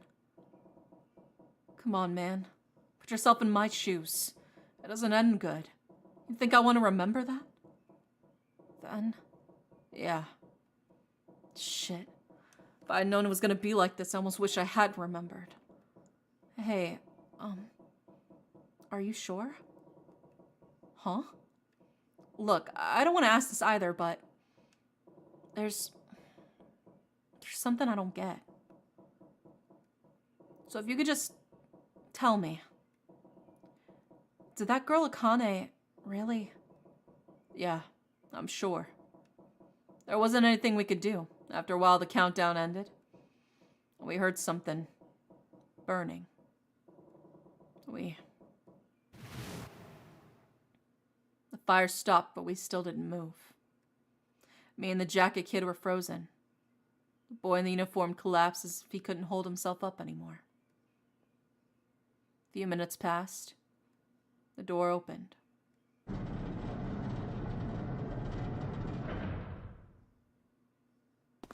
The boy in the uniform tripped over his own feet running in. We followed too numb to speak. The air in the incinerator was hot. Every breath made my lungs feel like they were on fire. It was like standing on hot asphalt. The air was wavering. And in the middle of the room, there it lay. The kid's legs were shaking so bad, I don't know how he managed to walk. I couldn't see his face, but his body somehow looked empty. Finally, he reached it. He fell to his knees as his legs gave out on him. And then...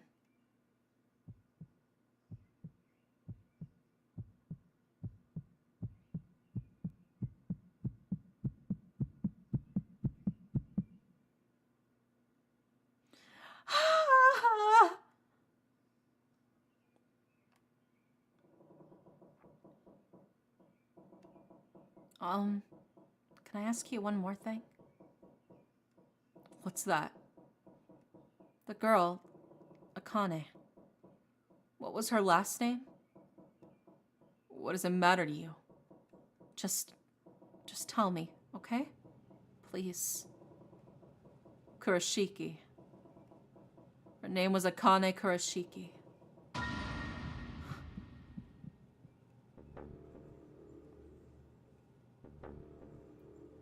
You were there that day, weren't you? Tall kid in the jacket, that was you, wasn't it? Yes, it was. You are correct, detective. Santa's my favorite character in this. I wish we could have more Santa. I know. My favorite Snake. I love Snake. Don't misunderstand me. I told you before how Zero threatened me. There was nothing I could do. I couldn't say anything about what happened 9 years ago. So you're saying you're not working for Zero, right? Of course not. Clover, what about you? Hey, come on. You really think I'm working with Zero? I told you before, you idiot. I was in Nevada in Building Q. I did hear that a detective rescued the kids on the boat, but I didn't know it was you. Oh, well, I guess I believe you. Alright, let me ask you another question. Santa's real name is Aoi Kurashiki.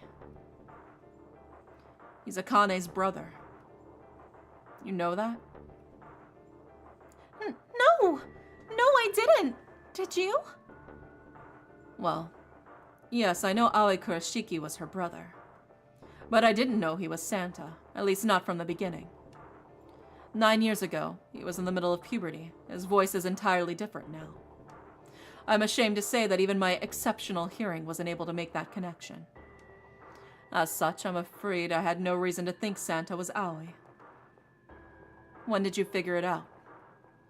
Clover told me that Santa might have been one of the subjects in the initial experiment. It was only a short while ago when we were leaving the library. When she told me that, I had a feeling.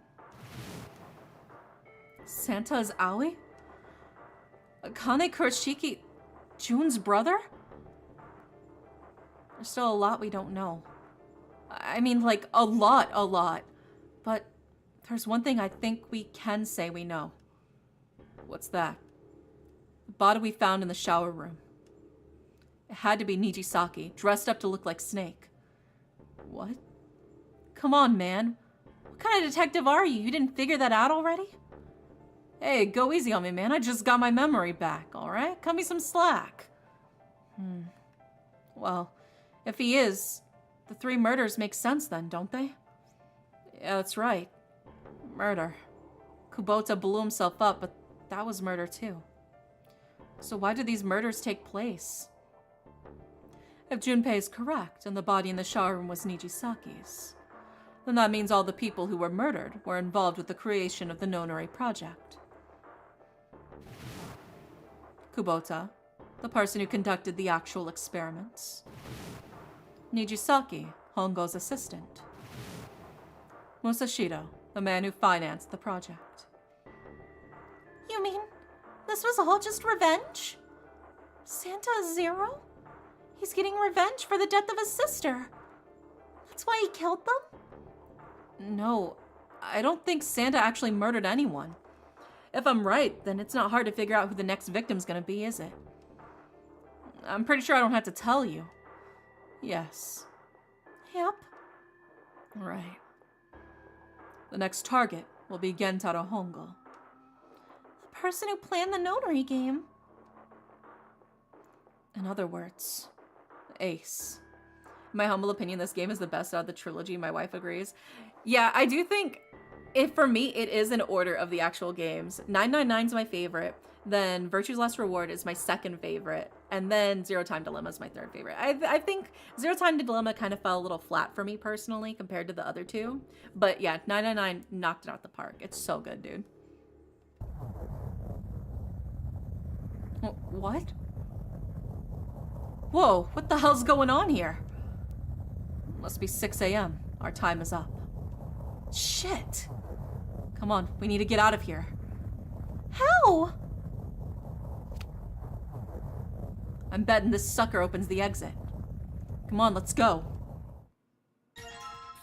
The material's been added to the file screen. The key card.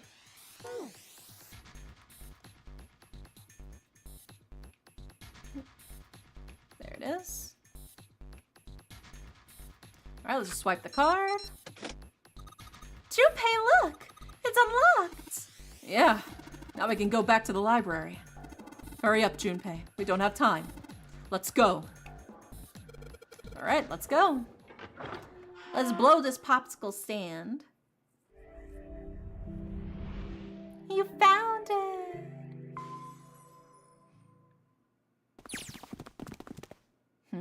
I think the shaking stopped. It would seem so, but we are not yet out of danger. You're right, let's hurry. This exit needs the Uranus card too. Hey, Junpei. Yeah, I know. Alright, it's open. Let's go. Okay, Neptune key. Let's see if you work. Yes, I think it unlocked. It says incinerator. So this is the incinerator. The first time I've seen it from this side, but yeah, I think so. And there ought to be a lever near the door. Yeah, right here. Pull that and the door should open. Got it.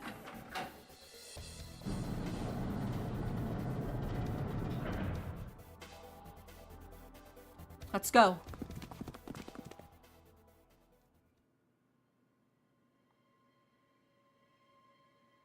What the hell's going on? What's wrong? Are you okay? Jumpy, you came to get me. Of course I did. I made a promise. I'm so glad you're here. So glad. Hey, what happened to you? I'm fine. I just fainted. I wasn't feeling very good. I'm feeling a lot better now, though. Are you sure? Yes, I just need to rest a little longer. I'm sure I'll be fine. You shouldn't worry about me. Santa. Where is it? Where's the gun? You hide it somewhere? Ugh. I don't have it. I got sucker punched and they took the gun. What? Who took it? What, isn't that obvious? I took the gun. Ace! Just what the hell do you think you're doing? Or maybe I ought to say Gentaro Hongo, CEO of Cradle Pharmaceuticals. You have me at a disadvantage, and I don't like that. You know me, but I don't know you. Do you have any idea how much I've suffered? Can you even begin to understand my pain? The pain of prosopagnosia, right? Another irritating insect. And how do you know that? Good question. No matter.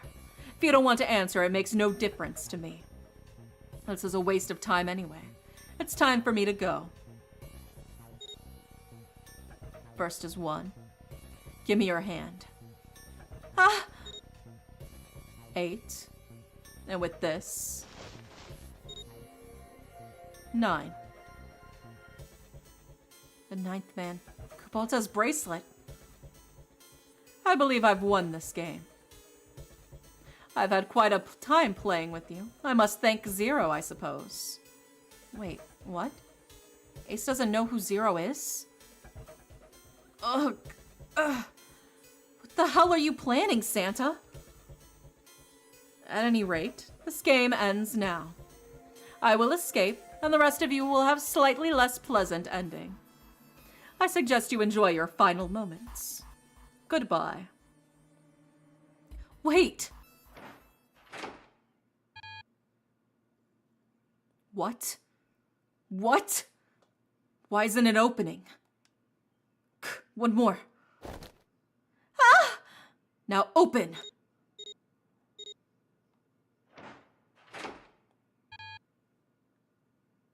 No. What is this? Why? The digital root should be 9. It has to be 9. Then why? Why isn't it opening?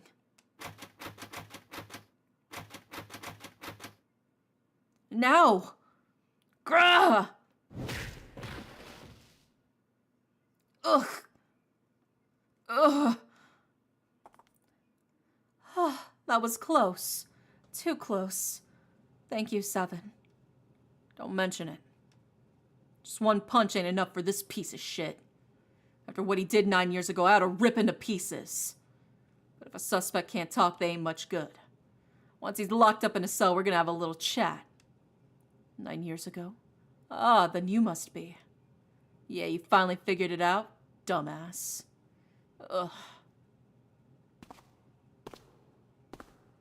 Kick him in the jaw. Ace. You killed Kubota, Nijisaki, and Musashiro, didn't you? Wait, Nijisaki? Oh, right, you don't know yet. All right, we'll just go through them in order then. Let's start off with Kubota. You talked to Kubota and managed to convince him to go into door number 5 alone. You killed him without making it look like you killed him. The way I figured it, you had 4 motives. 1. In the nonary game, the number 9 is dangerous. Whoever had the 9 bracelet could join whatever team they wanted. Adding 9 to any number doesn't change the digital root, which means that the number 9 could do whatever they wanted. You wanted to remove that threat as soon as possible. Invert that man's balls. Guards, twist his balls off. Hit him with testicular torsion. 2. You wanted the number 9 bracelet for yourself, so that you could make use of its power. In fact, you did use it to murder Nijisaki. 3. Even if his number hadn't been 9, Kubota wasn't a problem. He knew your past. He knew what happened 9 years before. You needed to silence him before he told anyone. 4. But last and perhaps the most disturbing, you used Kubota as a test. You wanted to know how serious this nonary game was. Was it truly life and death, or simply a harmless prank? You convinced him to break the rules so you could see what would happen. That was why you killed Kubota. But he was only the first. Next was Nijisaki. While everyone was off looking for the missing parts for the Reds, you ran into Nijisaki near the big hospital room. However, because of your prosopagnosia, you didn't realize he was Nijisaki. Chiefly because when you met him, he was dressed like Snake. That was why you thought Nijisaki was Snake. No, that's not... That was Nijisaki? Why? How did... I'll get to that. Anyway, you thought he was Snake. Snake was one of the kids in your experiment 9 years ago. You remembered him because he was the blind kid. But his presence made you think. Snake was one of my subjects 9 years ago. He probably hates me. But if that's true, why isn't he saying anything? Is he keeping quiet because he can't see? Or perhaps he's working with Zero to get revenge on me. Whatever the reason, anyone who knows my past is a threat. Before he tries anything, I need to get rid of him. That was when you decided you had to kill him. The murder weapon was Kubota's bracelet. You just waved it over the red. Verified your own number, and then grabbed Nijisaki's arm and forced it over to the scanner panel. Then, when the door opened, you kicked him in. 9 seconds later, the door closed. And then 81 seconds passed, and poor Nijisaki was dead. You mean to say Snake is still alive? Sorry to disappoint, but I'm as good as new. Thank you for killing the wrong man, but I can't say I like knowing that you wanted me dead. Although, to be honest, even if you hadn't tried to kill me, I would still hate you very much. Well, I wouldn't blame you. Last but not least, let's talk about Musashido's death. When Clover and I were investigating the chart room, you came over to talk to me. Do you remember what you said?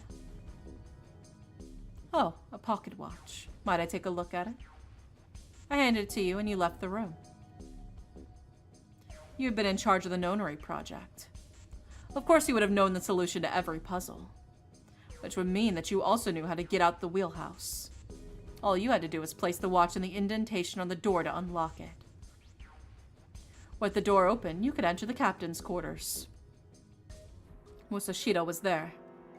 Conveniently placed next to him was an axe that practically begged you to kill him with it. You picked up that axe and buried the blade deep in the other man's chest. One blow was all it took. Then you returned to the chart room as if nothing had happened. There was something I wanted to speak to you about, Junpei. Could you come with me for a moment? I had no reason to say no, so I followed you to the wheelhouse. When we stepped inside, remember how you slipped your hand into my vest? Pulled out a piece of paper, the one I used to cheat during the vote. But that wasn't really what you were after.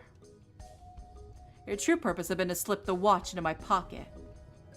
It wasn't a very good plan, and way too many holes, and someone was saying the wrong thing could have brought it all down. You must have been desperate. But what made you willing to risk it all to do it? Ace. Musashido's murder is the only one I don't understand. You obviously did it. But why? Because of this. What's with that paper? Just read it. Let's see. Number 1. There are 2 ways you might survive this ordeal. The first is to win the nonary game. The second is for you to confess your sins of 9 years past. I have prepared a camera in the captain's quarters. The images captured on that camera will be streamed through a satellite and distributed across the world. Simply look into the camera and repent. Once you have confessed everything, I will release you from the ship.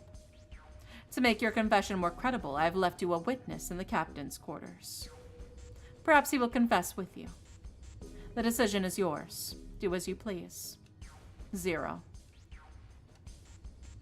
When I awoke in that room on D-Deck, I found that in my pocket. That was why I chose door 1 when we voted. If I went through that door, I knew I could get to the captain's quarters. As you said, I knew how to enter the wheelhouse. My plan was to find the pocket watch before anyone else. If I could, then my alibi would be set. At least that was the plan. Fortunately for me, you got to it first. That sleight of hand was the best I could manage on short notice. You meant to kill him from the beginning then? Musashito, I mean. I only knew Musashito was the witness after I reached the captain's quarters. I asked him, and he answered. He seemed groggy. Perhaps he'd only just woken from sedation. I suppose Nijisaki was in much the same state. He seemed confused and disoriented when I encountered him. But yes, you're correct. I intended to kill him from the beginning, even though I didn't know who he was. I proceeded to the captain's quarters in order to remove this so-called witness. Ace, you figured it out, haven't you? You were being manipulated. Yes, so it would seem. I was little more than a puppet in many ways. Everywhere I went, everything was already prepared. The Reds in the large hospital room were dismantled. Nijisaki was dressed like Snake. There was an axe in the captain's quarters. Musashito was delirious from the anesthetic, so he couldn't fight back. Nijisaki as well. In retrospect, I can't understand how they could have fallen into such a simple trap. But yes, this was a trap. It was Zero's trap and I fell for it, hook, line, and sinker. I did everything he wanted me to do. Yeah. By manipulating you, Zero was able to kill 3 people and keep the blood off his own hands. All this was revenge for what happened 9 years ago. That's why this nonary game happened. Am I right, Santa? Huh? What the hell are you talking about? I don't know anything. Ain't no point in trying to play dumb anymore, Santa. Actually, I guess I should call you Aoi Kurashiki, huh? My memory came back to me, kid. You're Aoi Kurashiki, no doubt about it. Never thought I'd be back in this room talking to you. But hey, I guess this was all part of your plan, right? After all, the person who planned the nonary games this time was around Zero. And Zero's you. Huh. Looks like you really do have your memories back, huh? Well, I guess there's no point in hiding it then, huh? Yeah, you got me. I'm Aoi Kurashiki. I was one of the kids in the nonary games 9 years ago. I made it out. So did Snake over there. But there's one thing. No, I guess there's 2 things you got wrong. Number 1, I ain't Zero. What? Wait, what? Sure, I was helping Zero out, but I'm really more of an assistant. Like a secretary. But an assistant's only an assistant. I didn't come up with all this. All I did was follow Zero's orders. Then, if you're not Zero, who is? Calm down there, Junpei. Didn't I say 2 things? You made one more mistake.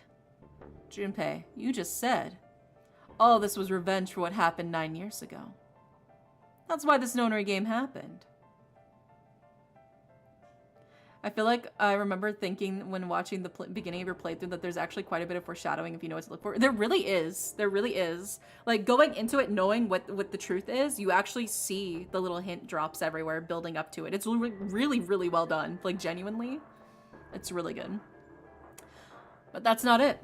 Revenge isn't the only purpose.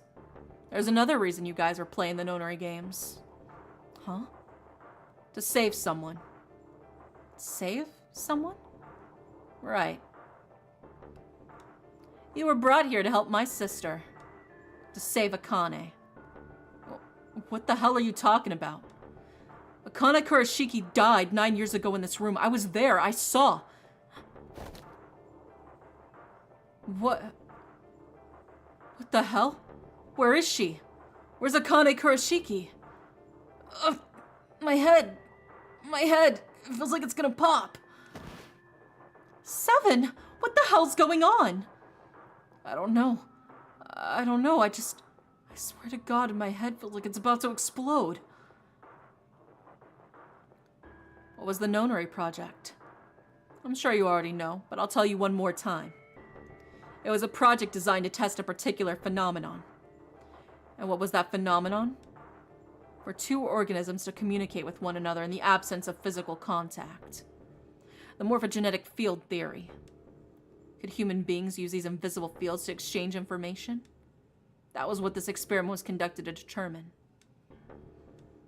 There were two separate locations. One was the Gigantic, and the other was a building in Nevada called Building Q. The 9 children trapped in Building Q were faced with numerous puzzles, copies of the identical ones on the Gigantic.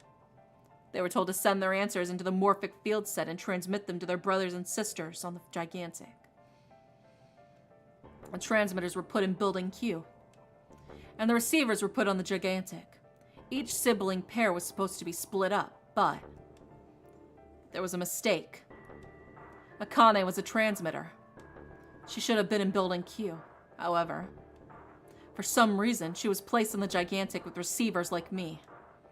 Perhaps she was mistaken for someone who's supposed to be in Group A. Whatever the case, Akane ended up on the Gigantic. I think I told you enough. You get it, don't you?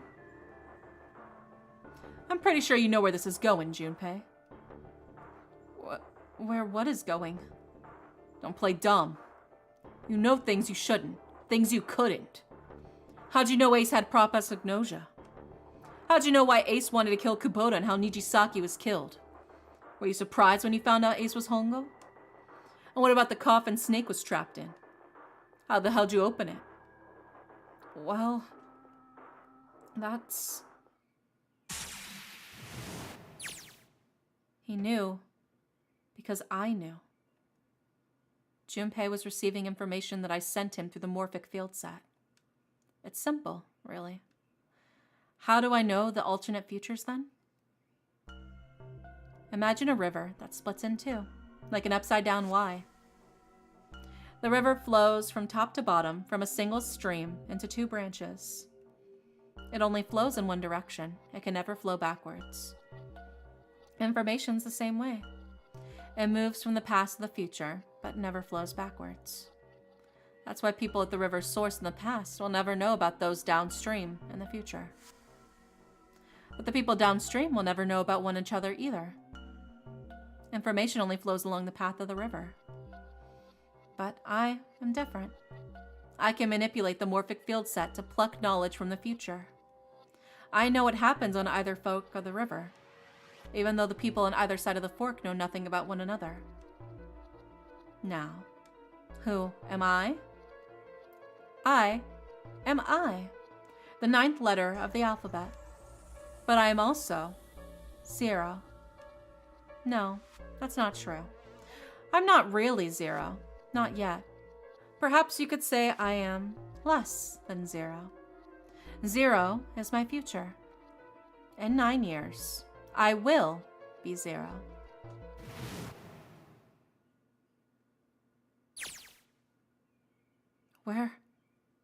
Where did she go? June. No. Akane. Where did you go? Santa! Why's Clover? Oh, shit. Freeze. Santa's got the gun. Guess he picked it up when we weren't watching. Looks like he's turned the tables on Ace, though. Wonder how he likes having the gun to his head. Get up. Sure isn't about to take that gun off him for a minute, is he?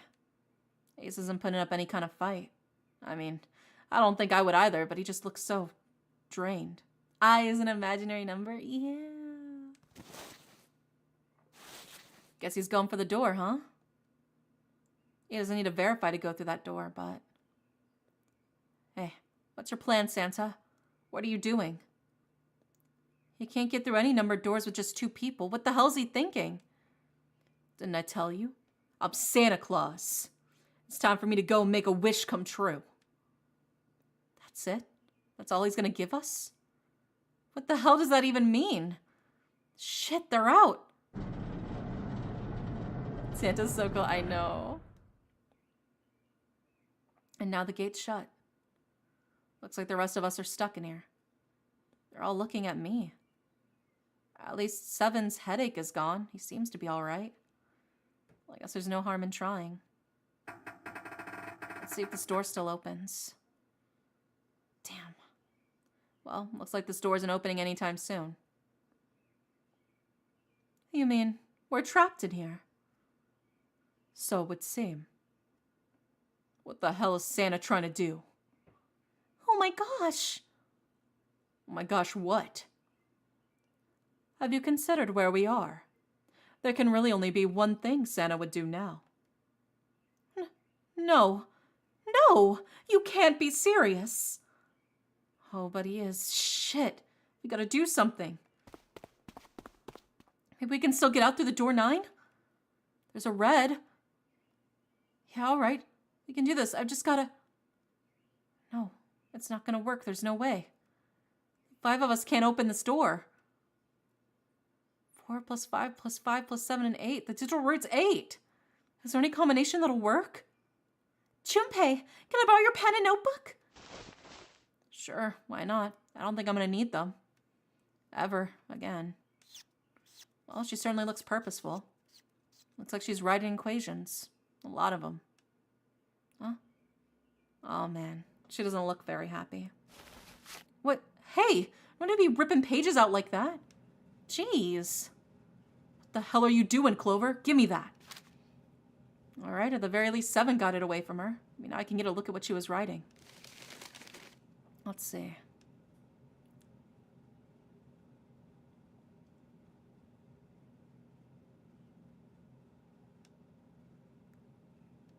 What? There's no other way? Lotus? Looks like she figured it out, though. Man, this is just too cruel. It's okay. Go. Lotus. Come on, you know we can't do that. Oh, don't give me that. I'm sure you'd love to get rid of me. God damn it, you idiot. Oh, where the hell did that come from? Looks like she expected that about as much as I did. Without a... If you're not... Well, it could be battle, right? Her copy sure doesn't have much confidence. Bad? Yeah. If there weren't assholes like you around, I'd be out of a job. Huh? Look, I'm just not leaving you behind, alright? End of story. 7. He's right. I'm not leaving you either. Me too. You didn't honestly think I'd abandon you, did you? Ugh, you're all idiots. Act as tough as you want, Lotus. We can all see that you're about to cry. That being said, however, I doubt we would be able to open the door anyway, even if we were to leave Lotus behind. Huh? Why? I trust you remember what happened to Ace. I couldn't, see exactly what happened, but I was able to guess what he was attempting to do earlier at the Red. Oh, yeah. No. What is this? Why?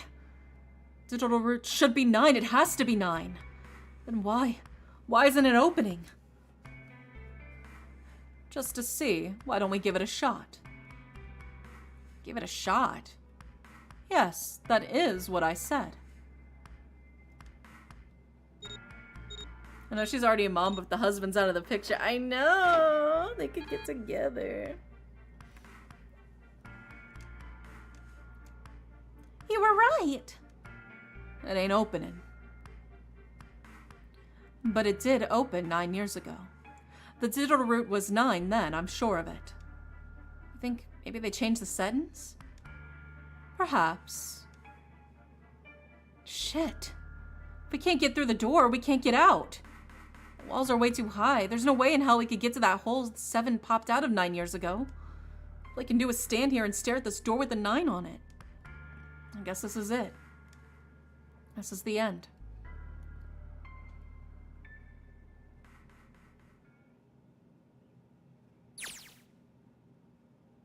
I was watching. I had watched everything that was reflected in his eyes. I was listening. Every sound that vibrated in his eardrums I heard. Smell, taste, touch. I felt everything he felt. I knew. I knew everything about him. What he was thinking, what he was feeling, what he was sensing. All of his feelings and worries and fears became mine. My mind, my consciousness, was inside of him. Through the morphic field set, we were resonant, and we were as one. I was him, and at the same time, I was an observer. It started with a tremendous noise like a clap of thunder. That was approximately 9 hours ago. A bomb had gone off on the ship we were on. That was when my resonance with him began. My resonant event melted into him, and we became one. Inside of Junpei. Somehow, I found myself in Junpei's mind, 9 years in the future. But I didn't lose myself. I was living in two realities at once. One was the present, and the other was the future. Perhaps you can think of it as two movies showing on the same screen at the same time. Eventually, it becomes difficult to separate them and determine which movie is which. However, if I concentrated, I was able to focus on one or the other. That was why I was able to grasp what was happening in front of me. "Come on, over here!" That was my brother, Aoi. He was yelling. I followed him. Around me were 7 other children. They all looked like they were about my age. "Come on, hurry up!" We ran down a long, straight hallway and burst into the large hospital room.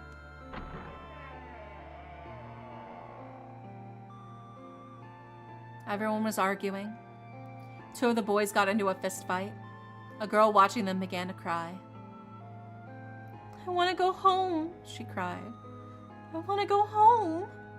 Another girl slapped the crying girl and glared down at her. It's been 2 hours since the Nonary game began. We were starting to fall apart. But just when all hope seemed lost, Light started talking. He was blind. 9 years later, you would call him Snake. "Hello, everyone. Could you please come over here for a moment?" He was older than most of us, and his voice had authority and dignity. The fights died down, and we gathered around him. "I have a little sister. She is very important to me. Right now, she is over in Building Q and is desperately trying to send information over to me. Her name is Clover, and today is her 9th birthday." As he spoke, he pulled something from his pocket. In his hand were 9 4-leaf clovers. "I was going to give these to her as a birthday present. I was outside picking them when I was abducted. I'm sure I've already told you, but I am blind. For a man who can't see, collecting 9 of a very specific plant is, well, it is difficult. But my sister means a great deal to me, and I hope that these would show her how much I cared for her. Since it's her 9th birthday, I thought 9 4-leaf clovers would be appropriate. Every one of you has a brother or sister in Building Q with Clover. For their sake, we have to survive. We have to get off this ship. Do you understand? If we're going to do that, there are 3 things you have to remember. We need trust and love, and we have to have faith in one another. If we can take all 3 of those to heart, then I promise that good luck will come our way. Did you know that the leaves on the 4-leaf clover mean faith, trust, love, and luck? Those words are leaf words. So, if you believe what I told you and you understand, then I want you each to have one of these. They're a promise between friends." He gave a clover to each of us. I took one too. Eventually, he was left with only a single 4-leaf clover. He had one last thing to say. "Now, don't ever forget. So long as you have that, we will always be connected. Do you understand?" When he finished, the tension of only a few minutes before was gone. We were calm. Clover the little shit was like, "I'll just say my real name as a code name and they'll never know." I mean, it's true.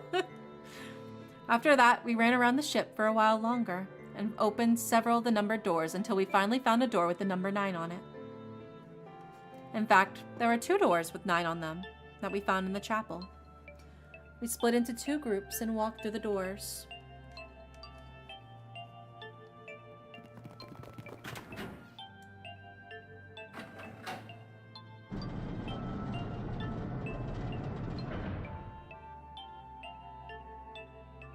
Before long, we all found ourselves in a room with a ceiling that looked like an upside-down funnel. For some reason, this room had another number 9 on it, but this time it was only 1. But if there was only 1 door, that meant only 5 people could escape. What are we gonna do?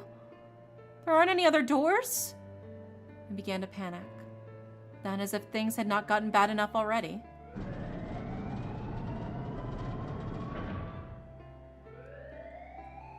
warning. Warning.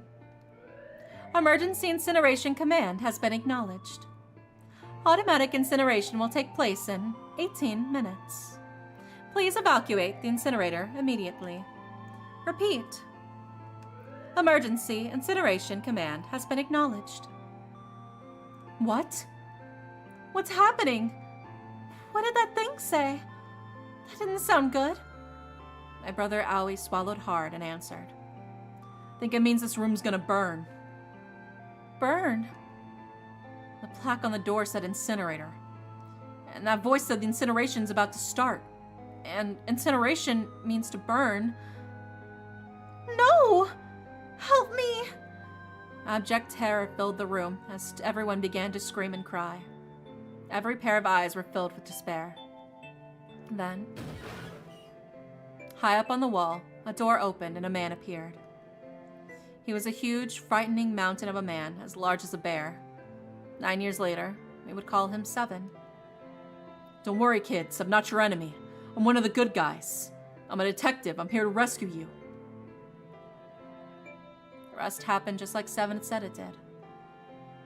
The 4 of us who stayed behind were saved by 7. We crawled through the vent away from the incinerator and slid into the hall. We came out on the other side of the door 9. On the wall opposite the door was a set of double doors. We went through those and began to run up the spiral stairs. As we ran, I led the way. Behind me were Nona, my brother Aoi, Snake, and 7. The other children, the ones who'd gone through door 9 before us, were up ahead. I heard them cheering each other on. We ran and ran and ran. We leapt across many stairs as we could, kept running. The stairs spiraled upward like a tornado. Eventually, I pulled ahead of the rest. Perhaps Nona had slowed them down.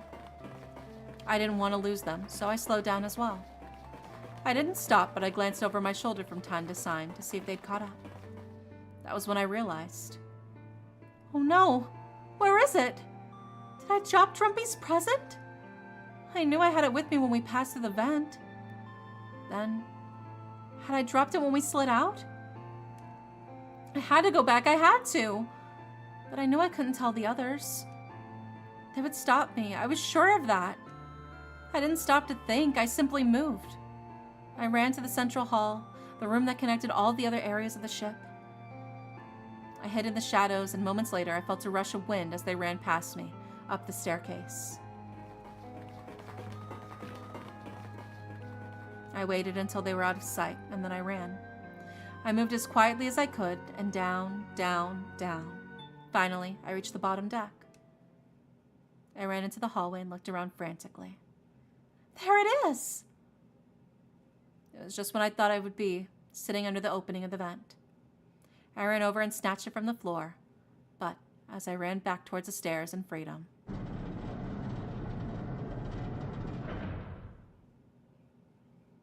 the door to the incinerator opened, and a man stepped out.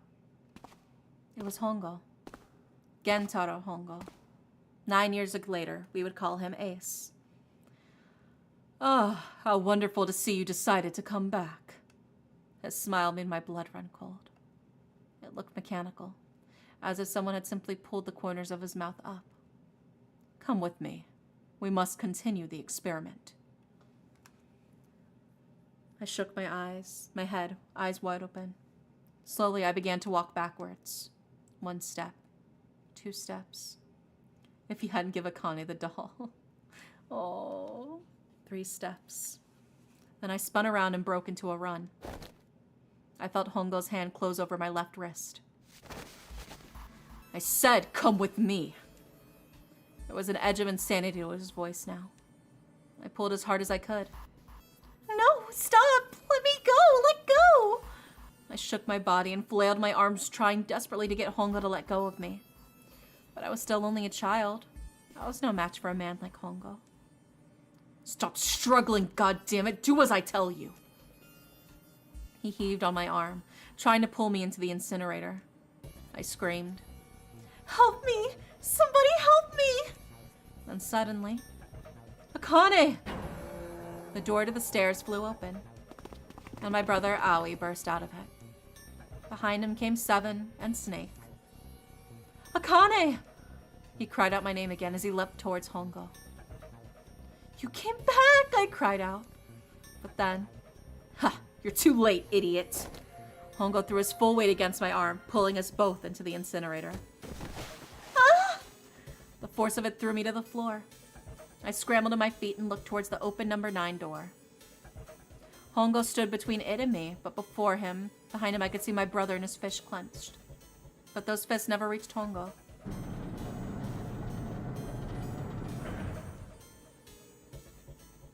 With the cold, heartless screech of metal on metal, the door slammed shut. Hongo glanced at me mechanically, his face registering that there was an object there, and not anything he would consider a human being. Then he turned away and walked to the red that sat next to the door. He reached into his pocket and removed 2 bracelets. He waved them both over the scanner panel. 2 asterisks appeared on the red. He checked the screen, then tossed the bracelets carelessly onto the floor. What was he doing? What was the point? He made no effort to explain himself, of course. He said nothing at all and walked past me as though I were nothing more than a rock by the roadside. A few moments later,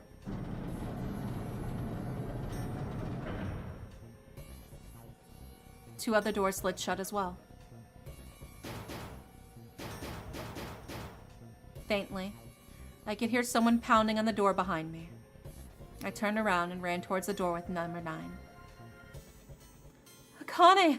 Akane, are you okay? I could hear the voice from the other side of the door. A worried, frightened voice. Help me! My throat was already raw, but I screamed as loud as I could. My voice echoed lonely around the empty room. What should I do? I think I'm trapped in here. Where's Hongo? He went out the other door. What? Then it started again. Warning. Warning. Emergency incineration command has been acknowledged. Incineration will begin in 18 minutes. Please evacuate the incinerator immediately. Holy shit. Man, I knew what I was gonna say, but that is one hell of a creepy voice. I knew it. It's starting. Santa started the incinerator. Fuck. Man, I never thought I'd hear that damn voice again after 9 years. What the hell? What the hell? What in God's name are you talking about? 9 years this and 9 years that when it's not 9 years something you're talking about some sort of a fucking experiments? You aren't making any sense. I'm sorry, Lotus, but we really don't have time to explain it right now. I promise I'll tell you everything once we get out of here. But incineration will begin in 17 minutes. You know what that means, right? Incinerate means burn. What kind of idiot do you think I am? I know what incinerate means. Well, God damn it. Okay, fine. I won't ask anything else. Talk about whatever you want. But you have to do something for me. 7, figure this out.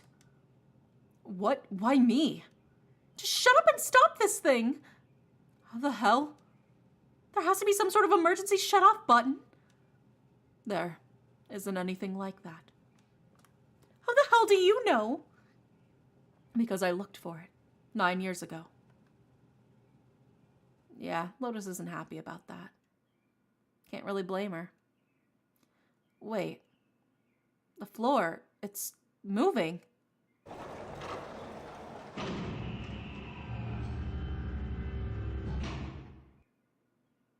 What else can I say about it but... What the hell is that? What is that? What else could I say? The floor opened and a machine rose out of it. It looked like a computer. At least it kind of did. There was a monitor, a keyboard, and a cross-shaped device of some kind. Something about the machine scared me, but I forced myself to walk up to it. I was terrified. Tears poured down my face. I wiped them off, even as more took their place, and forced myself forward. Finally, I reached it. I looked at the screen. It was blank. All I saw was my own frightened face staring back at me from the glass, drenched in tears. All I can see on the screen is a reflection of my own face.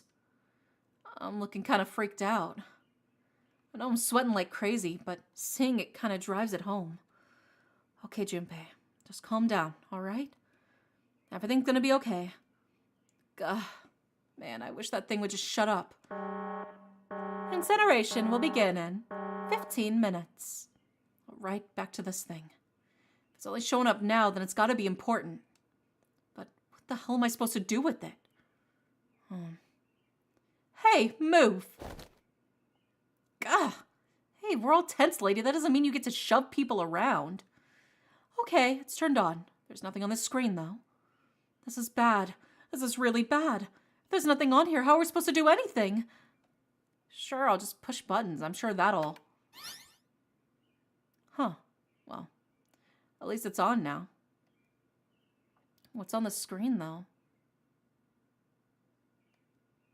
What is this? What's up? Looks like some sort of puzzle.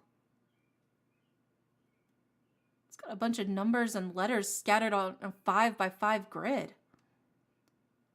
The numbers range from 1 through 8. Do you think if we solve this puzzle, the incinerator will stop? Yeah, well, we can only hope, right? All right, puzzle, how do you work? Oh, man, goddamn voice again. Incineration will begin in 13 minutes. Shit, 13 minutes? Can we really do this? My heart feels like it's gonna pop. My heart was pounding like it was about to explode. I stared at the puzzle on the screen. I was sure I had to solve it somehow, but I had no idea how. My connection to Jumpy had been gone for a while. His mind was gone. I couldn't get any information from him. I felt the seconds tick by as I stared at the screen, completely lost. My cheeks felt hot as tears poured over them. Then I heard a voice. Hey, what are you doing? It was muffled. I turned around. Pressed against the window in the entry door was a face, a frighteningly evil face. It was Hongo. How long had he been watching me? Aw, don't know what to do? He was yelling, but his voice was still muffled. It's simple, really. But I suppose I might as well tell you. Just solve the puzzle in that machine. His laughter was muffled by the door, but it still tore at my heart like the claws of a vicious monster. I bit my lip and glared at Hongo, struggling to hold back hot tears. You're a terrible person. I hate you. Oh my, how could you call a gentleman such as myself a terrible person? That's not very nice. I'm quite fair. I don't use tricks or play dirty. You see, I even left you a way out. A way out? Didn't you hear me? All you have to do is solve that puzzle. Do that and you can stop the incinerator. What's the point of stopping it? You only captured me and make me do this all over again. I'm not gonna listen to you. You're just gonna throw me back in here. I might as well just die now. My goodness, haven't you listened to anything I've said? I told you, I'm a fair man. Huh? If you solve the puzzle, the verification function on the red will in turn activate. If this experiment is to deliver valid results, there must be a chance of success. If you succeed, you will escape. The verification function of the red? Then I remembered. Before Hongo left the room, he'd scanned 2 bracelets into the red. Ah, so you do remember. Right now, there are 2 numbers in the red. The first is 1, and the second is 3. Say, Akane, what's your number? I looked down at my left hand. The face on my bracelet showed a 5. 1 plus 3 plus 5 is 9. I ran to the door with the number 9 on it. I grabbed the red and put my hand against the scanner panel.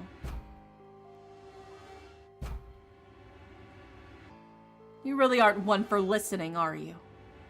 I heard Hongo's muffled voice from across the room. I already told you, didn't I? Once you solve the puzzle, the verification function of the red will activate.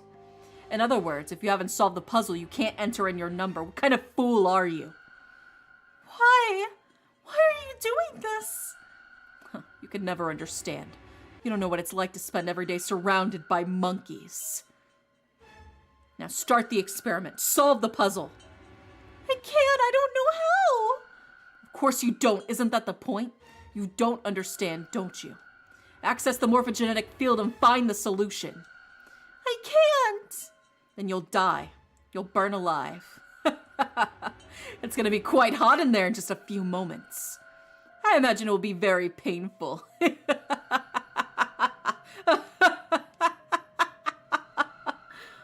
His horrible laugh echoed across the room, and even after his face disappeared from the window, I could hear it. Incineration will begin in 10 minutes. I was crying, great gulping sobs broken by hiccups that shook my body. I was terrified.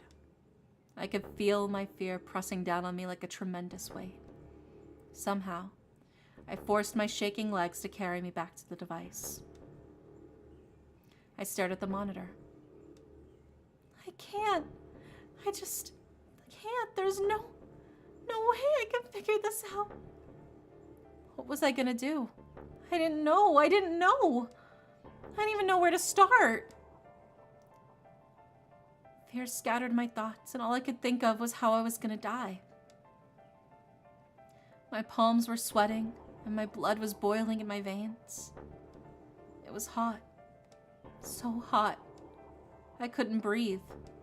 I felt dizzy. My heart roared in my chest as if it would pound itself to pieces.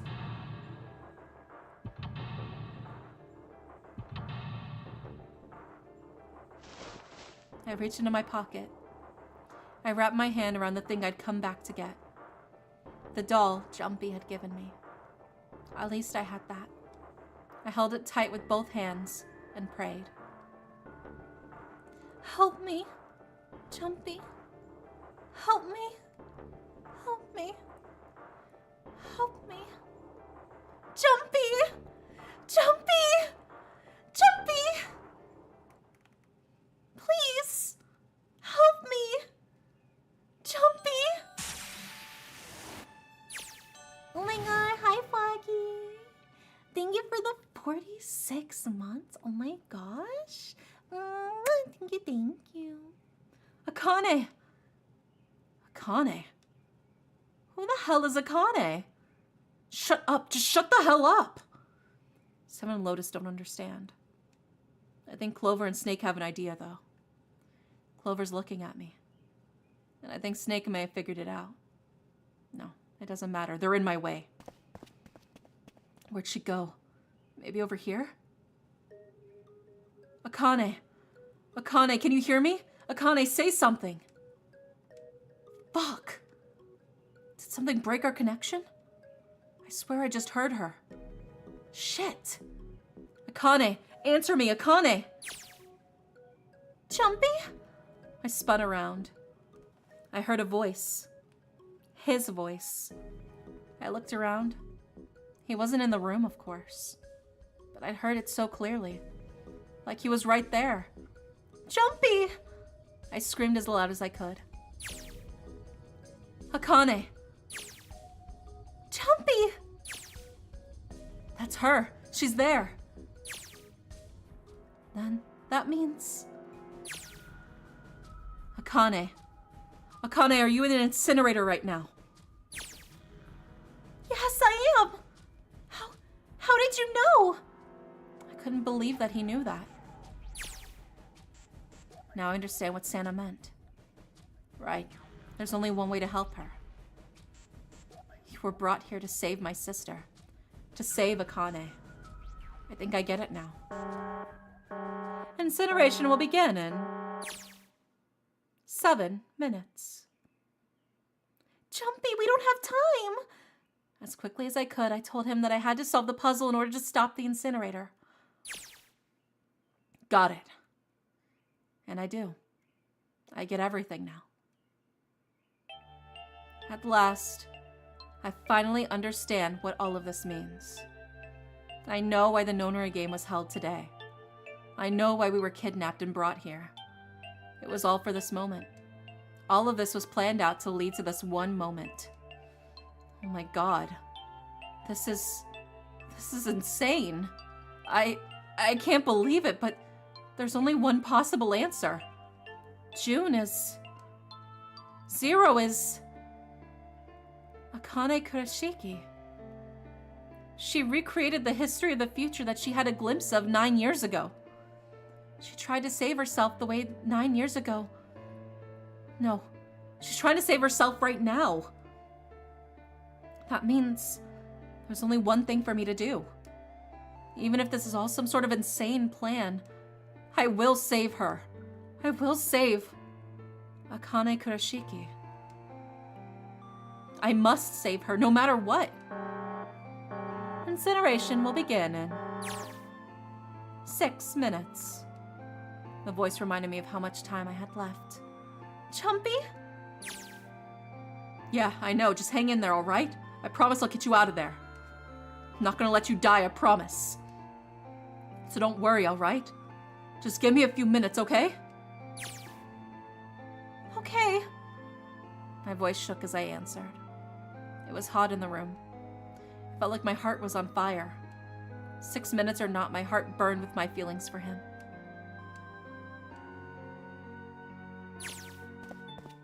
All right, time to get to work, Junpei. Is Snake talking to them about something? Whatever, it doesn't matter. Get out of my way. Hey, what are you? Just trust me, okay? Sorry, Lotus, I didn't mean to snap, but there's a lot more at stake here than your pride. I'll apologize later, all right? Let's have a look at this thing. I got numbers all over this grid. I think the panels are out of order. So I just need to switch these out. Staring isn't gonna accomplish anything. I'll just have to try it. Think of what I did all those times before. I'm gonna do this on my own, with my own mind. I'm gonna solve this problem. Seek a way out. Here it is. The final puzzle.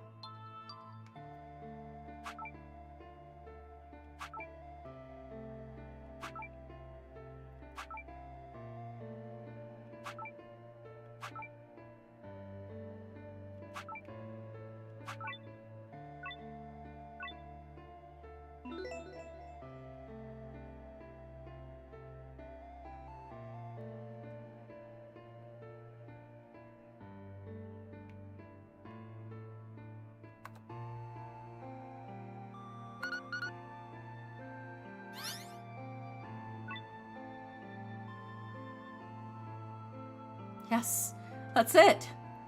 Akane, did you get it? Yes, I did. I solved it. I mean, really, you solved it for me, but I copied everything you did. Now I just have to press enter. What the hell are you waiting for? Push it. Okay, I will.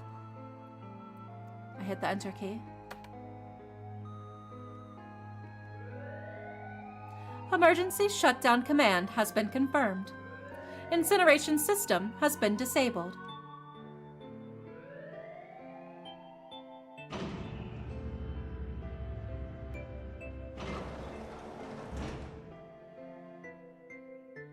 Jumpy! It worked! It worked! The incinerator shut down! It worked! Tears rolled down my face as I cried out to him, but they were very different sort of tears. A wonderful feeling of accomplishment and relief flooded my body. At the same time, what strength I had left disappeared and I collapsed on the floor. For a while, I just laid there, laughing and crying and enjoying being alive. Every time I thought about him, my heart would burst.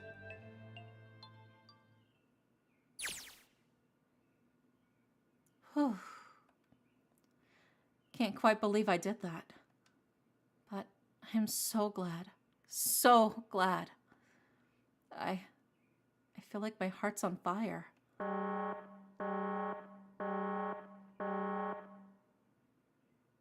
No, I don't have time to be thinking about that kind of shit. I need to tell Akane.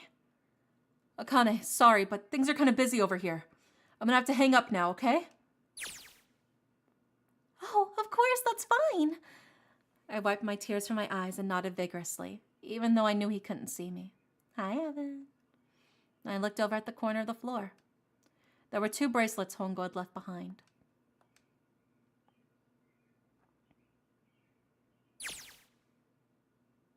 Now, well, Seven and Lotus don't look particularly happy with me. Not a very nice look to give someone who just saved your lives, guys. Junpei, are you? Okay. Ah, shut it. Right, okay, so maybe they have a reason to be pissed off. So what if I haven't pressed the enter key yet?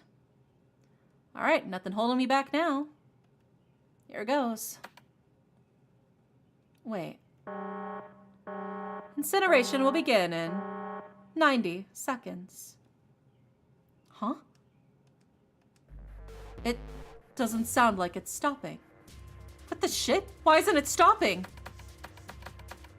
Okay, maybe I didn't get the key hard enough. Just hit it again. And again.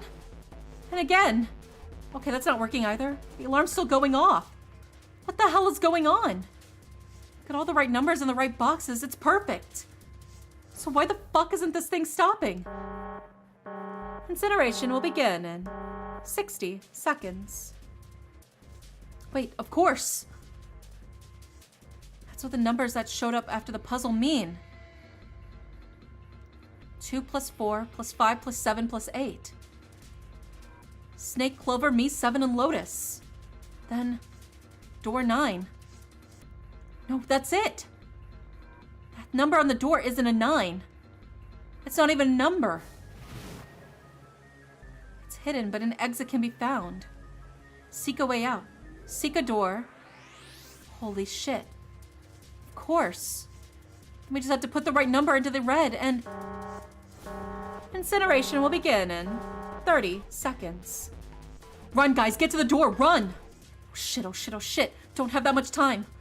Man, I sure hope they can trust me on this one, or we're all fucked. Alright, no time to explain, just go. Quick, verify your numbers on the red. Verify? Who? What combination? All of us. We all need to verify. Why? You really think this is a good time to ask questions? Just do it. Hurry, hurry, hurry, hurry, hurry. Incineration will begin in 10 seconds. 9, 8, 7, 6, 5, 4, 3, 2. Central gate has been opened. Incineration system has been disabled.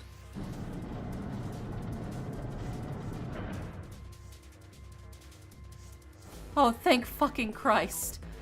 No. No time to be happy. Time to go. Hurry, we've only got 9 seconds before the door closes. Go, go, go! Come on, guys, move it. Okay, they're all through. Move it, Junpei. Just in time.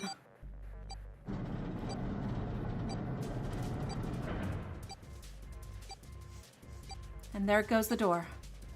No, don't calm down yet. You're not done. Still gotta find the dead.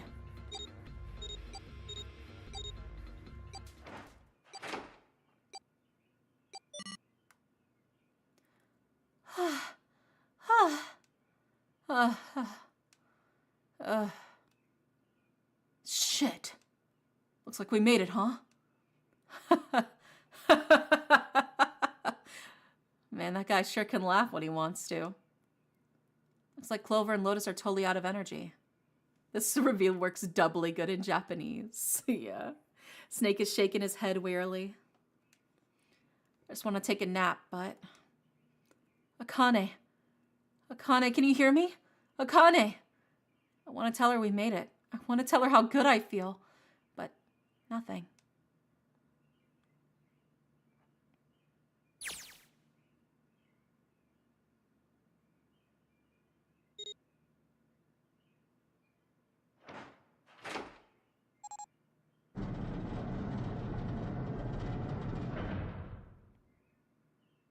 The door opened.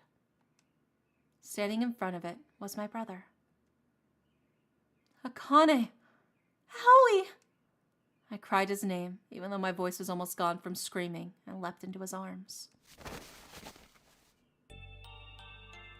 Oh, Howie! Akane! I buried my face into his chest and cried again. I cried and I cried and I cried. The steady thump of his heart in my ear made me feel like I was home. Its beat was almost like a lullaby. I wrapped my arms around him as far as they would go and held him as tight as I could. Just to be there felt like a miracle. I hadn't felt the warmth of another human body in what seemed like an eternity. I just wanted to stay there in his arms forever. But I couldn't. The moment I passed through the door, my bracelet had begun the countdown to death. I leapt away from him and looked around. The door had already closed. I spotted the dead only a short distance away. It took me only a moment to get to and scan all the bracelets. I left the ones Hongo had dropped on the scanner panel. That was it.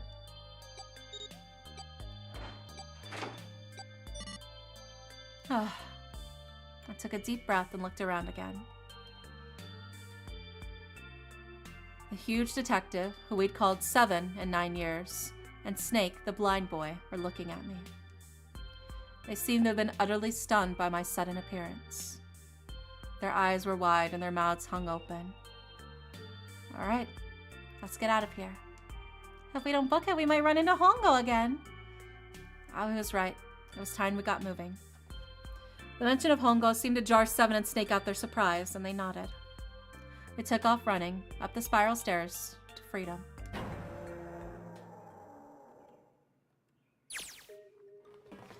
Time for more running. But if they can get us out of here, no wonder we're running so hard. Hi, Bunny. Welcome in. My heart's beating so hard I can barely hear. God, I can't wait to breathe real air again. Huh? Is 7 talking? Hey, Junpei, can I ask you something? What's up? That door, the one with the 9 on it. Why'd it open? Yeah, all 5 of us verified our numbers on the red. 2 plus 4 plus 5 plus 7 plus 8 is 26. That makes our digital root 8. It shouldn't have opened. That's not like you, Lotus. I thought you would have figured it out already. Huh? Why? Because you were the person who taught me about the idea of bases. Bases? Yeah, what are the 2 numbers in base 2? 0 and 1. About base 10? That goes from 0 to 9, right? And how about base 16? 0 to F. After 9, it starts at A and goes from there. B, C, D, E, etc. You're right. In other words, A in base 16 is 10 in base 10. B is 11, C is 12, D is 13, and so on. So, what about it? You don't get it? What if we keep going with that pattern? What if you go all the way past base 16 all the way to base 27? Base 27? Yeah. Well, the numerical digits are the same. So I guess you'd add alphabetical digits. E is 14, F is 15, G is 16, H is 17, I is 18, J is 19, K it's 20. All the way up? Yeah, and then what comes after that? Q! 26. What does that mean? That wasn't a 9 on the door. It was a Q. A fucking lowercase q. Yeah, that's pretty much it. I guess to put it another way, you could say it was a 9 in base 10, but a Q in base 27. Time for my running. God, my thighs are killing me. I swear any moment now I'm gonna tear a muscle. I feel like every single cell in my body's dying for air.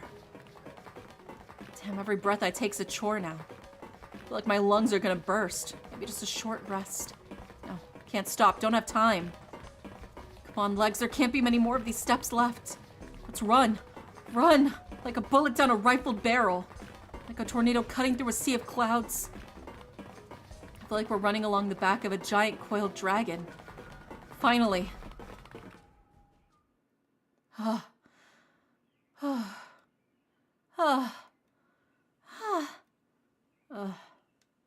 Yeah, Q and Q. I know. Yeah, it's such a good like double word.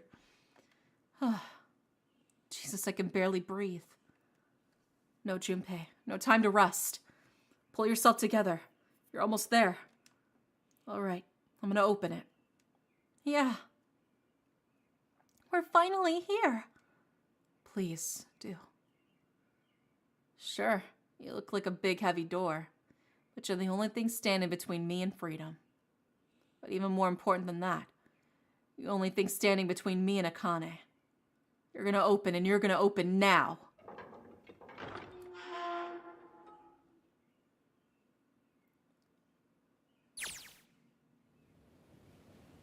I felt a hand on my shoulder. It was Aui's. He gave it a small, reassuring squeeze. I was so happy, I felt like I could melt. My heart was at peace. And not only because my brother and I were back together again. Thanks to the huge detective, all 9 of us who had been kidnapped were finally able to escape from the gigantic. On the distant horizon, we could see the faint outline of the ship as it sank. It gave a thunderous roar as it finally slipped beneath the waves. Its last cry echoed out across the ocean, and then it was gone.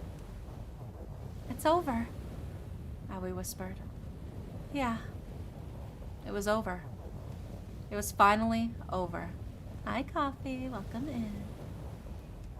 Or was it? Was it really? No, that was wrong. That wasn't it at all. I was sure of it. This wasn't the end. It was only the beginning. This was only a prologue to what would happen in 9 years.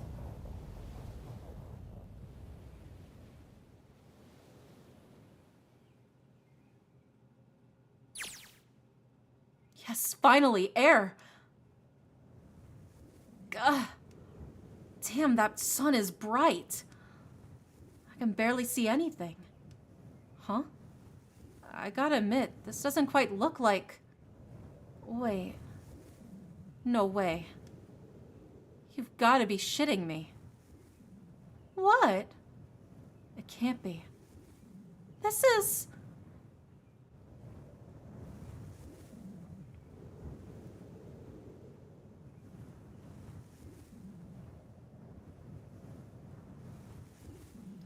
This is the building in the Nevada desert. The mock experiment building. Oh my god. This whole time, we were in Building Q. Sure enough, that's a desert out there, with mountains all around it. Hello there, son. Boy, am I ever glad to see you. I don't think I ever have been so happy to see a sunrise. Huh? Did I just hear something fall? Right, our bracelets. I guess I never really got a good look at the underside of one of these. Let's see what's inside you. Just a little electronic chip, like in an ATM card. That's it. There's nothing else. Nothing that even looks like a detonator. There was never a detonator to begin with. Figures. Akane. Jumpy.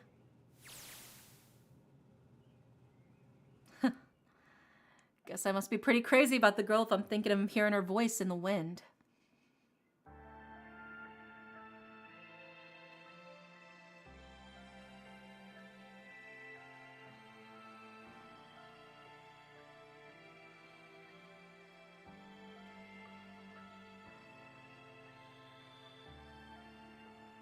We did it! We escaped! We found the door! We got out! We beat the game! The whole game!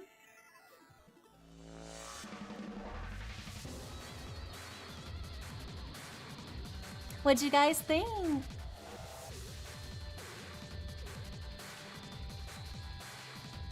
Did you like it?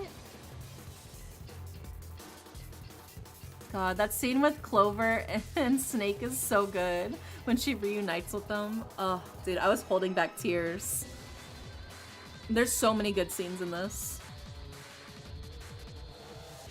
I bet y'all didn't see that plot twist coming, though. Who would have guessed that really Akane was Zero?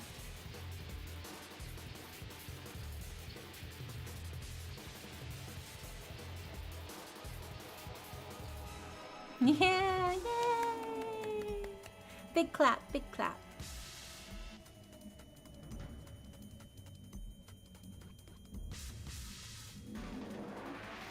Look at that.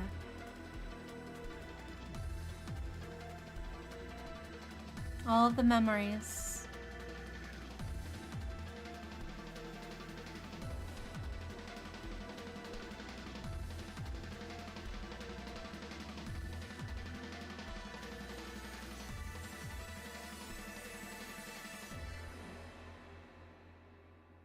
Yippee!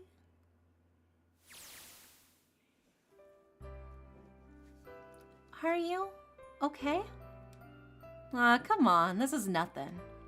Really? Yeah. You don't look okay. It was just before the end of elementary school.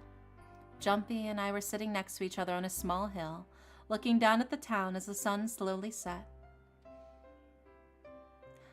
How does it look then? He was half serious and half joking. I thought about it for a minute at first. Well, let's see. It looks like you kissed a toad and got warts, but then they kept growing and growing. What does that even mean? Junpei grinned and... Ow! Ow! Ow! Ow! Ow! Ow! Ow! Ow. See, I told you you're not okay. You're too reckless.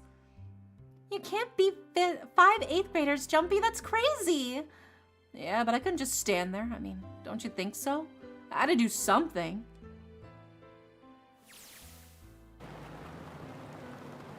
Look at the Nevada desert go past. For an SUV, this thing is a pretty smooth ride. Sure was nice of someone to leave it for us outside the building. Keys in the ignition, gas in the tank. Almost like it was present, you know? Anyway, we jumped in and now here we are, screaming across the desert. Lotus is over there in the passenger seat. Snake and Seven and I are all squeezed in the back seat here. Still can't believe we let her drive. Woohoo! This is so fun! This is so awesome! Driving's so great when there's nothing around and there's no speed limit. Hey, Clover, watch those bumps, all right? The car jumps even a little, and I think I'm gonna get crushed to death. Hey, shut it. I can't help it if I'm big, all right? Suck it up. Why don't you drive, Seven? I'm a cop. I ain't gonna break the law. He doesn't have an international license. Yeah, but you could have just sat in the passenger seat. Oh, hell no. There's no way I'm giving up this seat. And Clover, there's no need to slow down. The car Santa and June are in should be somewhere down the road ahead of us. Yeah, I saw some fresh tire tracks going out. There's no doubt about it. Then we've got to hurry if we want to catch them, don't we? Sure thing. Oh, shit. God damn, she doesn't have to drive so fast. Man, I didn't even think a car like this could go that fast. For sure throwing up a lot of dust.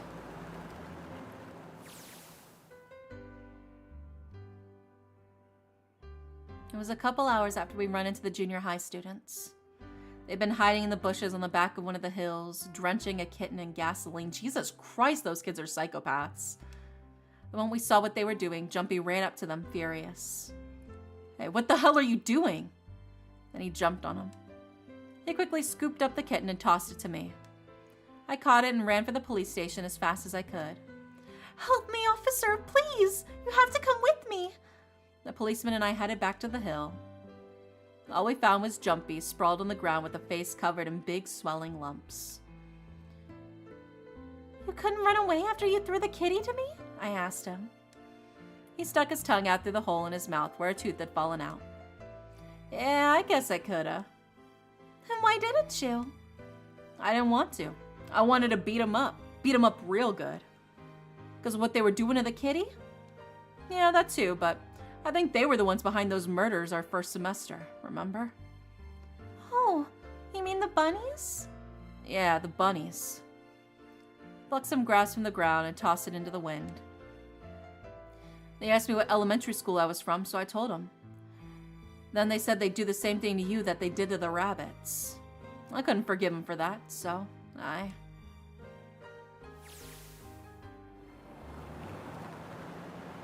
Hey, there's still some stuff I don't get. Of course, they probably don't know any more than I do. Like Ace. Well, I guess I should say Gentaro Hongo. Why did he create the Nonary project? Anybody? Any ideas? Why don't you ask him yourself? Well, yeah, I guess I could. He's still in the trunk, I assume. Yeah, he is. Still tied up, I'm assuming, with his mouth taped shut. His eyes just look empty. No emotion. He looks like he's just given up. I wonder if he cares what's going to happen to him anymore. Hey, were you listening to us? Yeah, go ahead and try to pretend you weren't, you old bastard. Let's get that tape off your mouth. Come on, I know you were. Answer me. You can at least look at me when you talk, man. I only wanted to see the faces. Human faces. I thought if I could gain the ability to access the morphic field set, then perhaps I could see faces. By peering into people's minds, you could understand how they were processing the expressions of others. That's it? Yes, if you want to put it simply. But if you're looking for a more philosophical answer, I can supply that as well. You see, the human collective consciousness. I think that's enough out of you, pal. Time for the tape to go back on. All right, so what's your second question? You said there were some things you didn't get, didn't you? Well, somebody's a little nosy. Well, my next question doesn't really have anything to do with you two. This one's for you, Seven. It's about the whole Alice thing. What's the deal with that? Well, see, 9 years ago, after I escaped from the Gigantic, I kept going after Hongo on my own, hoping I'd catch him when he finally slipped up. During the course of my investigations, I learned a lot more about the Gigantic. I also found out about Gordain and Alice. You're not really answering my question. Was there actually a girl who wouldn't melt at room temperature?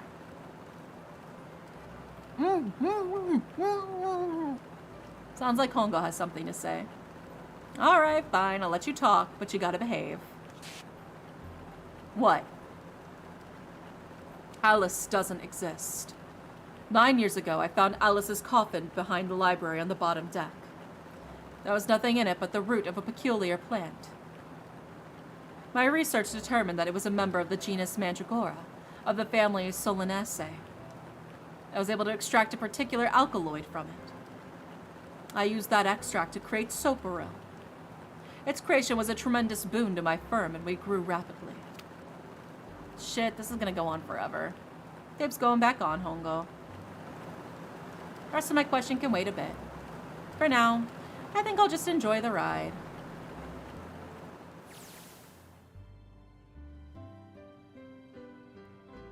Here, this is for you. What's this? This is a for you doll. His name is Junpei. Junpei pulled something out of his pocket and shoved out his arm towards me. In his hand was a doll made of yarn, small enough to fit in his palm. Jumpy, are you sure it's a for you doll? Huh? Yeah, that's what the lady at the shop said. That means it's for you, right? Are you sure it's not a voodoo doll? What? That's... Oh, man. Oh, man. Well, it sure looks like a voodoo doll, I mean. You do know what voodoo doll is used for, right? Yeah, I guess calling it Junpei isn't a very good idea then. Why are you giving me this anyway? It just seems really sudden. You know how after June, we aren't gonna get to see each other too much? I mean, we're gonna be in different schools, and I just thought I'd, Oh, okay. Well, how about we call it June then? Okay. So I wanted to give you this. You sound like some sort of tribal chief in a bad movie. Yes, I, head of tribe. The stall. Traditional charm of tribe. So I give this. It me. So we always together. Oh, Jumpy. If something bad, then hold and pray. I go wherever you are. So here, take. I reached my hand out and picked up the doll gently. Thank you. Thank you so much, Jumpy. Before I knew it, I was crying. Tears streamed down my face and fell onto June's tiny yawn body. Oh, Jumpy, I'll never forget you. I promise. Jumpy looked straight into my eyes and just said 5 words. I'll never forget you either. The sky was a beautiful crimson red as it melted down towards the horizon. The last golden rays of sunlight stretched out across the city and painted themselves across the hills. We sat, bathed in warm light of the evening. Transmitters have red and receivers have blue. Yeah. That's why Junpei wears red and Akane wears blue.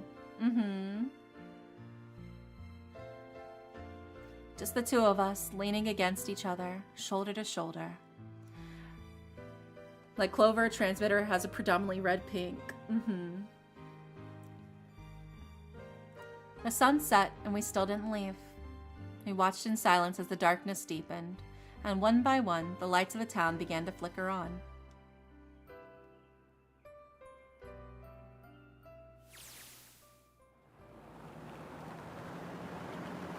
There's still one thing I don't get. To be honest, it's the biggest mystery as far as I'm concerned, and also the only one that's really important. It has to do with June and Akane. 9 years ago, she died in the incinerator on the Gigantic, but she's still alive now as June. But how? Was it because I tapped into the morphic field set and saved her 9 years ago?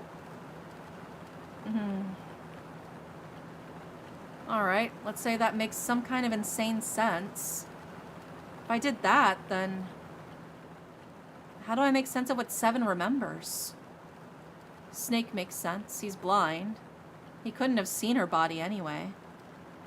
But Seven, he said he was sure he saw it. Does that mean there's some kind of historical discrepancy? Or, wait, maybe that's not it at all. There is one other logical explanation. Was what you told me the truth, Seven? You look satisfied. No. No way. He couldn't. Hey, look! Over there! There's somebody next to the road! Huh? What?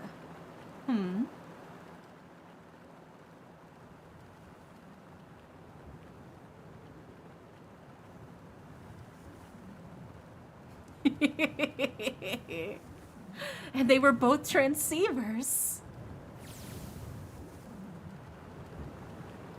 The burning gaze of the Nevada sun pounded down on her head. The desert around her rippled with heat. Standing there on that shimmering plain was a woman with her arm out and her thumb up.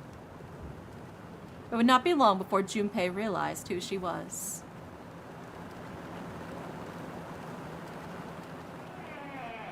Damn, those were some fine pieces, I know. The end!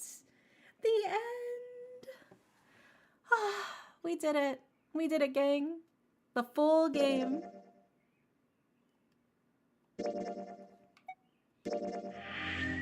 There it is. The final complete. We finished the whole novel, baby. The whole novel is complete. Yippee! I know, we did it! And now that means next time we can start on Virtue's Last Reward, the sequel. So that'll be exciting. Long stream. Yeah, I told you guys I wasn't gonna end it until we beat the game. And we finally beat the game. Yay! I hope you guys really like this game. This is a game that's really, really near and dear to my heart. I love this game so, so, so much. So I was really, really excited that I could share it with you guys. And I can't wait to show you guys Virtue's Last Reward, which is also a really good one. I did like Virtue's Last Reward a lot. So I think you guys will like it too. It'll be a lot of fun. It got crazy. Yeah, it went crazy style. It went full sicko mode, man. It was absolutely bonkers. All right, let's see. Who is online? Who can we raid?